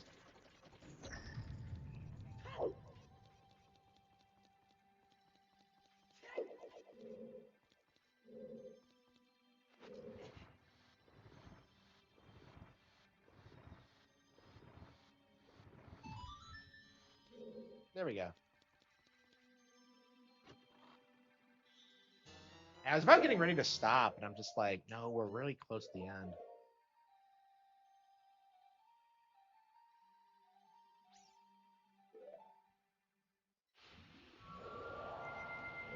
I actually really, really, really, really, really love like Conker's gimmicks and its variety. Like, I think if it was like a more well like constructed thing, where like I mean, part of my problem with it's weirdly railroaded for a 3D platformer, because you like start playing it and you think it's like you think it's like Banjo Kazooie, but like eventually it becomes like obvious that you're just doing things like in order basically. It's very railroaded,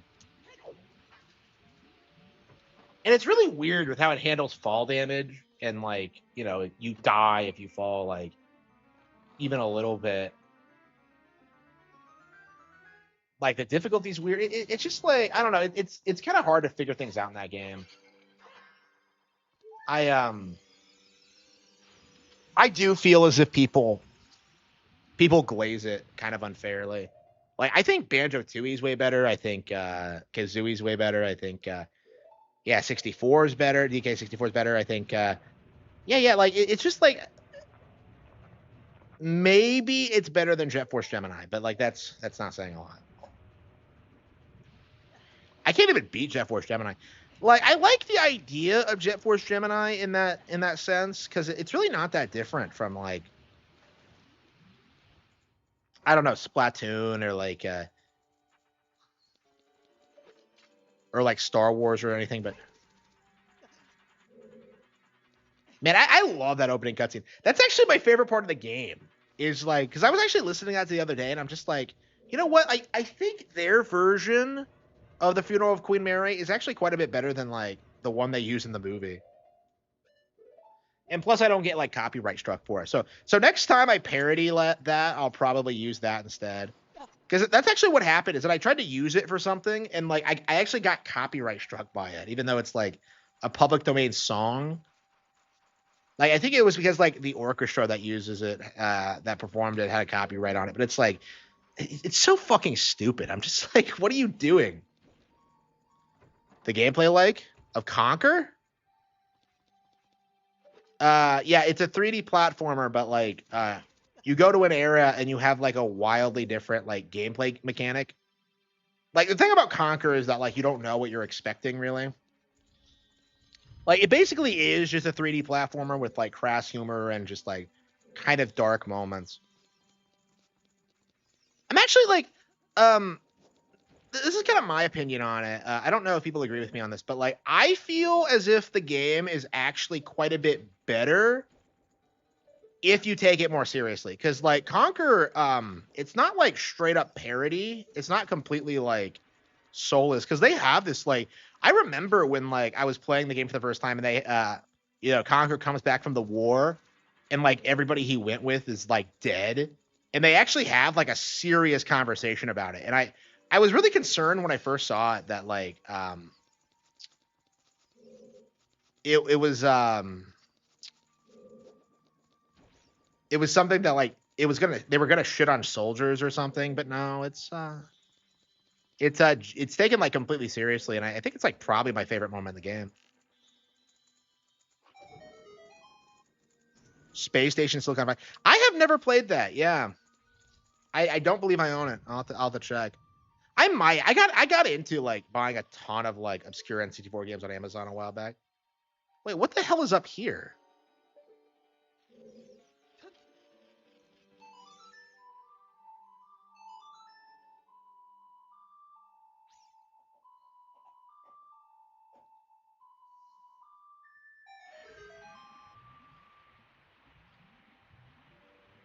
Yeah, I think a Clockwork Orange is actually Kubrick's best film, which isn't saying a lot because he sucks. And if you like him, you're an idiot. But like, I'm just like the Tarantino of his time, I suppose. Uh,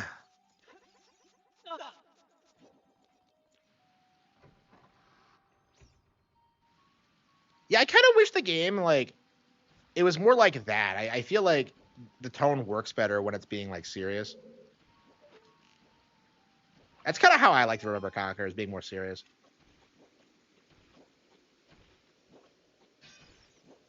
I don't know how you're supposed to do this. Like Duck Dodgers.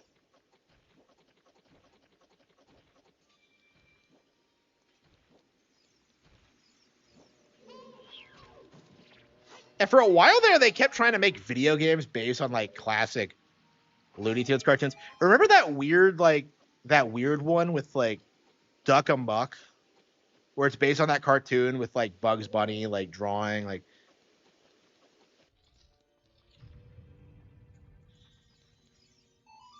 I don't know. I don't really like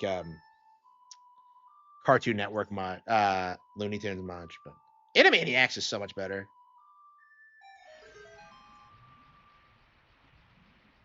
I've been watching both a lot lately. Well, Animaniacs lately, but like it's just so much. It's just shocking to me just how much more intelligent and like actually creative Animaniacs is, which like with its usage of like celebrities and just like actually like being funny and like you just don't get that in Looney Tunes. Like Looney Tunes is just them like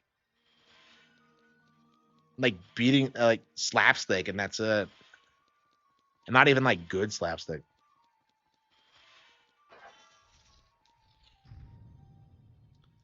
Yeah, I've always gone up the same way. I don't know if I've ever experimented. Look out, that isn't normal water over there.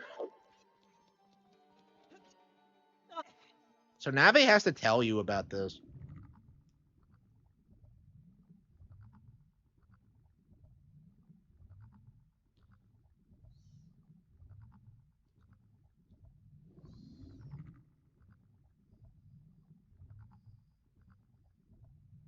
Which show?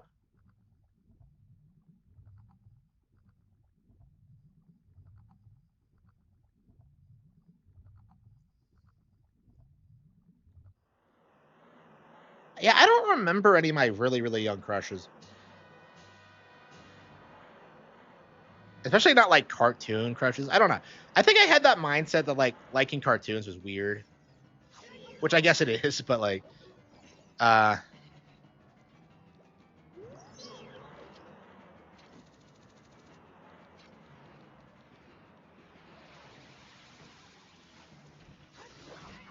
Animaniacs.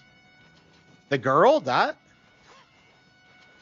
Come on, there's so many better like Animaniacs waifus than her.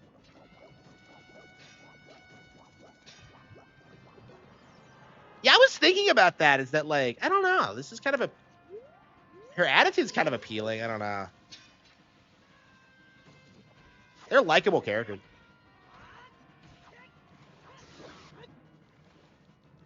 This is the best boss in the game. I don't know. I wouldn't say that. I'd say this is the worst actually. I just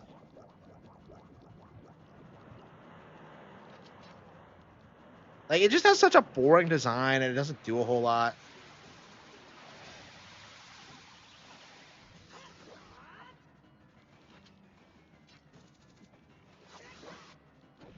007 woke. From what I'm told, yeah. Like I mean, I've seen like the race swapped M and like Moneypenny. So like yeah, it's woke. And I hear in the ending like yeah, it's woke.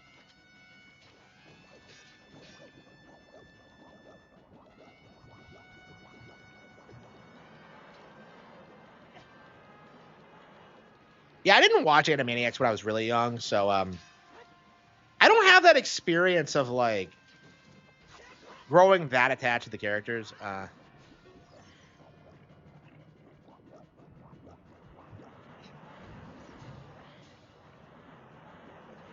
Yeah, I don't remember if I liked Misty or not. Like, I want to say I did. I don't know. I was just weirdly attached to her. I don't know. I mean, I guess I liked all the characters.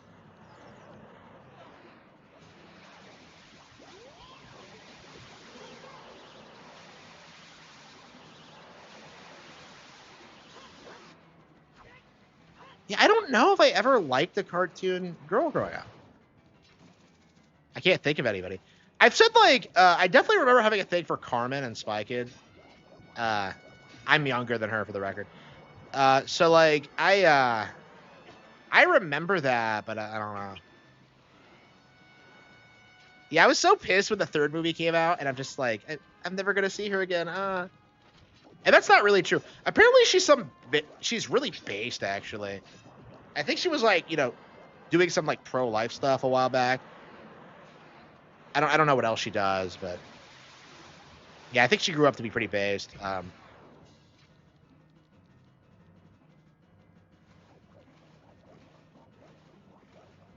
I liked Alana Lynch, Luna. I don't know. I don't tend to like. I don't know. Yeah, the waifu thing for me, I don't think it really took off until Awakening for me. Because like I remember thinking it was weird up until that point. Like I didn't want to engage with it.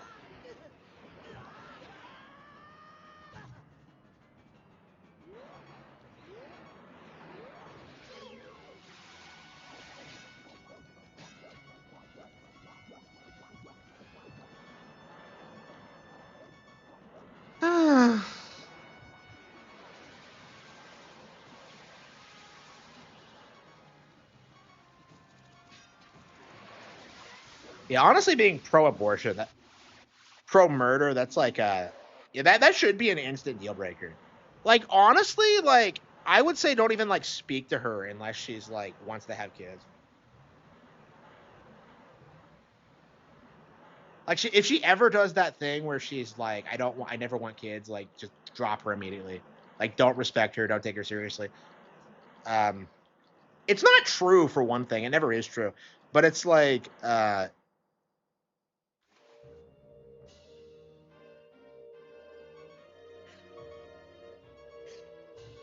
don't know, man.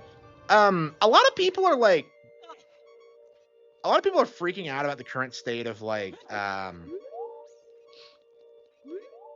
feminism, but like I feel like it's kind of reached its natural like endpoint where people are realizing just how like disgusting it actually is. It's just kind of imploding in a big way. Like, my I guess she's my woke cousin now. I don't know her actual political views, but I'm gonna assume she's woke. Like I was kind of concerned that her entire family would be fucked up because of like her setting a bad influence, but like no, that didn't happen. Uh, she just doesn't show up to family stuff anymore, and that's it.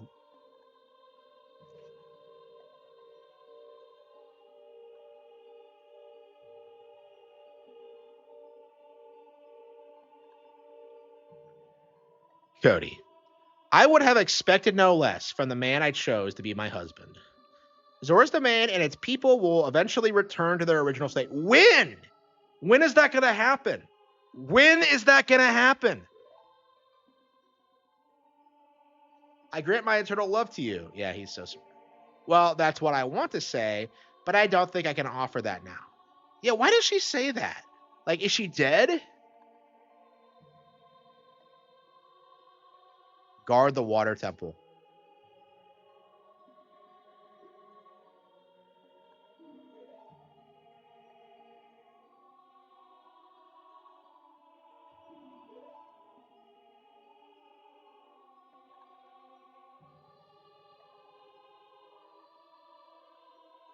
Take it respectfully.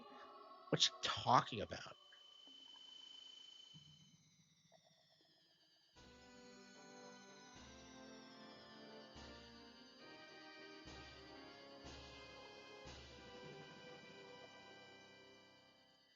What? Ruto awakens as a sage and adds her power to yours. If you see Sheik, please give him my thanks, okay?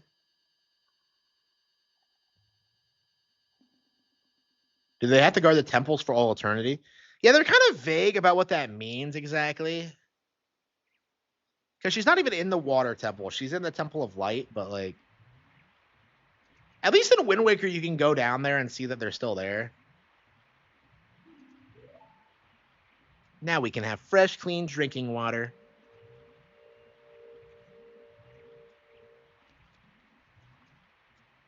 Why, hello there.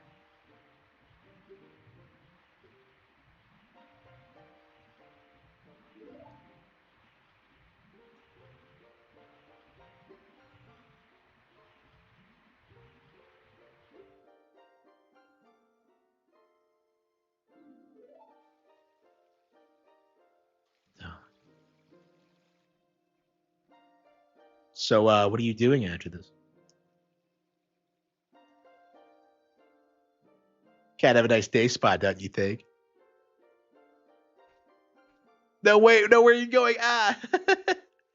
Rejected.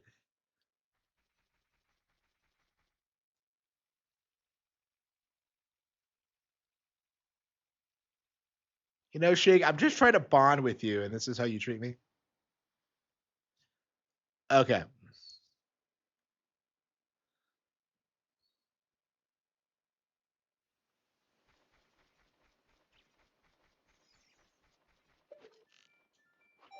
Yeah, I believe it's technically possible to get the fire arrows. I think you can get Pierre out here and do it.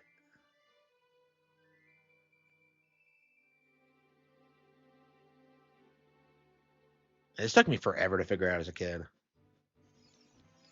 Yeah, I remember trying to get these to like melt that frozen eyeball in the forest temple because I couldn't line up the shot to get the torch properly.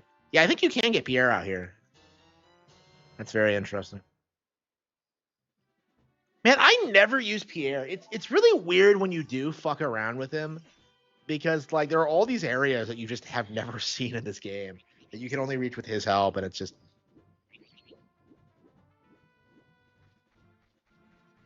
Yeah, I never understood like the concept of like the scarecrows anyway, but should we get the bigger on sword? We probably should.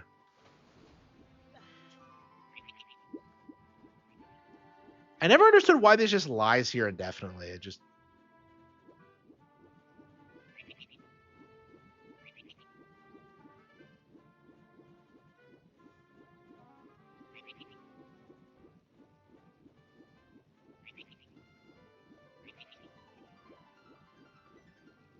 Okay.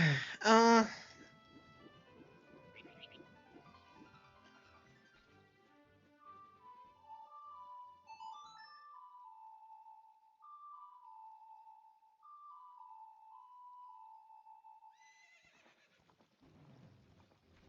the hell did she come from over there?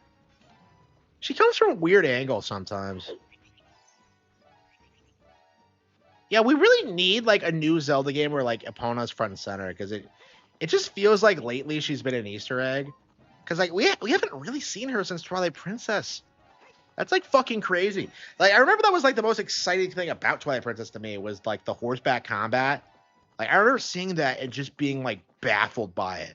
Like that opening cutscene, like trailer where like you have a bunch of dudes just like marching towards Link who's by himself, and then he just charges. It's like so cool.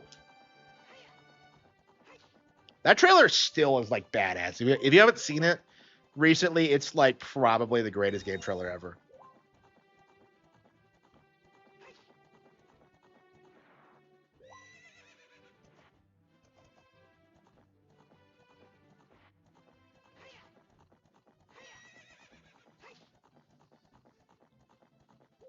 Yeah, I'm curious when we're gonna get the next Nintendo Direct, but yeah, Twilight Princess. It's not like my favorite Zelda, but like it's such an impactful Zelda for like the brand as for like society at large. Like it was the highest selling Zelda for a long time, and I think it's a lot of people's today's like first or favorite Zelda game. Like girls love it. I knew tons of girls growing up who were like huge fans of that specific game. But like, yeah, it's crazy.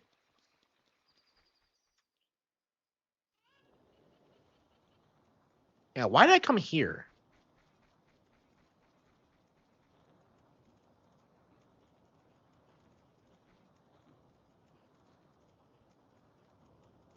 Yeah, I love how like nothing comes of this. Like nobody says anything's wrong. Sheik, why'd you set this on fire? Sheik, the village is on fire. Get back. She doesn't do a good job of warning you what's to come.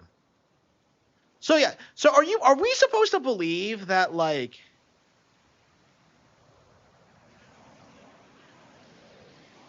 yeah, I don't understand this. So like Bongo Bongo doesn't leave the well until just before you go to the Shadow Temple, but like you go down there as a kid and it's not really that big of an issue.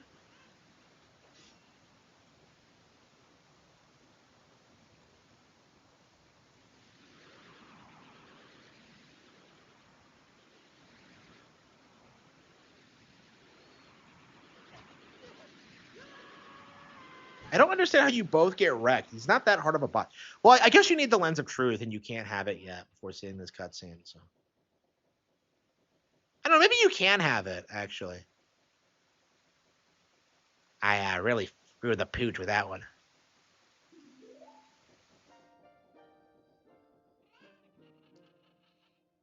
The evil shadow spirit has been released. By who? The leader of Kakariko Village had sealed the evil shadow spell in the bottom of the. When? Was it before or after the time skip? It escaped. Yeah, I love how she says that, but you can still see how it's blocked off. Impa has gone to the Shadow Temple to seal it again. But, like, you never see Impa before this happens.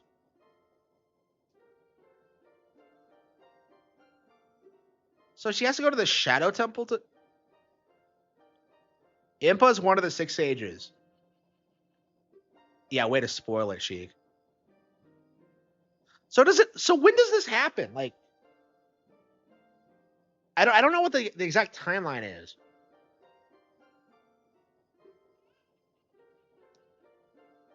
The only thing I can do for you is teach you the melody. Yeah, she's scared. She doesn't want to help.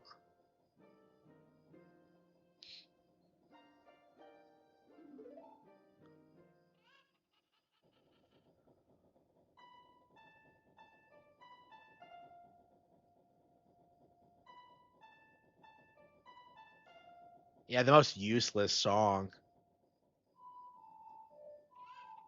Yeah, I don't know why they make it where you need the songs to like get to the dungeons. Like later on, it's just weird.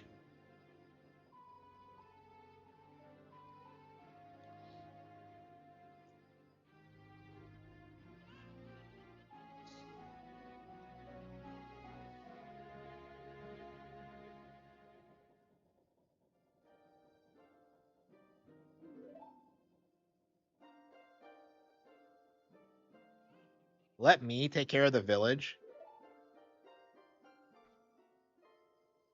I mean, does she take care of the village?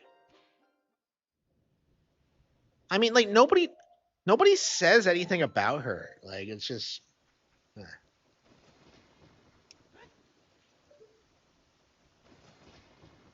yeah, so the well's already dry as an adult. Right? So you don't have to do anything.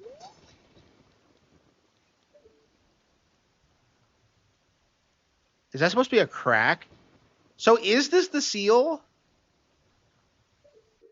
So did it happen during the time skip then?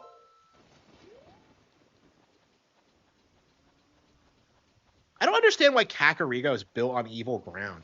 It's like more horrifying than fucking Ganon's tower. I don't get it.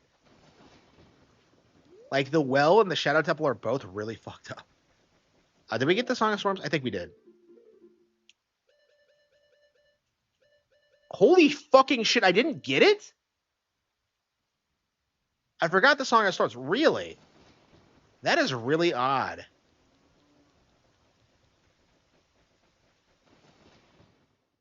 I'm surprised they spaced it. Why does it say question mark? It's a windmill.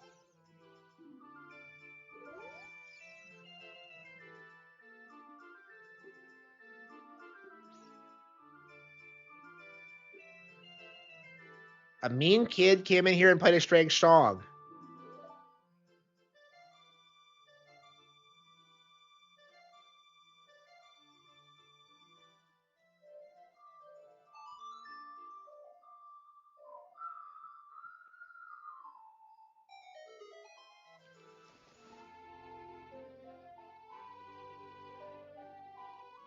Yeah, it's been 4 hours. I probably should be doing some Twitter before. You've learned the Song of Storms.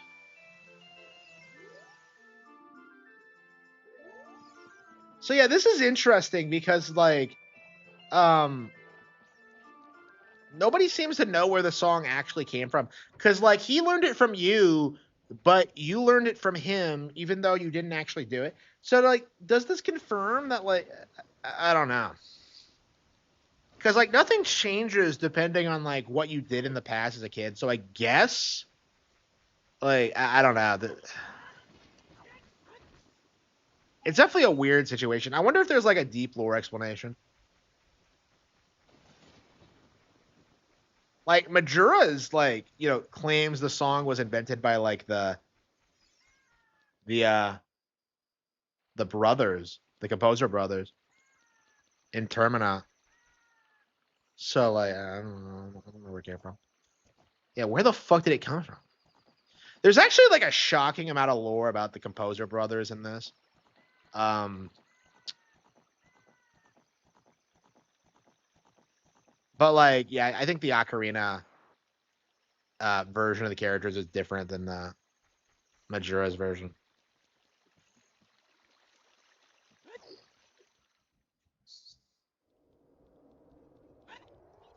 Yeah, I doubt it. It just seems like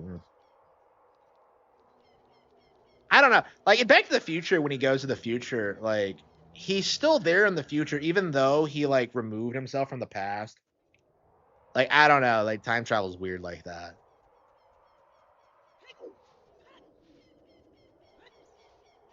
I mean, it took him a while to start disappearing in a.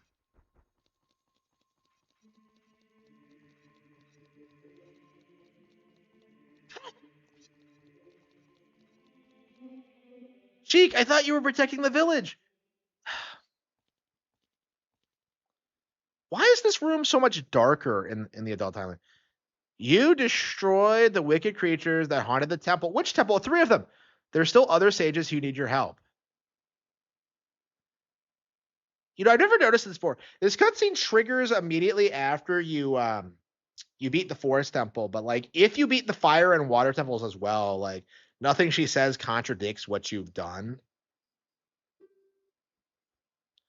Travel over mountains, underwater, and even through time. Sheik, I've already done 2 of those 3 things. Actually, all 3 of those things. What are you talking about? If you want to return to your original time, return the Master Sword to the pedestal of time. So was this built with time travel in mind to begin with? Because like the way they make it sound, the time will come when you will have to return here quickly. I will teach you to you for when that time comes. She makes it sound like it's part of the story. Yeah, so like the way they make it sound in like when you first get like come to the adult time is that you were sealed away for 7 years. But like it seems more as if you were like transported here and just grew up because like you didn't you weren't in like stasis or anything. Like the fact is you can just go back, you know, it's again like time travel in this game doesn't I don't know.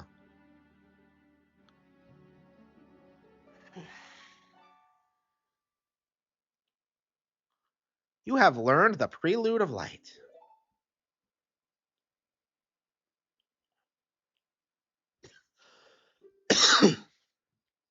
Ocarina of Time and the Master Sword. So the Ocarina is doing it? So the Ocarina itself does have power over time travel. I mean, I guess we know that after Majora's. I guess it depends on the circumstances. Because Majora's always returns you to the beginning of the 3-day cycle. But here you go back and forth 7 years. Um, so like, so in theory, could it do more things? It must be able to, right?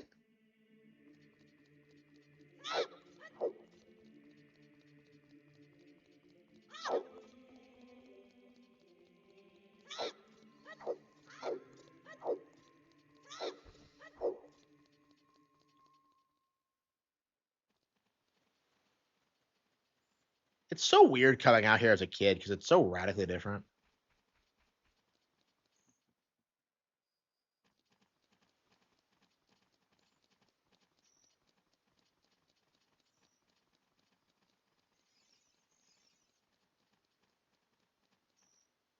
Yeah, Ganondorf never ever. Oh shit! It's closed.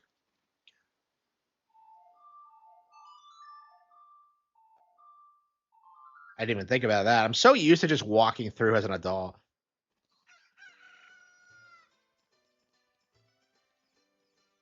Yeah, like so Ganondorf doesn't really begin as hostile takeover. It's like you're always transported to like just before he takes over. Even though Zelda's already gone, it's like I don't know. I mean, it's not like you do a whole lot as a kid in this timeline anyway, but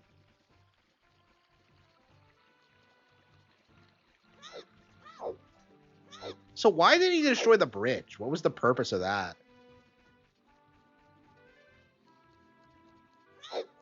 So what's he waiting on? He already killed the king, right? He already drove off Zelda. Is he still after her? I guess he just doesn't come back, and then he just gives up, and then he fucks everything over.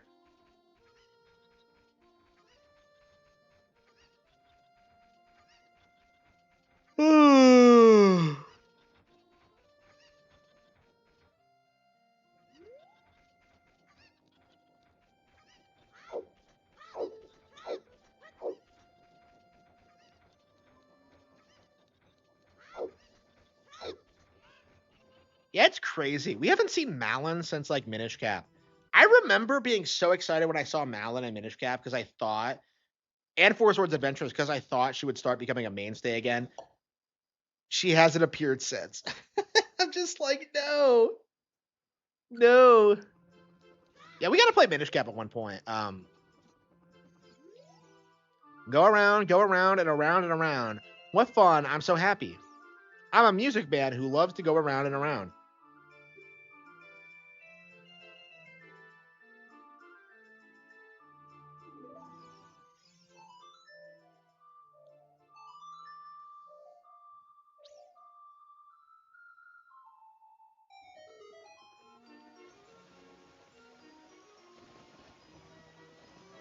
Dude.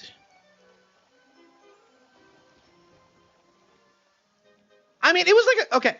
So like I think the reason for it, because like the Oracle games did this too, it was because Majora's Mask did that, right? So if you think about it, like Majora's Mask set this precedent where like it was a it was a parallel thing. They reused like a ton of like assets from OT. They reused a lot of the sprite work. Um, and then like that kind of carried over into the Oracle games as well. So like the Oracle games do it, Minish Cap does it. You didn't see them go away, move away from the idea until like Wind Waker, and even that still had like ideas like Link and Zelda were still recurring characters. So like for a while there, like people thought that like a good chunk of the cast would just keep coming back indefinitely, but yeah, they moved away from that concept after Twilight Princess. Like Tingle was in so many games so quickly, we thought that like characters like that would become like mainstays. But now these days they just come up with original characters. I don't think anybody misses Tingle, but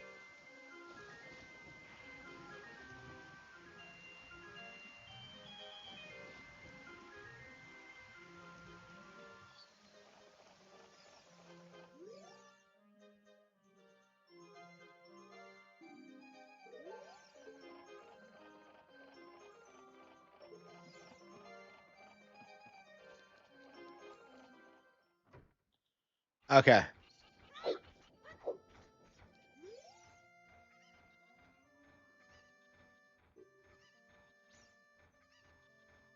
Okay. I have never understood how time works in this game. Because, like, this game does have, like, a serious in-game clock, but it's so autistic and so particular. And, like, it really only matters, I think, when it comes to, like, the Dampy thing. Because usually, like, you kind of judge time by day or night, but, like, for some fucking reason, like, Dampy only comes out of his house at, like at 11 p.m. or something, and you have to do it. And, like, you have to, like, go out in the field and just time yourself. And, like, it doesn't matter. Like, the only thing that, like, keeps track of, like, the time in general in this game is just, like, it doesn't affect anything outside of Kakariko. Like, nothing. I don't think there's a single thing that, like, where that matters at all. But they just introduced it for this game, and it just makes no fucking sense. Like, I remember being very confused by it when, like, you know, I met the clock soldier and he starts telling me the time. I'm just like, what the fuck are you talking about? It's the middle of the day. It's like all I need to know.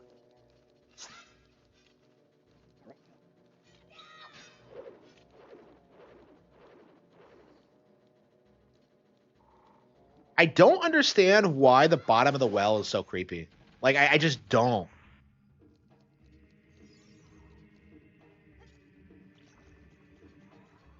Yeah, I actually don't know the bottom of the well that well. Like, typically what I do is that I just beat it and then fuck off. There's actually quite a lot of hidden stuff down here, especially gold skeletolas. But yeah, it's really easy to, like, get lost down here and just kind of, like, not understand how simplistic the area actually is. It's the easiest area in the game by far, like, even easier than the Great Deku Tree. Like, as a kid, I just kind of breezed through it. I don't think I ever really struggled because you know, it was always the first thing I did was like come back here, play the song, and then leave. I don't. It might be nice to come in here and just kind of like cruise and just kind of like see what's down here because I'm really not that familiar with it, honestly. Like this in the ice cavern, I just had this tendency to just blast through it and not really register at all. Yeah, I remember when I got the Lens of Truth for the first time, and I was very confused about what it actually did. Because I remember that very well, where I was in like Hyrule Field, I had the Lens of Truth, and I'm just like, all right, time to see what this thing does. And so like I turned it on, and like all it does is just put a ring around you. Like I was just so confused. I had no idea what it did. And like it took me a long time to figure it out too. Holy fucking shit, it's yeah, the creepiest fucking thing in the game.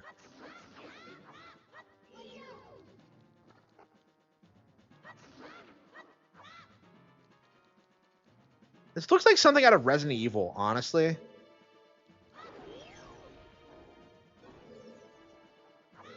Yeah, we've never seen a hand enemy as creepy as this. Like, I think like those Malice hands and Tears of the Kingdom are probably the closest we've ever gotten to this, but yeah, I don't know if anything's ever really gonna top this. I don't see kids today being scared by this like I was. I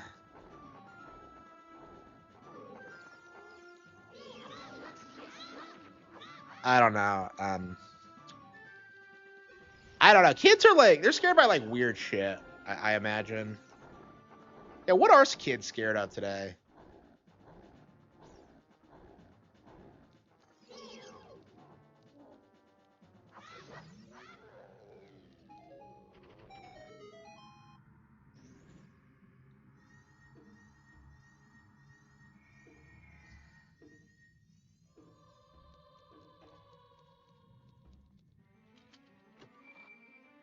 A dead hand? You know, that is actually not a bad theory, honestly. Yeah, why'd that thing come back in Skyward Sword? I was very confused.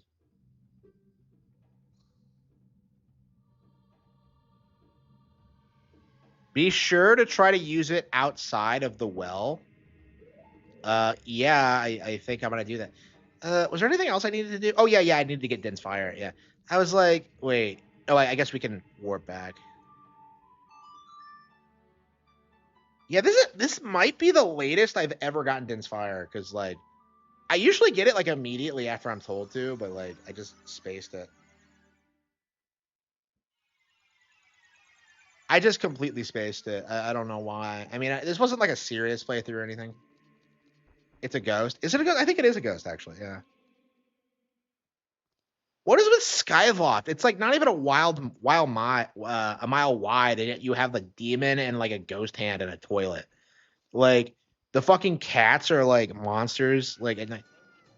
Like I don't understand how no one notices that like the cats are evil. Like when the sun goes down. Like I don't understand how nobody's figured that out. It's just like, and then you have like that bitch.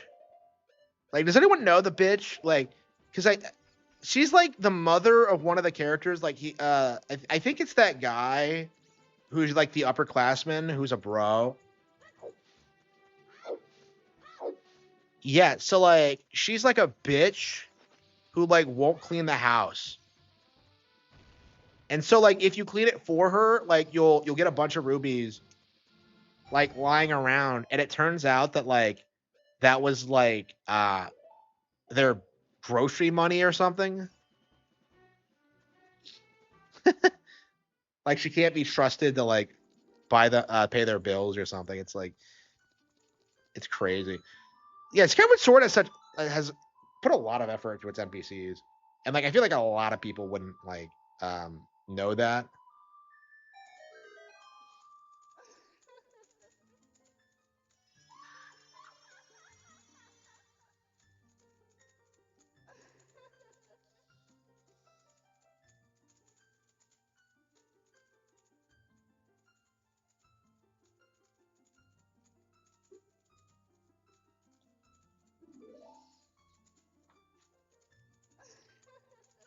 Yeah, we really have to play through Skyward Sword again. It's been way too long. Yeah, the last time I played it, it was like a casual playthrough. I do think I need to do like a 100% playthrough because it's been a while. I'm not sure if I've ever done that actually. Because like I mean, the reason I don't want to 100% Skyward Sword is because of that dumb like music mini game. But I'll have to figure it out.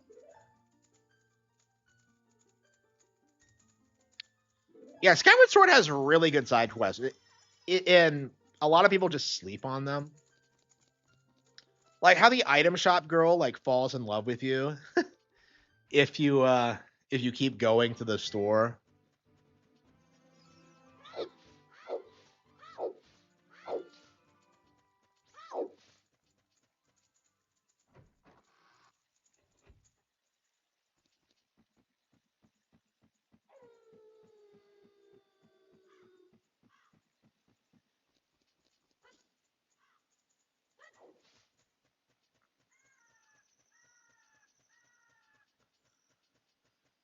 Uh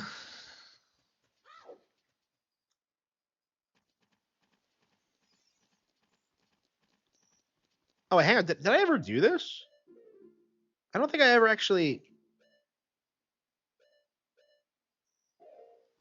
Yeah, I believe this is how you get your.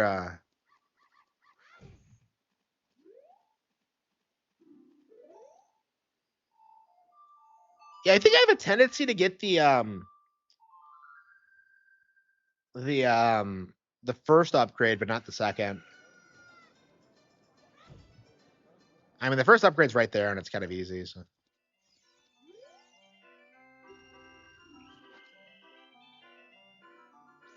Yeah, this mini game is a classic. You know, people do not give this game enough props for its mini games.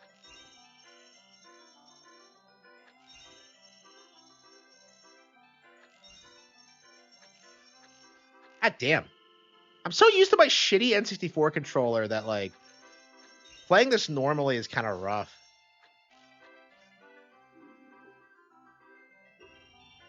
Yeah, it's weird. Yeah, I'm actually better at this with a bad N64 stick because like funnily enough, it actually makes aiming more precise. Oh, shit.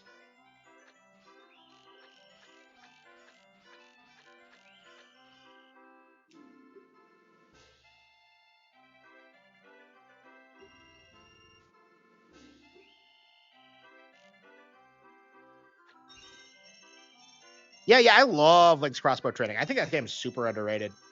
Yeah, it's been a long while since I played it.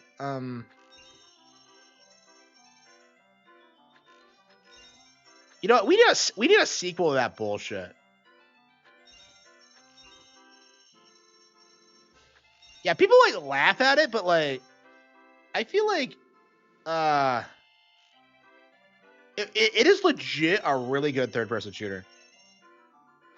Like some of the boss fights are legit cool. And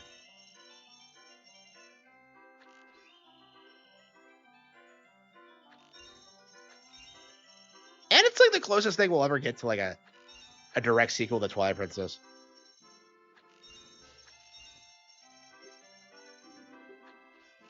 Yeah, he's so nice to like let you do it again for free.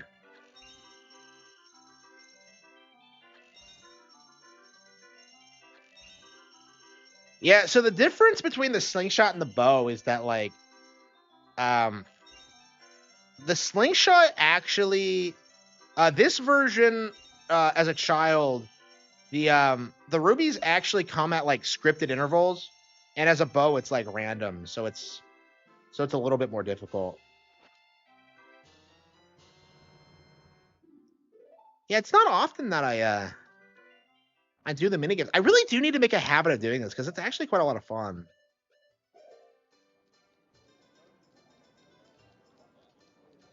Instead of a proper sequel. I mean, I agree. Like the things they were coming up with Twilight Princess 2 would have just been kind of generic. I think Miyamoto was right to nix it. Oh, it's open tonight? Yes. Twilight Princess was their highest selling Zelda ever. You know, like you just know that they were like kind of anxious to like make a sequel to it, but you can they made the right call in not doing that. I'm curious if we're ever going to see that game get re-released because it's just one of those games that just feels like it's been forgotten about.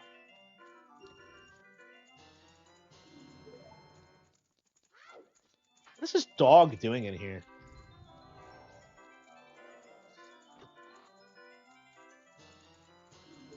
Yeah, I actually have done this without the lens of truth before. It's perfectly possible, but I wouldn't recommend it. It's just entirely guesswork. I remember just like walking through these doors and just like not being able to figure it out. Like you just have to get kind of lucky. By the way, if you need rubies, this is probably the easiest way to do it.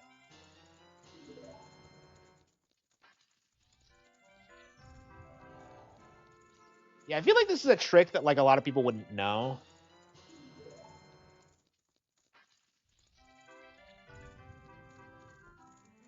You know, let's try Bombchu Bowling. I haven't done that either.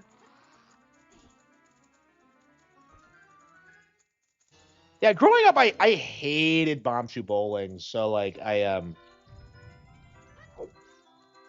never really like got good at it or like knew how to play it really.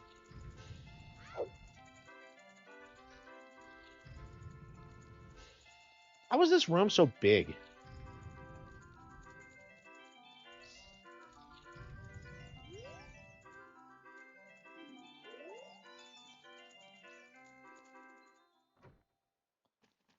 Yeah, I tend to. I do not care for Bombchu Bowling. I really don't. Wait, where is she exactly? Is this it? Bizarre.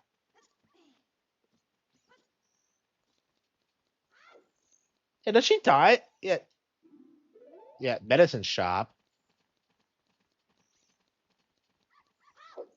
Oh, it's in a weird location. Okay.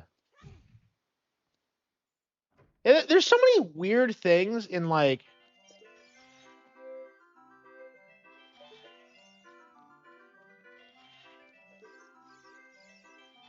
Yeah, there's so many weird things in like Castletown. It's really easy to overlook some of it. Yeah, I can't remember the last time. She's a lot prettier than I remember her. Like I keep seeing people saying they simp for her growing up, and I never did. So I never liked her, but like yeah, I can kind of see the appeal now.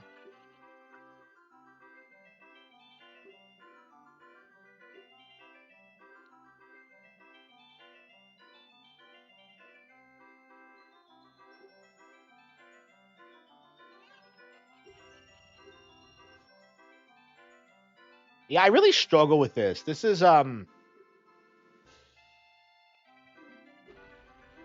yeah, part of the problem with this is that like it gives you a bunch of random prizes and they're not always. Why are there dogs everywhere?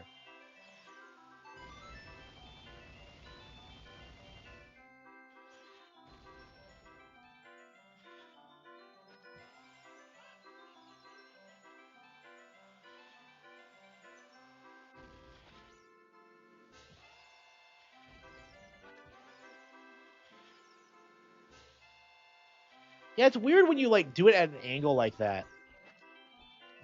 Ah, shit! And this stupid fucking dog.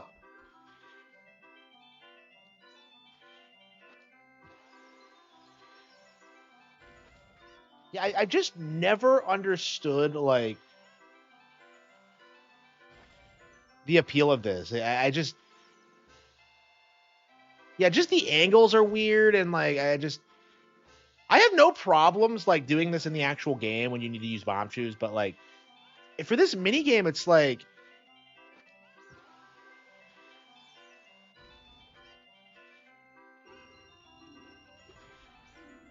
a bomb. Oh wow, that's a scam. You can blow a ton of money doing this.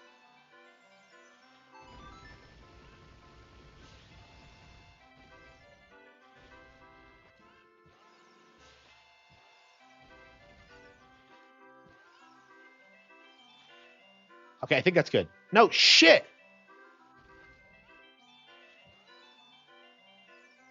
Look at that angle. It just kills it. Like, and why is this dog in the way?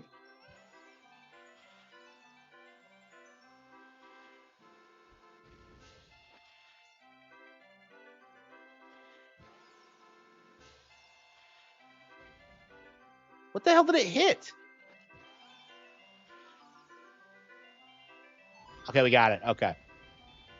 Okay, easy enough. Yeah, so there's only 3 of them. But that problem is that big ass chicken.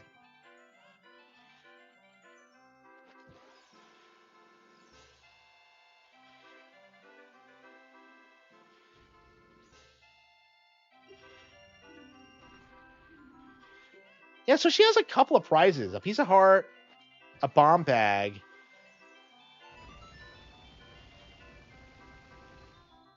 Okay. Yeah, I bet it's easy enough once you like have the perfect angle memorized, but I just don't. I never really played this growing up. Like I would try it once and then quit. I just didn't enjoy it. I was way more into like the treasure chest one and the shooting gallery.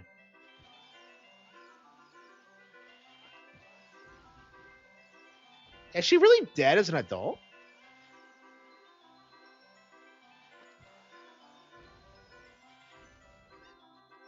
Yeah, I've never really thought about that before. Yeah, I don't know if anyone's really done that in like a deep dive on like who survived and who didn't. I mean, in the case of like the depressed guy, um, he lives, but then he dies anyway.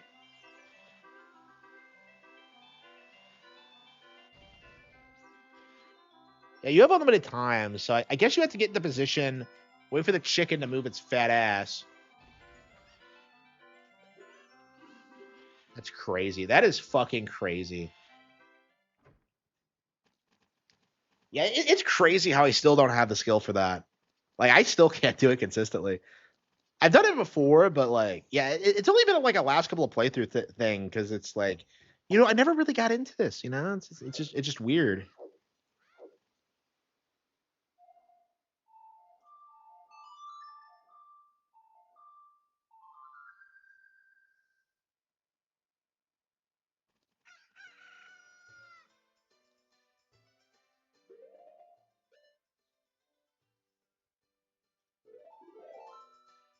Uh, oh wait, now we're good to like go back to the future, right?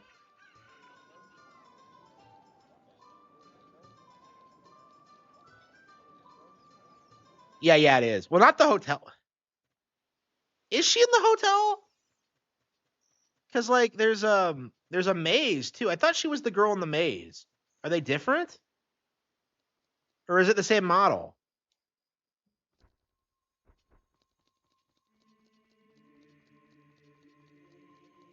No, no, it's not the same girl in the hotel.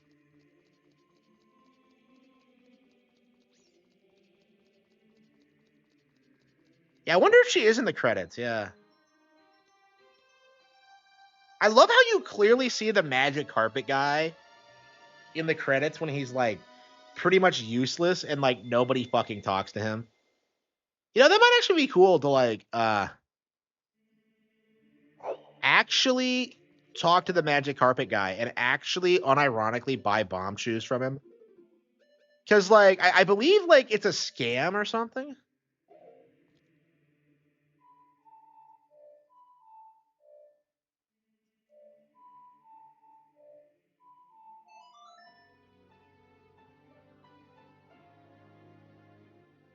Yeah, the magic carpet guy is like he might be the most useless NPC in Zelda because like he sells you bomb shoes at like inflated prices.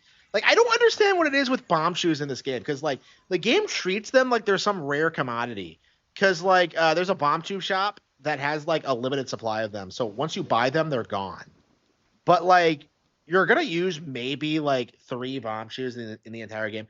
Like I don't get it. Like it's just such a weird like quirk about the game is that like bomb shoes are treated like there's some like massive commodity. And like getting more of them is always like hidden behind the weird shit like that. I think we are gonna go see the flying carpet guy. Honestly, I am very interested in seeing like um what he actually says or does. Shadow Temple. What's my skeletal account? 17. Yeah.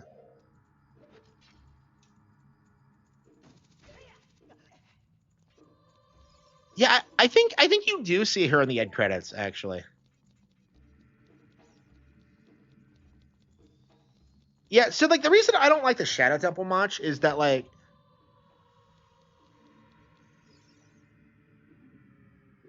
it's really really easy if you know where you're going and what you're doing. Cuz like the fact of the matter is like if you can walk through a couple of rooms, get the dungeon prize and then get like halfway through the dungeon and like that quickly, you have a problem. Honestly, and like the boss is a repeat of something you fought already.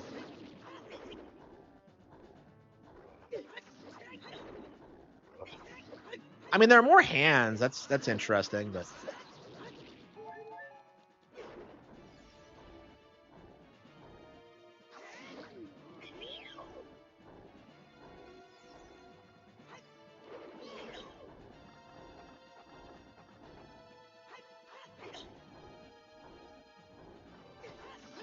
bomb shoe. Yeah, you can use bomb shoes in combat, but like I can't think of a situation in which you would. Yeah, you can use them against Iron Knuckles. They're really good against Iron Knuckles, but like there's only like a handful of them in the game. I remember my first playthrough. That's actually what I did. Is that like I was kind of worried about fighting 2 at once, so I was just like, oh, I'll just use bomb shoes. I was at the end of the game and I didn't care, but like, yeah, this bitch is no match for the Master Sword. Um, yeah, bomb shoes are perfectly usable in combat, but like, again, there are very few situations in which you would use them over like anything else you have.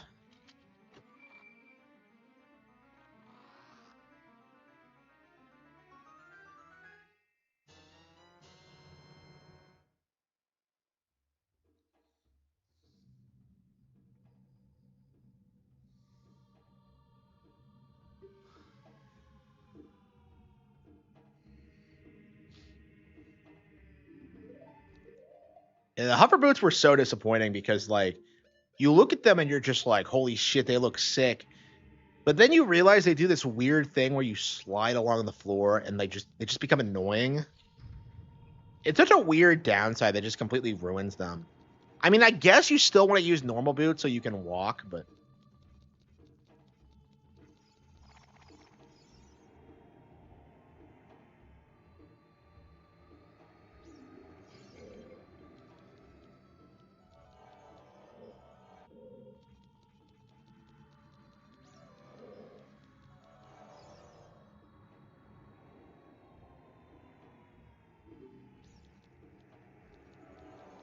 Yeah, it's maybe one of the. It's maybe one of the creepiest areas in Zelda, honestly, with like all the weird deep lore. Like this probably has the most lore out of any like Zelda dungeon, just because of this one room and just how they always just go on about like Shadow Temple. Here is gathered Hyrule's.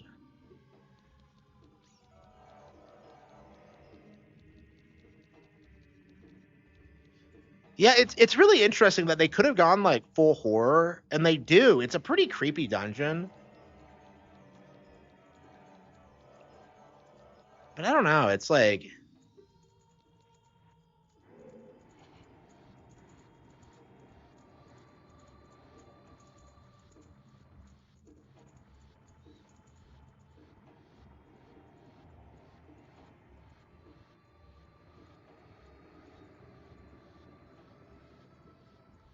yeah, it's really weird how the Sheikah went from this like creepy gothic, like weird bull, like torturing people to like fucking Naruto ninjas.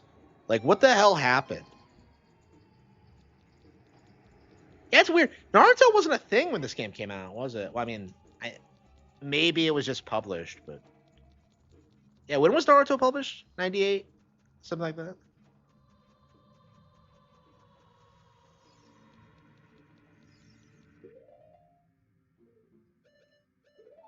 Yeah, I was saying that about Star Fox 64. Is that like this came out before the Star Wars prequels? And that's kind of crazy to think about. Do the hover? Oh yeah. I know what you're talking about. Yeah, the Tingle Tuner. Yeah, the Tingle Tuner was fucking Kino.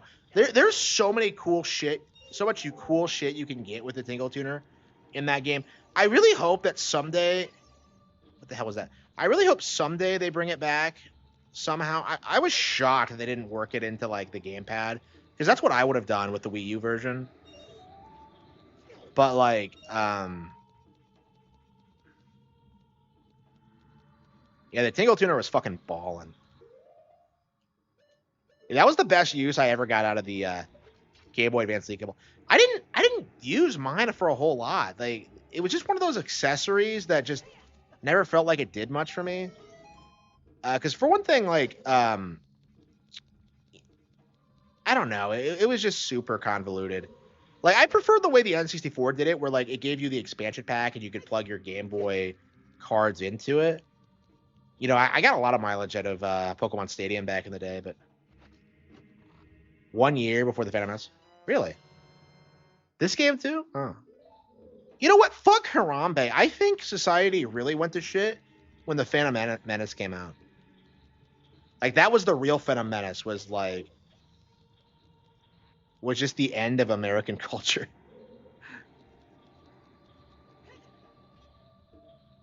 It doesn't like Red Letter Media try to tell people that like they're not sure what the Phantom Menace was, and I'm just like, are you retarded? It was obviously Palpatine. Like, what are you talking about? Like, I don't understand like why that's a complicated thing to. Man, Gyptos are in this game. I don't understand this. I believe these are the only reskinned enemies in the entire fucking game, where they're just redeads, but they're Gyptos. I don't know like what the logic was. Maybe they're not.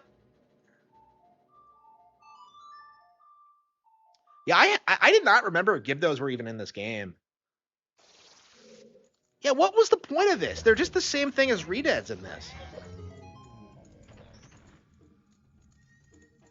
Like, I don't understand why Gyptos have the exact same powers as redeads. In this, I don't think they ever do again outside of the N64 games, because I think they're very distinct from each other.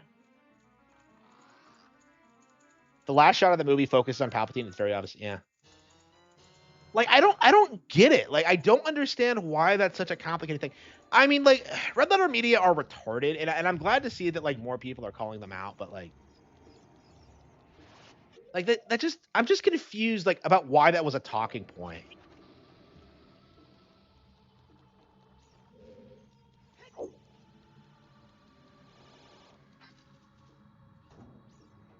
Like, I've seen people unironically argue that the Phantom Menace was Jar Jar, and it's just like, come on, bro. Misa the Phantom Menace. Misa's always been the Phantom Menace. It's just like, come on. Come on. I have not seen the Phantom Menace like in like yeah, over a decade. I don't know. I've been thinking that I probably should buy them all on Prime Video just so I have them. Because I keep like, I don't know. I keep talking about them and I just want to. I might just own them for cultural reasons. I don't know. I mean, I was shitting on like the original Star Wars for a long time too, and like I started watching it again and I started liking it again. So it's just like, I don't know. Yeah, now that the brand is dead, I feel a little bit more comfortable, like, watching the stuff that I actually like. Because I think when like the Disney films were still getting made, it was like, yeah, we gotta Star Wars has to die. Let's not give them any money, but. Yeah, I think at a certain point, people are just gonna stop like caring about the shit Disney does. I mean, that's the problem with like woke culture in general, is that like eventually they're gonna hit a brick wall where there's just nothing like to exploit really. I mean, I've heard that like Warhammer sold 0 of those female custodies, like 0 of them.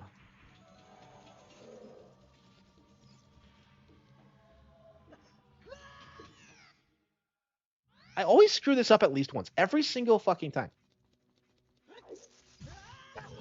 Are we really gonna beat the Shadow Temple? Yeah, I don't think so. It's yeah, I think now is a good time to stop. I mean, we got a little bit of progress in, but I'm getting a. We'll probably do this in the Spirit Temple tomorrow. Anything else we want to play?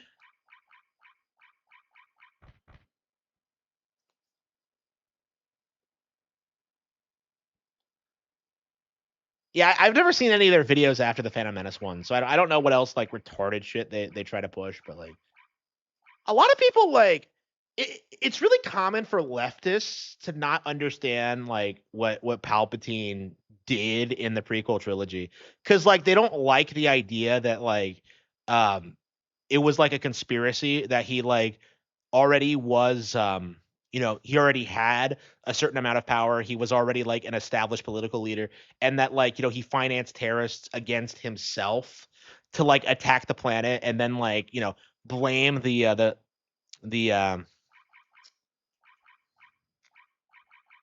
the Senate for not doing enough to help him. It's like it's just one of those things that like liberals don't like acknowledging like the reality of like what our political leaders do, really.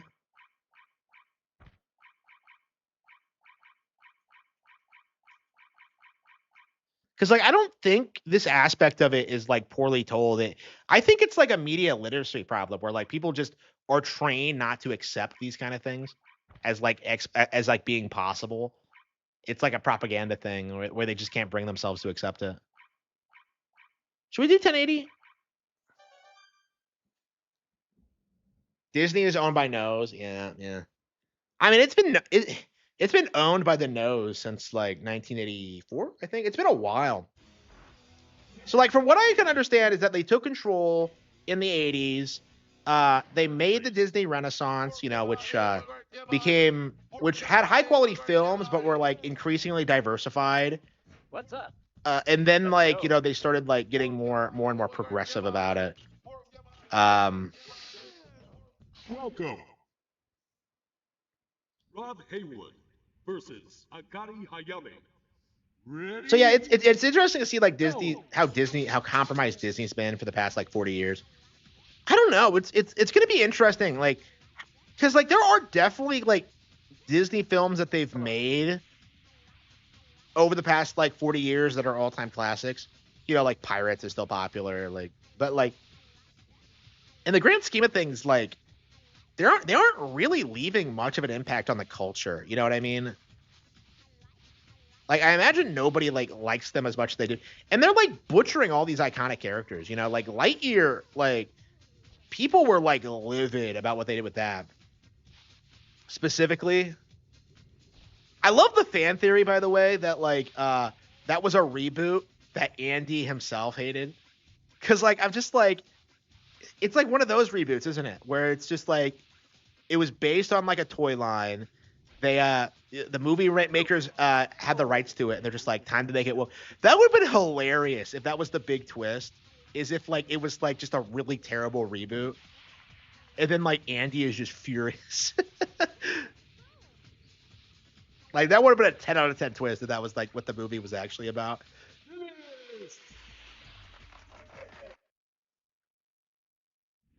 But yeah, they butchered it.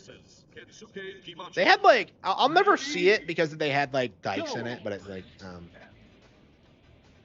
I'm curious at what point like the dike thing is gonna fall through because it's like so much of like leftist discourse revolves around like fetishizing lesbians, and like I just don't know if like how much longer that's gonna be possible because like so many of these chicks get dick down all the time, and it's so clearly like they're so fake and performative. It's just like.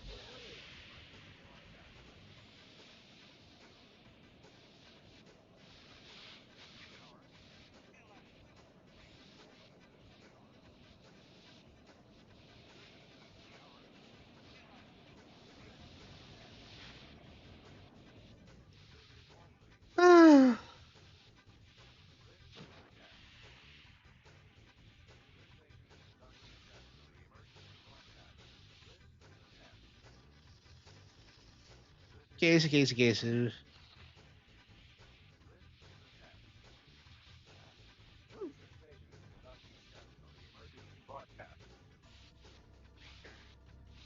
Yeah, like I don't know if they have a single successful brand right now. Like it feels like they killed off everything.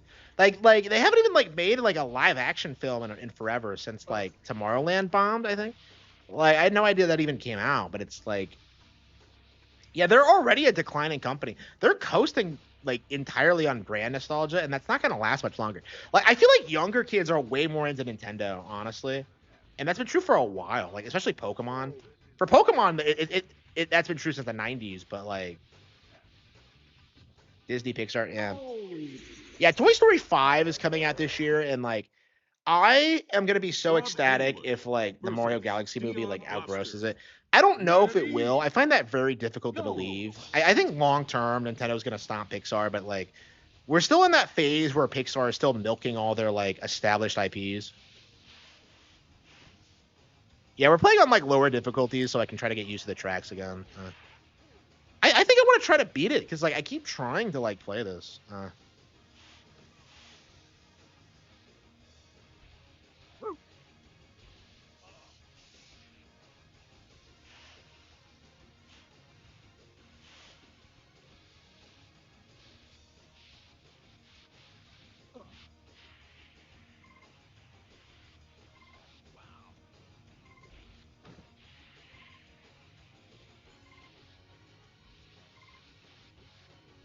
I want to see I want to see some cards.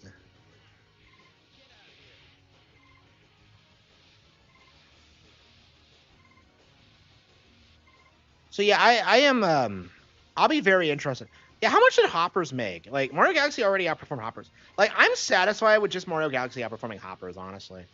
Cause like if Disney's reliant on like one or two like big owners like Frozen and Toy Story, they're gonna get wrecked like long term. Like I feel like the Mario movies, they have way more capacity for sequels and like introducing new characters that people recognize. Like the third one's gonna be about Daisy, okay? Like like Rob Haywood. again, that's a big deal. Like I'm sure the Leon fourth one's gonna Buster. have Pauline. Ready? I could see Pauline being in the DK movie actually. We I think we might see the DK movie a lot sooner than you might expect because yeah, everyone's saying that the Mario 3 is coming out in 2029. So like I think in theory we could get Zelda 2027 and then DK 2028 and then Mario 3, but we'll see. We will see. Yeah, I really bungle this course for some reason. I don't know what it is.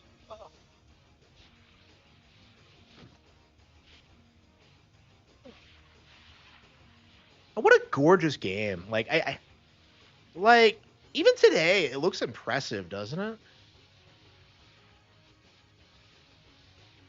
They really don't make stuff like this anymore. A black snowboarder is woke? Yeah, probably. Yeah, is snowboarding one of those sports that doesn't have a lot of black people in it? Yeah, I feel like if it doesn't have running in it, blacks don't really excel.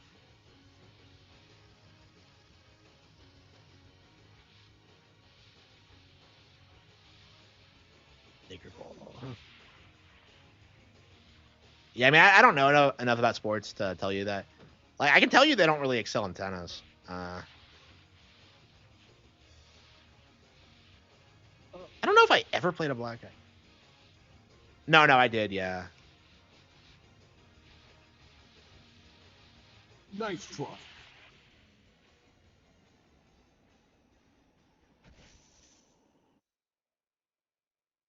Rob Haywood versus Dion Blaster. Ready? Go!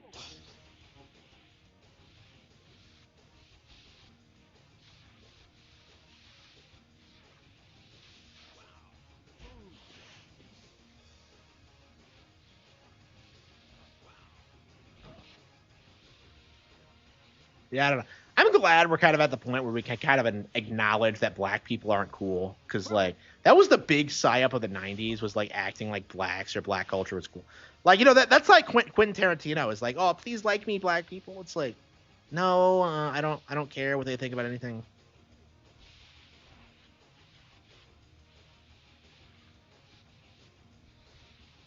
I think it's a big problem with like Matt and Trey Parker too, is that they want like black people to think they're cool. I don't know, man. I am very curious, like how long South Park's gonna remain on the air, because it feels like it's like on life support now.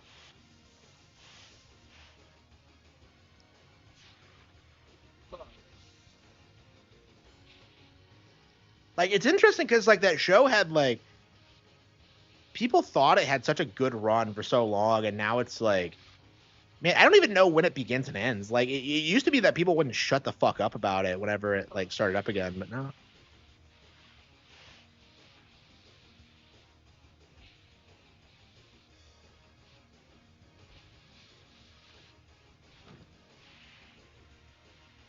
Yeah, I'm very curious what the last episode's gonna look like. I mean, honestly, I imagine what's gonna happen is that like Matt and Trey are gonna step aside and they're just gonna keep it going indefinitely. That's how I imagine it's gonna happen. Race. Yeah, I have not seen like any footage of like modern South Park, so I don't know what they've been doing lately. Man,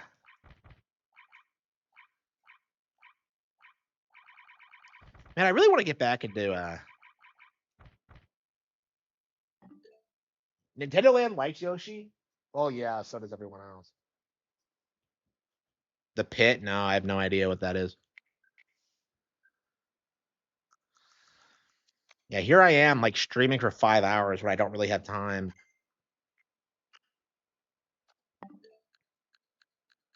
Should we go back to the Yoshi?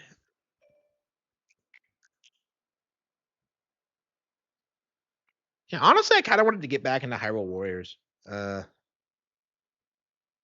as a late night show. Yeah, I mean, it was never really funny. The issue was like for the longest time is that like the audience were the kind of people who would like find anything funny.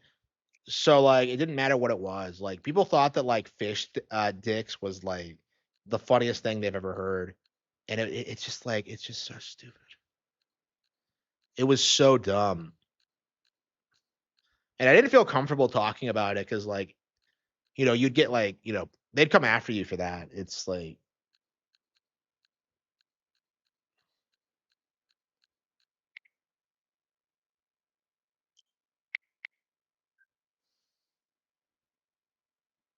medical HBO show. I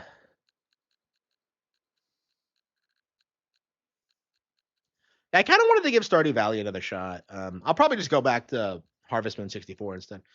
Cyberpunk, yeah, let's try Cyberpunk. It has been a long time since we tried Cyberpunk. Okay, Sifu, Fatal Frame 2. We really do need to beat it one of these days. It wrote off shock humor. Yeah. Yeah, the problem is that like it's not shocking, you know what I mean? I look like Christian. What makes you say that? Final Fantasy? Nah. Onimusha. Oh yeah, we gotta do Pokemon. Yeah, we gotta beat the DLC. I never have gotten around to it. Echo of Wisdom. Yep. Pikmin 1, Ninja Gaiden. Resident Evil.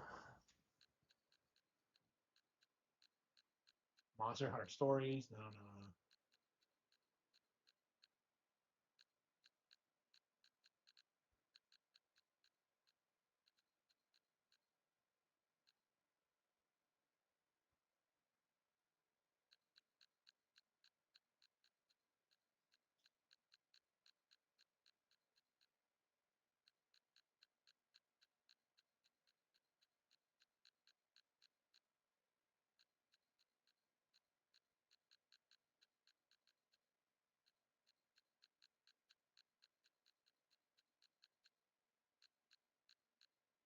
Dominus?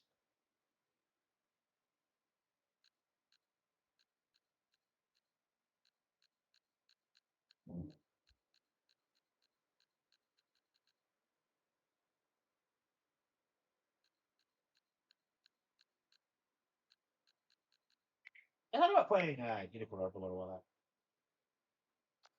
I'd rather play Ninja Gaiden Black, honestly. Yeah. So I want to play Ninja Gaiden, but I want to do Black. So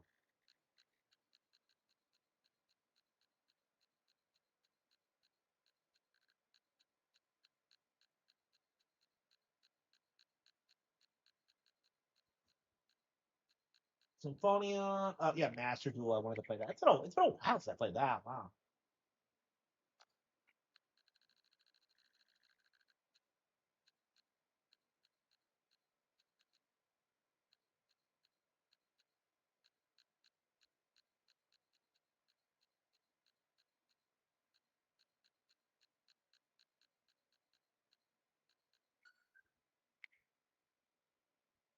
Beta 3. It's been a while.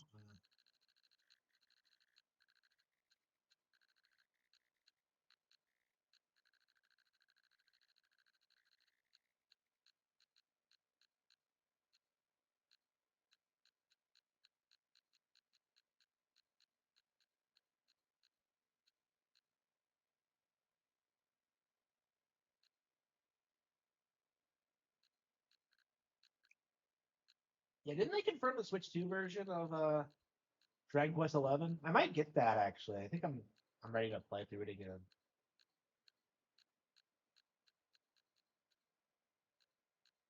13 Sentinels. Yeah, I'm not ready to go back to that. Maybe in a couple of years. Yeah, I want to forget everything about the plot before I go back to that one. Is there anything I'm forgetting? Lollipop. Uh,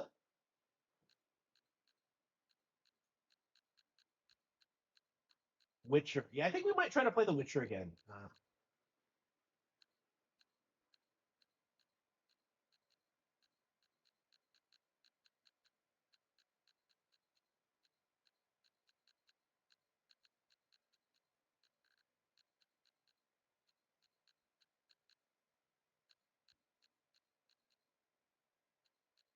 I think Pikmin 4. Yeah, they dropped the update, and I still have not like tried to play Pikmin 4 again. So we do need to at least start a new file and see if it's any better.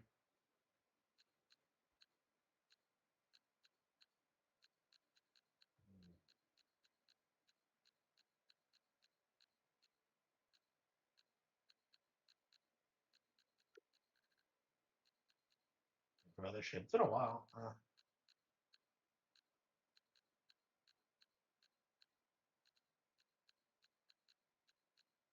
There's some games I want to play again, but Cameo, Portal, Blue Fire.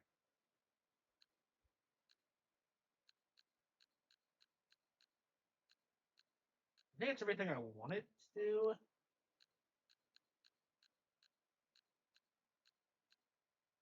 Yeah, so many of these games I've barely played. I definitely made the right decision to start buying less games. The new 007 game, it's not on Switch 2 yet, unfortunately.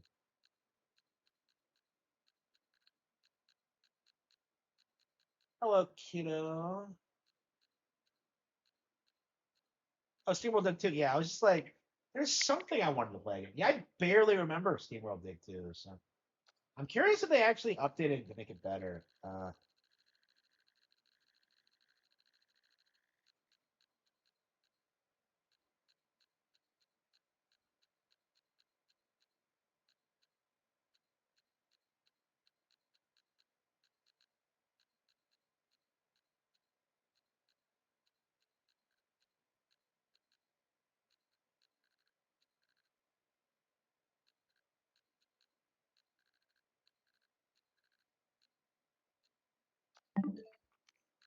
Crazy amount of games I wanted to come back to and play again, but it's like, yeah, I'm just not like super into like a lot of the things that are out right now. So yeah, it might be nice going back to like SteamWorld Dig 2 or whatever.